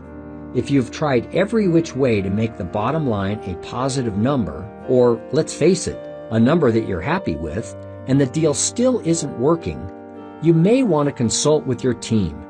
If you've exhausted their ideas, or the ideas they have presented are so far-fetched, you may have to lower the offer price further, or simply walk away from the deal if you can't realize a positive cash flow or a cash flow you'll be satisfied with.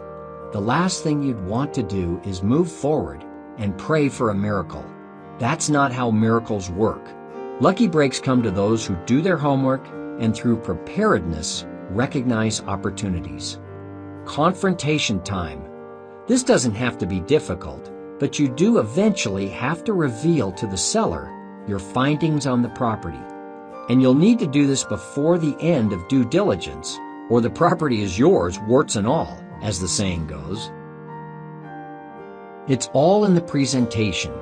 You can ram your findings down the seller's throat, plant your feet in the sand and say, take it or leave it. Better yet, take a tactful, matter-of-fact approach that attacks neither the property nor the seller's ego.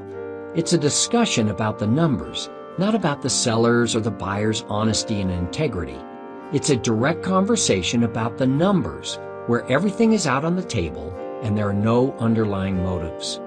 There are times, yes, when there can be blatant seller cover-ups, but in most instances, as was my experience with our Portland project, the seller has no idea how much money is needed for repairs or maintenance, for instance.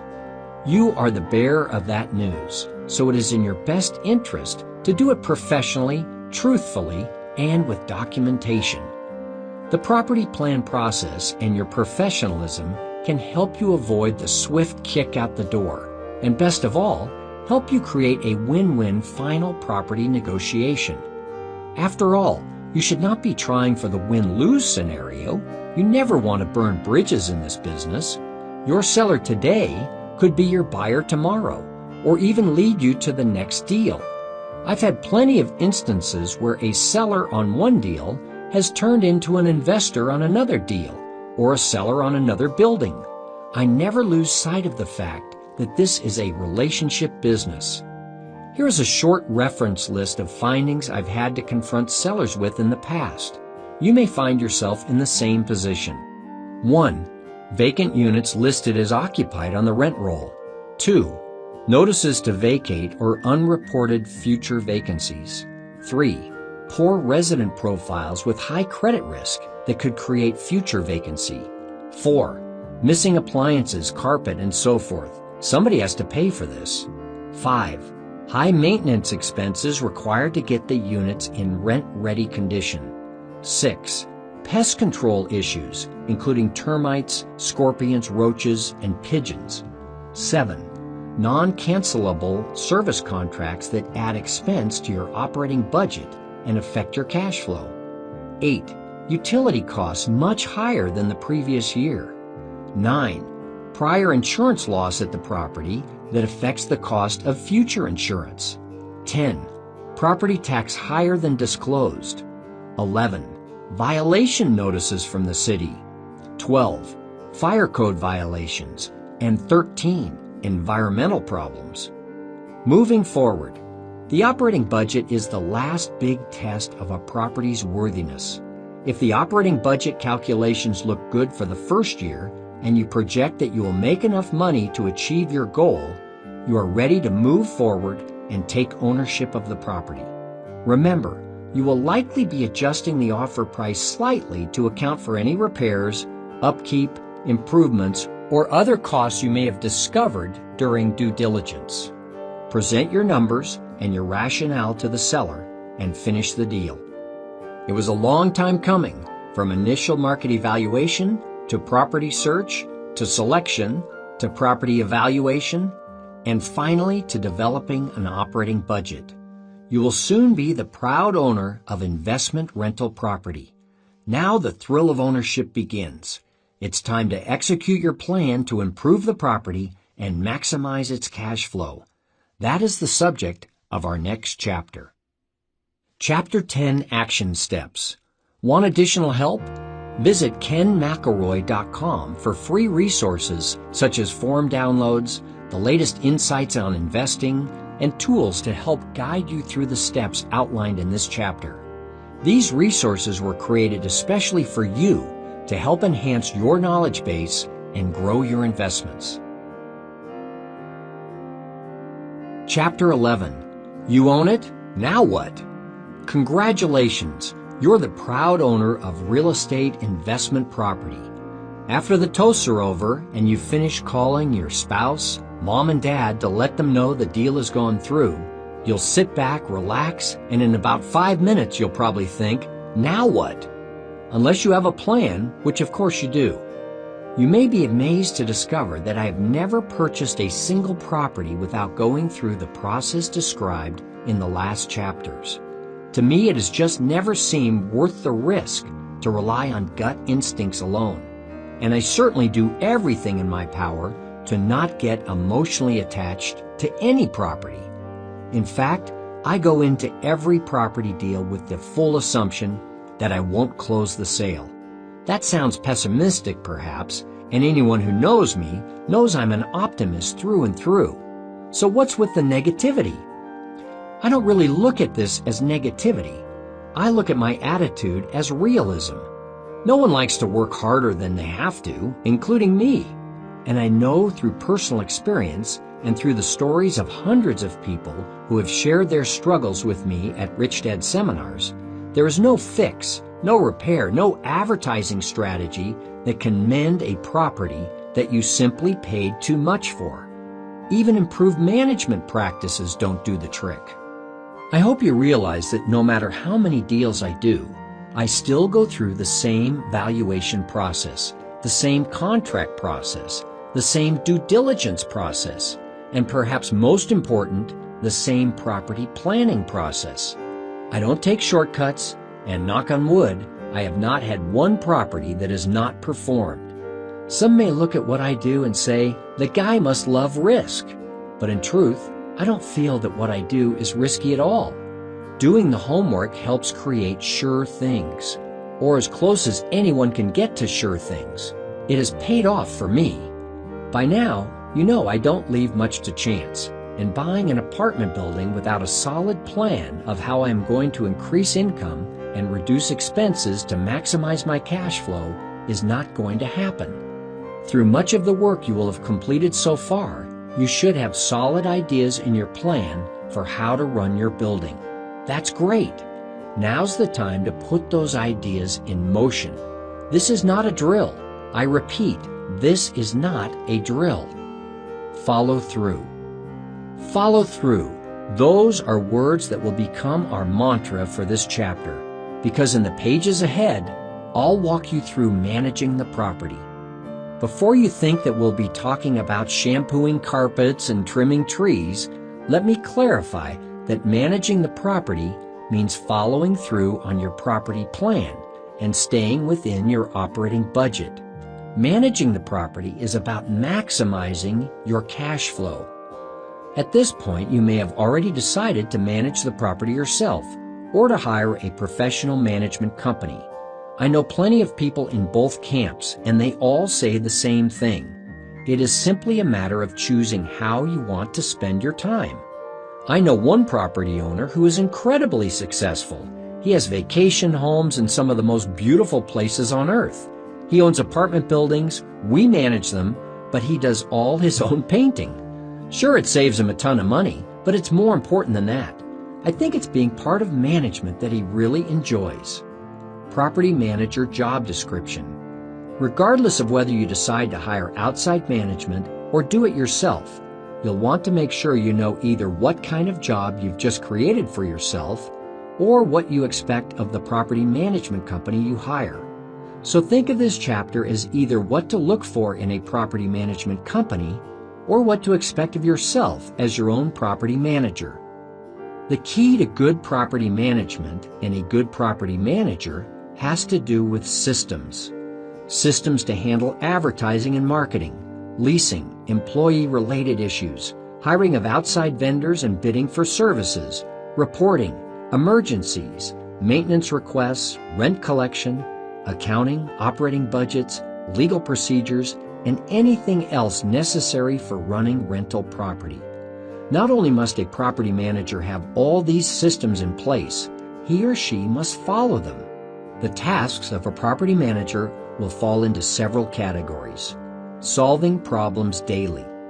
The main function of a property manager is first and foremost to implement your property plan and second to solve problems.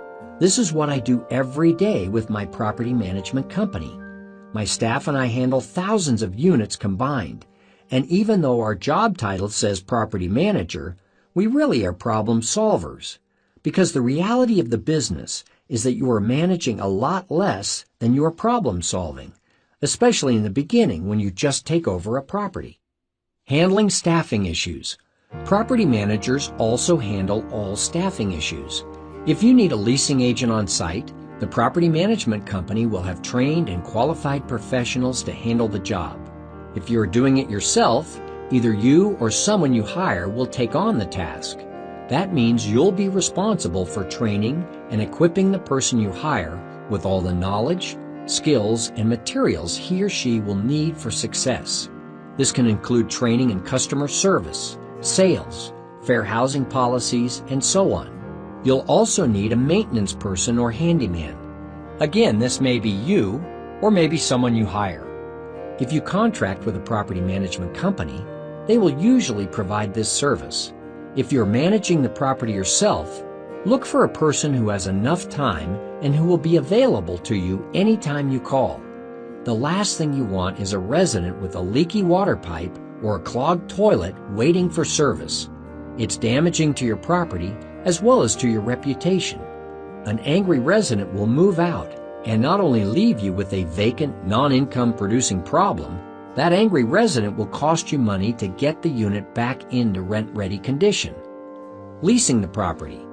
It is the property manager's job to do the advertising required to keep the property at 100% occupancy or as close to it as possible. That means knowing which advertising vehicles get results and developing the promotions and promotional messages that get the job done. This could be ads, it could be signs, or it could be signing agreements with local apartment finder services, or it could be setting up a resident referral program. There are an unlimited number of tactics for getting prospective resident traffic.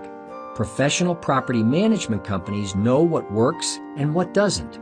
You can also handle this part of the job on your own. But be aware that getting residents is not the sole objective.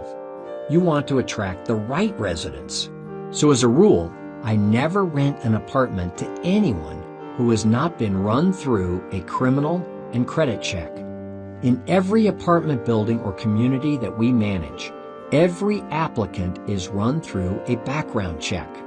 We are not under any obligation by law to rent to criminals or sex offenders under any Equal Housing Act, and I don't feel any moral obligation to give those who need a fresh start a home in our apartments. What I do feel is a moral responsibility to provide as safe a living environment as possible for our residents. I feel even more strongly about background checks after the 9/11 tragedy. When the identities of the terrorists behind the attacks, as well as those who took part in the killings, were revealed, several news stations reported where they lived and interviewed neighbors. In almost every instance, they lived in rental housing, and many of them had fraudulent Social Security numbers, and some even had criminal backgrounds. Missed opportunities leading to a global tragedy. I background check everyone and tell them right up front. If they don't like it, they go somewhere else, and that's exactly the point. Increasing cash flow. It is the property manager's responsibility to increase the cash flow of the property.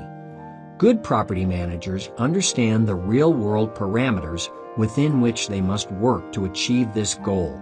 But if you're managing the property yourself, you'll want to be aware of what the market is doing in your immediate area. Take the time to review your local newspapers, drive by the competition, and call the surrounding properties in the area so you'll know your market before you increase your rents. Simply call and ask the rental rate, the square footage, the deposits required, and what is included in the rent. Legal and contracts.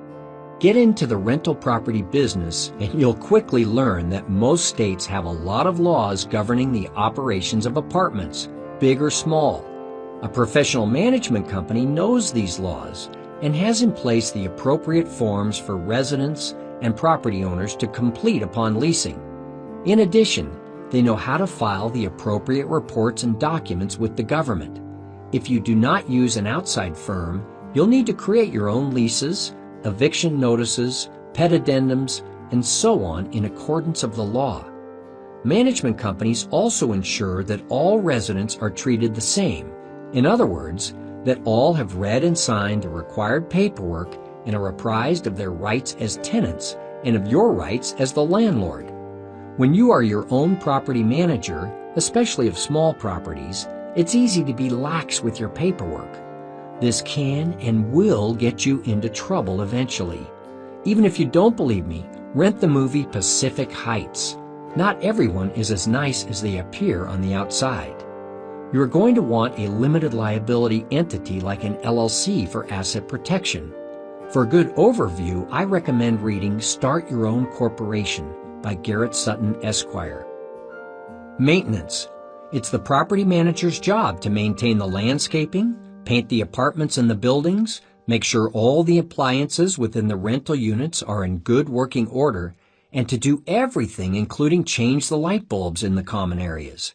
This is all the routine stuff that makes an apartment building look like a great place to live if it is done right, or a dump if it is neglected. It's all in the details when it comes to maintenance. You or your property manager will receive, manage, and complete all work orders for existing residents. You'll clean the carpets, manage the trash pickup, as well as coordinate or meet with all contractors for repairs. Additionally, if you are your own property manager, you'll need to source and negotiate your own providers for these services, including plumbers, electricians, carpet cleaning companies, landscapers, painters, carpenters, and so on. Property management companies typically have agreements with companies that they can count on at a favored rate based on a volume of work. Rent collection. Rent collection can be an easy thing or a very challenging thing depending on the precedent you set with your residents. In the buildings my company manages, we go by the letter of the law and make no exceptions for residents who don't pay their rent on time. In this business, you have to be tough. You'll hear every story, and although I feel for some of these people telling them, I also feel for the people who pay their rent on time. A property management company will operate just as I do, with no gray area when it comes to collecting rent. It is easy when you are managing this aspect on your own to cut people slack and be lenient. Don't do it. Our policy is to never allow partial payments. We do not waive any late fees, and we do not accept checks from anyone who pays late more than one time. After that, we accept only money orders. Never, ever waive late fees or non-sufficient funds fees. In some cases, those are the only motivators you have for residents to pay on time. Remove this, and you are asking for trouble. Realize that with every exception you make, you are setting precedents. If for any reason you ever need to evict a resident for non-payment of rent, your previous gestures of kindness may harm your case. Establish your collection policy in accordance with your state's laws and stick with them no matter what. Paying the bills. When you own rental property, you may think you are in the accounting business. There are lots of accounting duties associated with property management. Property managers are responsible not only for collecting and depositing rent into the bank account, they are also responsible for paying the bills on time. Every expense item in the operating budget will have bills attached to it. Property managers you hire will take care of all monthly bills as well as all other bills that occur less frequently. At the end of each month, your property manager or you should complete an analysis of the income and expenses and compare it to the budget. Do it monthly and you'll stay on top of your business. Managing the budget. Along with collecting the rent and paying the bills, it is the property manager's job to manage the property's operating budget. That means that all expenses, as well as rental income, need to be posted and compared to the operating budget. If they come in lower, great. If they come in higher, then you'll want to know why. There are many property management software packages that help you manage the operating budget, and most of them work this way. When you enter the bills into the system for payment, you code them to the correct account in your chart of accounts. Each account has a monthly allocation, and when the bill is entered, the software simply deducts the invoice amount from the budget, leaving you with the balance. In a way, it's as if each account in the overall budget has its own checkbook register. This way, you can manage each individual account instead of just the bottom line. Life is not perfect, and there will be times that you must overspend in an account, or you learn the hard way that you did not allocate enough in your budget to operate efficiently. In either case, many software programs will help you analyze how far over or under budget you are for each account. This is called a variance analysis, and I do them monthly. Variance analysis reports help you see just how to adjust your spending so your bottom line stays on budget. It is also a good learning tool for future budgets you will do. Your budgets will get increasingly accurate the more you do. Evictions. Evictions are a necessary part of this business, but the good news is they don't have to be traumatic to you, the property owner. Evictions can happen for a number of reasons, including non-payment of rent. But my company has evicted people for all sorts of reasons, and it is well within our rights to do so. The only time I feel good about evicting someone is when the eviction involves drug dealers. As difficult as it is under normal circumstances, however, I never avoid the inevitable when it comes to evicting people. Once again, a property management company that professionally manages your building will handle evictions to the letter of the law. Before you do one on your own, be sure you know your rights and the residents' rights. If you are managing your property yourself, you may want to consult with your attorney before embarking on this process. Customer service. A big part of managing a property is being available for your residents. Residents need to know that they can call any time of the day with a problem or an emergency and that their request will be attended to in a reasonable time. This is not too much to ask. After all, if they wanted to handle their own maintenance problems, they'd own their own home. This round-the-clock customer service is built into a professional property management agreement. It's something you have to provide if you manage the property on your own.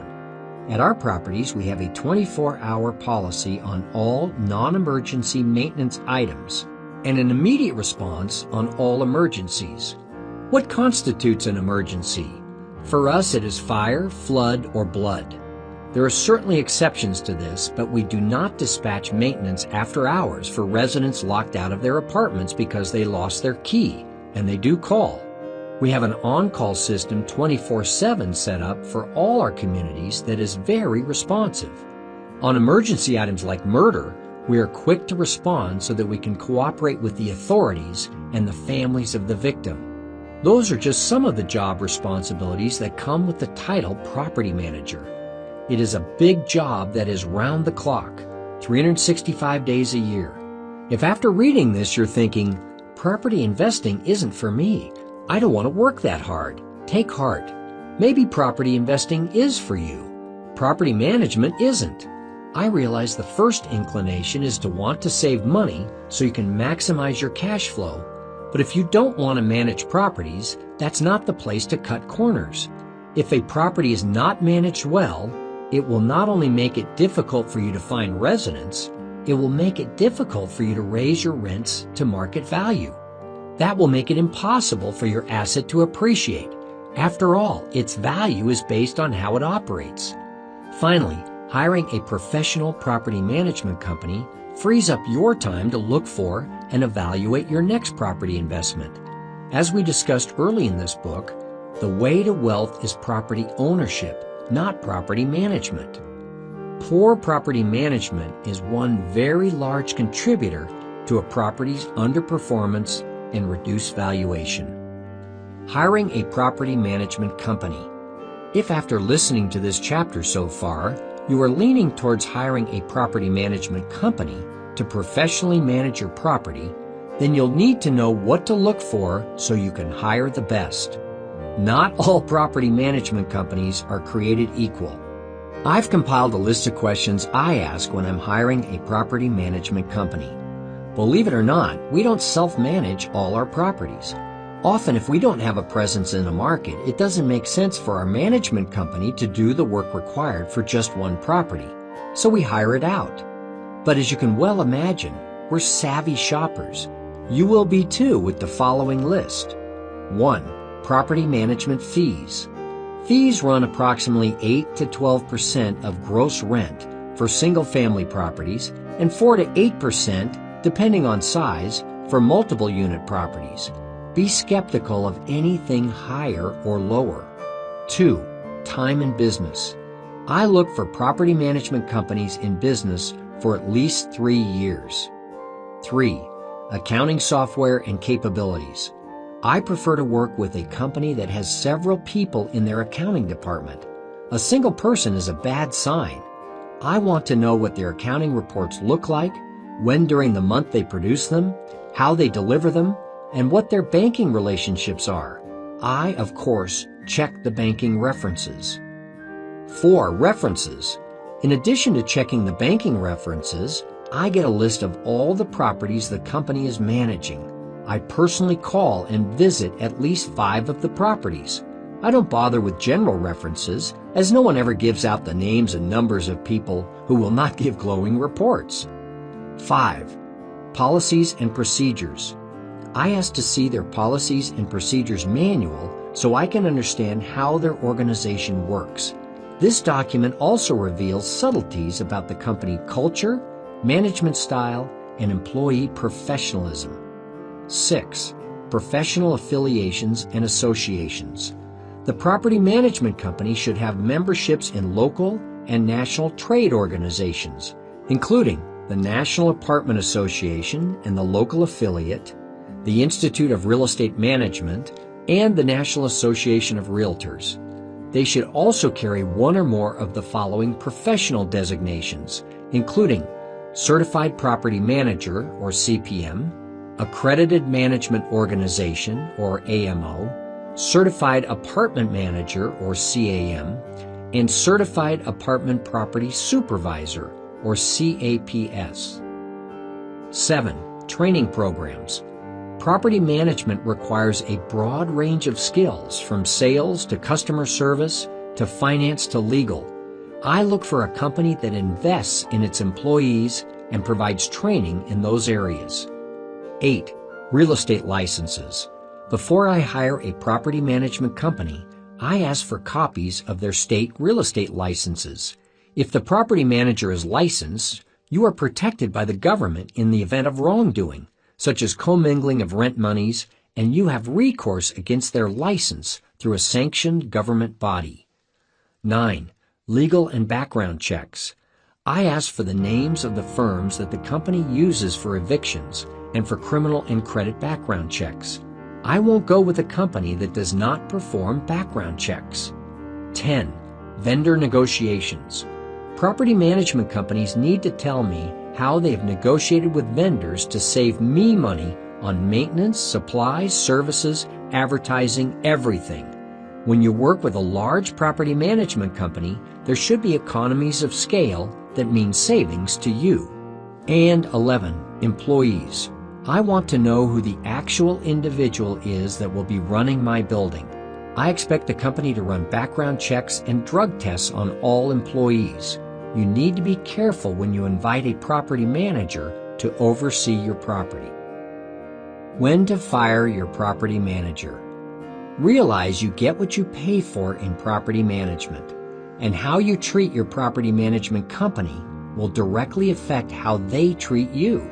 This must be a relationship of mutual respect and clear accountability. There should also be mutual trust. This is a partnership, so go into it as one. If you assume an us versus them mentality, you will lose in the long run. A very wise man once told me that property management is a thankless job. Curious, I asked him what he meant because he clearly had many more years of experience as a professional property manager and investor. He told me the following, which I have never forgotten. There are 3 basic ways a property manager can be fired. The first way is when the property itself does not perform well, especially if the property performs worse than the investor anticipated. A change may be necessary to improve the property operations.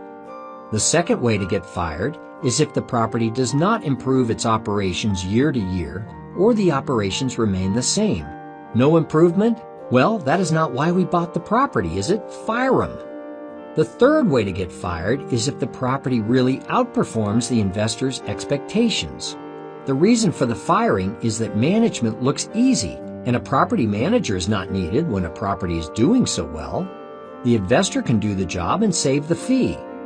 What this amusing story communicates is all too true, that property managers are at the mercy of the property owners. And as a property owner, you may feel pretty powerful, but don't abuse this power. Choose wisely in the first place, treat each other with respect, and stick with your property management partner. They in turn will reward you with a high level of service and the returns you are looking for. Turning your property into a revolving door of property managers is not only inefficient, it will undermine your success. Look for the long-term relationship that builds momentum and profits. But as a property owner, you have to recognize when a property management company should be fired. These are the things I won't tolerate when it comes to property management. 1. A company that doesn't assume a partner mentality and doesn't communicate to the property owner things like market conditions that affect supply and demand. 2. A company that neglects the physical condition of the property. If the property manager sees a piece of litter on the ground, he or she should not step over it. 3. A company that has high employee turnover in any area. This makes building a relationship difficult. And 4. A company that has inconsistent or incomplete reporting. Those are valid reasons to fire your property management company. I like to set the expectation level from the very beginning, right in the management agreement. Then I discuss it with the company. Many of these expectations are regulated state by state, so be aware of your state laws and do not accept any service below government standards. On the flip side, you need to have realistic expectations. If you paid too much for the property and expect the property manager to perform miracles and bail you out, you will be disappointed. While I may be a bit biased about property managers and the high level of service that a very good property manager can deliver, I can relate to those owners and investors who believe that property management is easy and anyone can do it. I can relate to them because these are the owners who are the focus of my property acquisitions. Invariably, properties managed by owners are full of income-generating potential because the owners just are not experienced or interested enough to manage the property right. They are prime acquisition targets. The domino effect. Property management can be characterized as a whole bunch of small decisions. Make the right choices all along the way, and the road can be smooth. But make the wrong choices, take shortcuts, burn bridges, anger residents, or rip off service providers, and your challenges will be greater. You can choose to take the right path or take the wrong path. The choice is yours. But if you choose the latter, your one bad choice can have far-reaching effects. It's like a domino effect, and here are some examples of what I mean. Renting to the wrong person. We recently had a new resident who happened to be a convicted sex offender move into one of the properties we manage. This person lied on their application by checking no to the question that asks if they had ever been convicted of a felony. Apparently, this person moved from Texas to Arizona and broke the law by not registering with the state until after moving into our property. We weren't alerted to this by our criminal and credit background screening company who processed the application. You can imagine my shock when I received the letter issued by the local police department to the neighborhood that a sex offender was living at the property. And you can imagine the anger of the residents in the community when the local authorities notified them and then the local media picked up the story. The hundreds of residents and their families living at the property were up in arms.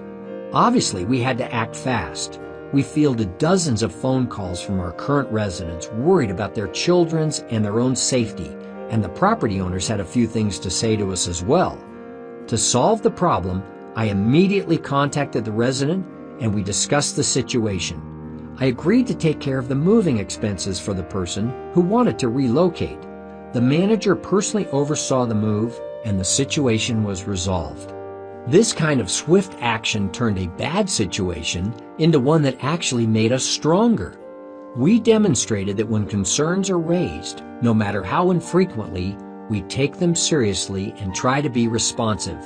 We didn't make a big splash out of the situation. We simply told people who asked that the person had moved out. Had we not taken this course of action, we would have experienced a mass exodus of good residents, guaranteed. Not taking care of your current residents. There is no mystery to the trend that when you take care of your residents, they are more likely to renew their leases. This is human nature. We've all had bad experiences at a hotel or department store and swore that we would never go back. It is no different in property management. Taking care of your residents means responding to their calls quickly. It means fixing what needs to be fixed. It means a courteous, professional staff that is always happy to help. It means doing everything you would expect yourself if you were a resident. The domino effect here is that unhappy residents create vacancies, and vacancies create cash flow problems. Residents talk to one another, and misery loves company. Taking care of residents keeps your pool areas wonderful retreats instead of soapboxes for disgruntled residents. Parking lots stay parking lots, not common areas for gripe sessions. Be proactive and create a system that is responsive to your residents, and you will keep them. Not budgeting for the unexpected. Have you ever heard the phrase, "stuff happens"? Well, I am proof that when it does, cleaning up after the mess takes longer and costs more than you always think it will. Be prepared for problems that will develop as you own a property. I'm talking about things like blown hot water tanks, floods that require new flooring and drywall, small fires that damage cabinets and appliances, compressors that fail on the hottest day of the year, broken windows, carport damage from moving companies, and windstorm damage, all with the repair costs that are less than your insurance deductible. Got the point? Maintain a reserve fund that is adequate for your property for when the unexpected happens. Hopefully you will never have to use it. It's hard to set guidelines for how much to put aside because every property is in a different condition when you buy it. What I do is look at this condition and flag things like older roofs or appliances that are likely to fail. Then I put aside additional funds for things that break unexpectedly. Property management is a 365-day-a-year, 24-hour-a-day job. You owe it to your residents to be available and responsive. You also owe it to yourself if you are serious about your investment appreciating and generating cash flow. This is the customer service aspect of the business, and it is absolutely fundamental to your success. People are social beings. They talk. Word gets around about the great places to live and the not so great places to live.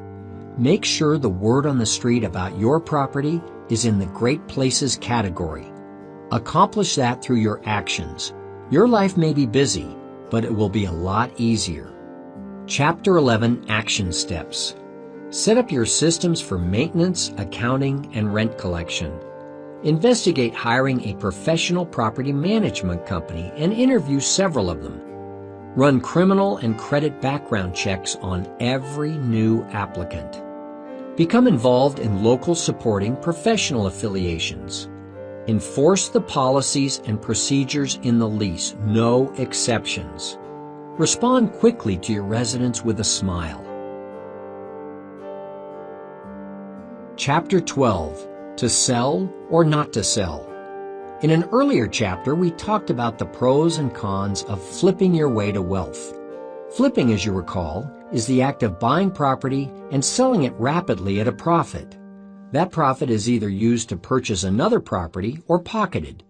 Many people think this is the way to build wealth, but to me, it is not. I am a firm believer in buying and holding property. That's what I do, and that's how you create wealth and cash flow. But sometimes you will want to or need to sell your property. That doesn't mean you simply call your real estate agent and put a for sale sign out on the street. It requires some strategy. Just as you want to manage your property to maximize cash flow, you'll want to sell your property to maximize your return on investment. That means you'll want to sell the property at the highest price possible. And if you've learned anything from this book, hopefully you've learned that the price of a property is based on operations. By now you will already have done your management plan, which guides you as you manage your property to maximize its cash flow. That's great. That's what a management plan should do. Of course, you're using it daily, referring to it often, and updating it annually, aren't you? Well, maybe not annually. In truth, if you're like most people, once your building is occupied and running well, you may not remember where the building is, let alone where the management plan is. It's scary, but it happens.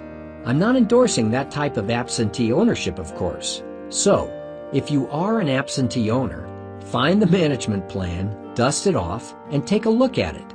You'll need this to prepare your property for sale. This entire book has trained you to view and evaluate properties as a buyer. But to sell your property, you have to view it as a seller. Remember the discussion about retail and wholesale. Buyers want to buy property at wholesale, and sellers want to sell it at retail. This chapter will show you how to have as much of your operations at the retail level to bring you the highest sales price possible. How do you do that? There are two basic methods.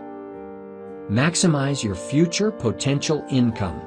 When you are buying and holding property, it makes sense to want to maximize your cash flow. After all, you want to reap an annual return for years to come, and the higher the better. To do that, you'll want your property at 100% occupancy, even if it means some of your rents are slightly below market. However, when you're planning to sell your property, you want your rental rates to be at the market rate in the area.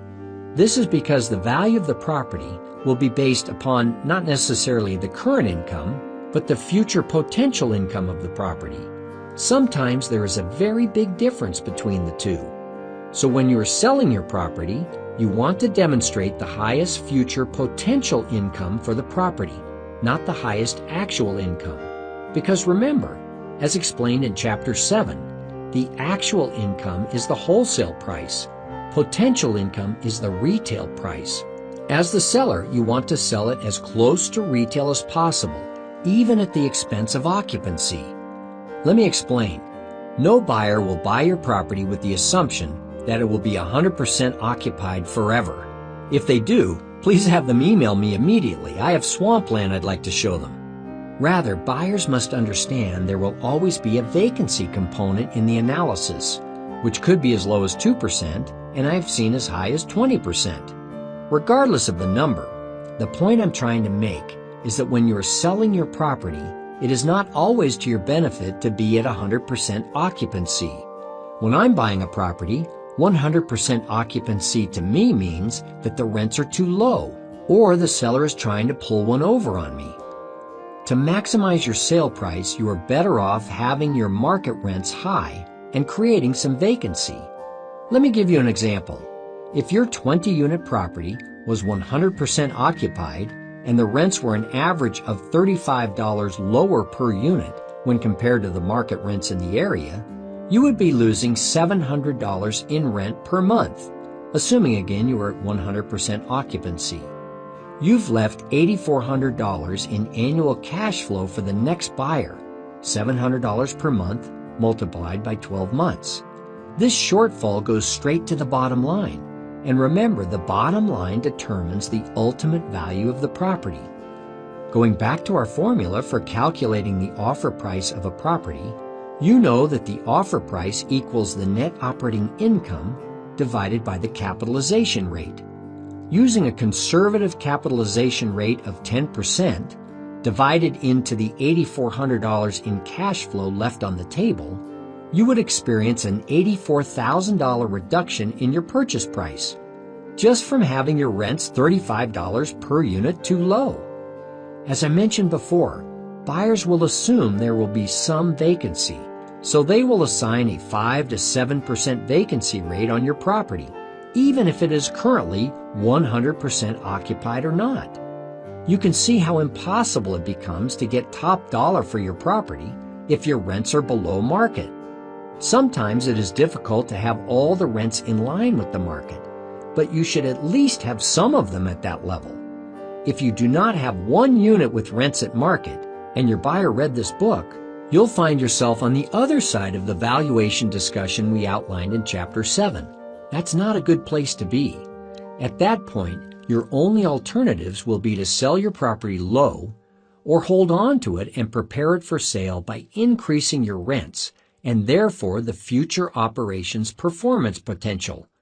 Your team members can help you update your market rent information. Management company and broker contacts will be particularly helpful. I must emphasize, however, that to be successful in this business, you need to know this information on an ongoing basis. You can see from the example we discussed how quickly a small $35 rent difference can result in loss of cash flow and loss of value. This is a business you'll want to stay on top of. Now that you know the importance of maximizing the future potential income of the property, you're probably wondering how to accomplish it. There are two ways. One, you re-rent vacancies at the market rent or retail rent. Or two, you renew your current resident leases at the full market or retail rent. Don't be alarmed if these actions create vacancies and turnover. In some cases they will. But remember, you are not managing to maximize cash flow here. You are managing the property for sale, and that means you want to demonstrate the property's highest potential income. You can only do that by demonstrating your rental units can command rents at the market level. The more units you can move to market level rents, the smaller the gap between wholesale and retail. The smaller the gap, the easier it will be for you to get a retail price for your property. Running your expenses lean. The next area to manage when you want to sell your property is your expenses. There are two kinds of expenses, fixed and variable. The fixed expenses are your property taxes, utilities, insurance. The variable expenses are management costs, payroll, administrative, advertising, repairs, and maintenance items. You'll have a lot more impact on the variable expenses, so you'll want to focus on those first. The goal is to minimize them as much as possible, not for the sake of being a cheapskate, but for the purpose of showing that you can operate the property with the lowest possible expenses. Remember, as a buyer, you will be looking at the expenses of the properties you buy and will likely be estimating them higher. Now, as the seller, you want to demonstrate the lowest possible operating expenses. In fact, when I'm positioning a property for sale, we'll minimize staff members, reduce or cancel advertising, and raise the deductible on the insurance, all in an effort to minimize the expenses. It's nothing complicated, but it can make a big difference in the sale price of your property. Look hard at the management plan you created during due diligence. Are you still taking advantage of every cost-saving tactic you outlined in the plan?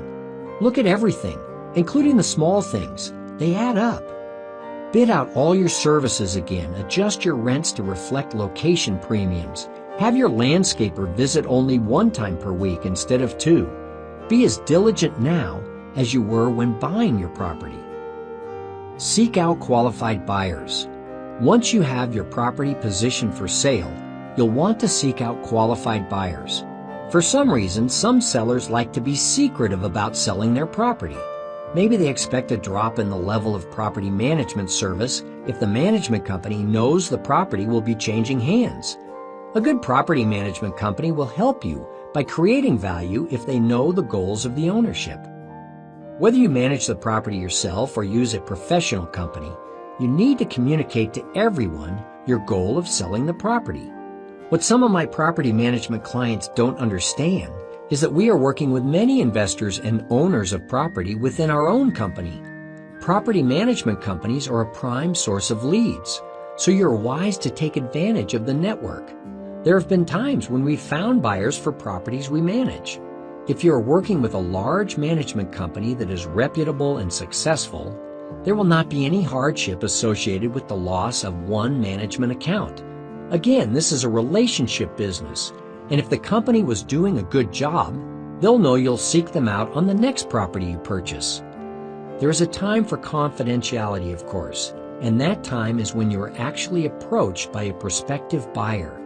You'll want to have a confidentiality agreement ready for the prospect to sign before you disclose anything to him or her. This protects both of you. What to do with your money. If you do sell your property, you need a plan for what to do with your money. I have a friend who had a small property in San Diego. Although the property was not listed for sale, he was approached by a prospective buyer. They made him an offer for a sum of money way higher than what he had paid for the property. He took the deal and decided to sell. Unfortunately, at the time, the San Diego apartment market was really hot, and he could not find another deal that was worthy of reinvesting his money. Had he known that at the time, he might have thought twice about taking the offer. To avoid a large tax bill on his huge capital gain, he was forced to look in other markets in other cities and states to reinvest his money. Now he is out of his comfort zone. He has had to quickly assemble a team, learn another market, actually multiple markets, visit numerous potential properties, all while working at another job. This deal threw his life into total upheaval, and the clock was ticking. On exchanges such as this, you have a limited amount of time to reinvest the money and declare it tax-free. He had to cut corners on things like assembling his team and even due diligence. He barreled headlong into a property he didn't know enough about, just to avoid the big tax bite. It was the wrong property, bought too high, and with a lot of deferred maintenance. It was a bad deal, but one he had little choice but to take. My point is not to slam the practices of this investor, but to warn future sellers that if you don't have a plan for your capital gain, you should not sell the property. It is easy to be lured by the cash. If you are truly a property investor, you will likely have irons in the fire and have some properties on the horizon. That's great. But if you are a passive investor with no properties in process, you may have to scramble and be left with a bad investment or a large tax liability. I would never sell a property without having at least 3 or 4 deals in the works for which I could use the money to reinvest. That's the only way to prevent a hefty tax bill and avoid making foolish decisions that will cost you money in both the short and long run. A final word. There will come a day when the properties my partner and I own will be sold, but until that day, the cash flow generated from them and their appreciation in value ensures that we have the ability to do the things we love today and in the future. There is a freedom that comes with that knowledge. It was what I was searching for when I set my own personal goal of financial freedom. Little did I know that the freedom would go far beyond the dollars. Freedom to spend time with my family. Freedom to do the things that I want to do. Freedom to share my experiences with others. Property investing, particularly buying and holding property, started out as a means to an end. But it has become something much more. It is an end in itself and a thrilling journey. Rich Dad Advisors. The Rich Dad Advisors series of books was created to deliver the how-to content to support Robert Kiyosaki's series of international bestsellers, Rich Dad, Poor Dad, and the Rich Dad series of books. In Rich Dad, Poor Dad, the #1 personal finance book of all time, Robert presented the foundation for the Rich Dad principles and philosophies and set the stage for his context-changing messages that have changed the way the world thinks about money, business, and investing. The Rich Dad Advisors series of books has sold more than 2 million copies worldwide, and BKZ Press, exclusive publisher of the Rich Dad Advisors series and the licensor of international rights for the series, will be releasing several new titles that will expand both the scope and depth of the series. Rich Dad, Poor Dad represents the most successful book on personal finance in our generation. Over the last 15 years, its messages have inspired millions of people and impacted tens of millions of lives in over 100 countries around the world. The Rich Dad books have continued to international bestseller lists because their messages continue to resonate with readers of all ages. Rich Dad, Poor Dad has succeeded in lifting the veil of confusion, fear, and frustration around money and replacing it with clarity, truth, and hope for every person who is willing to commit to the process of becoming financially educated.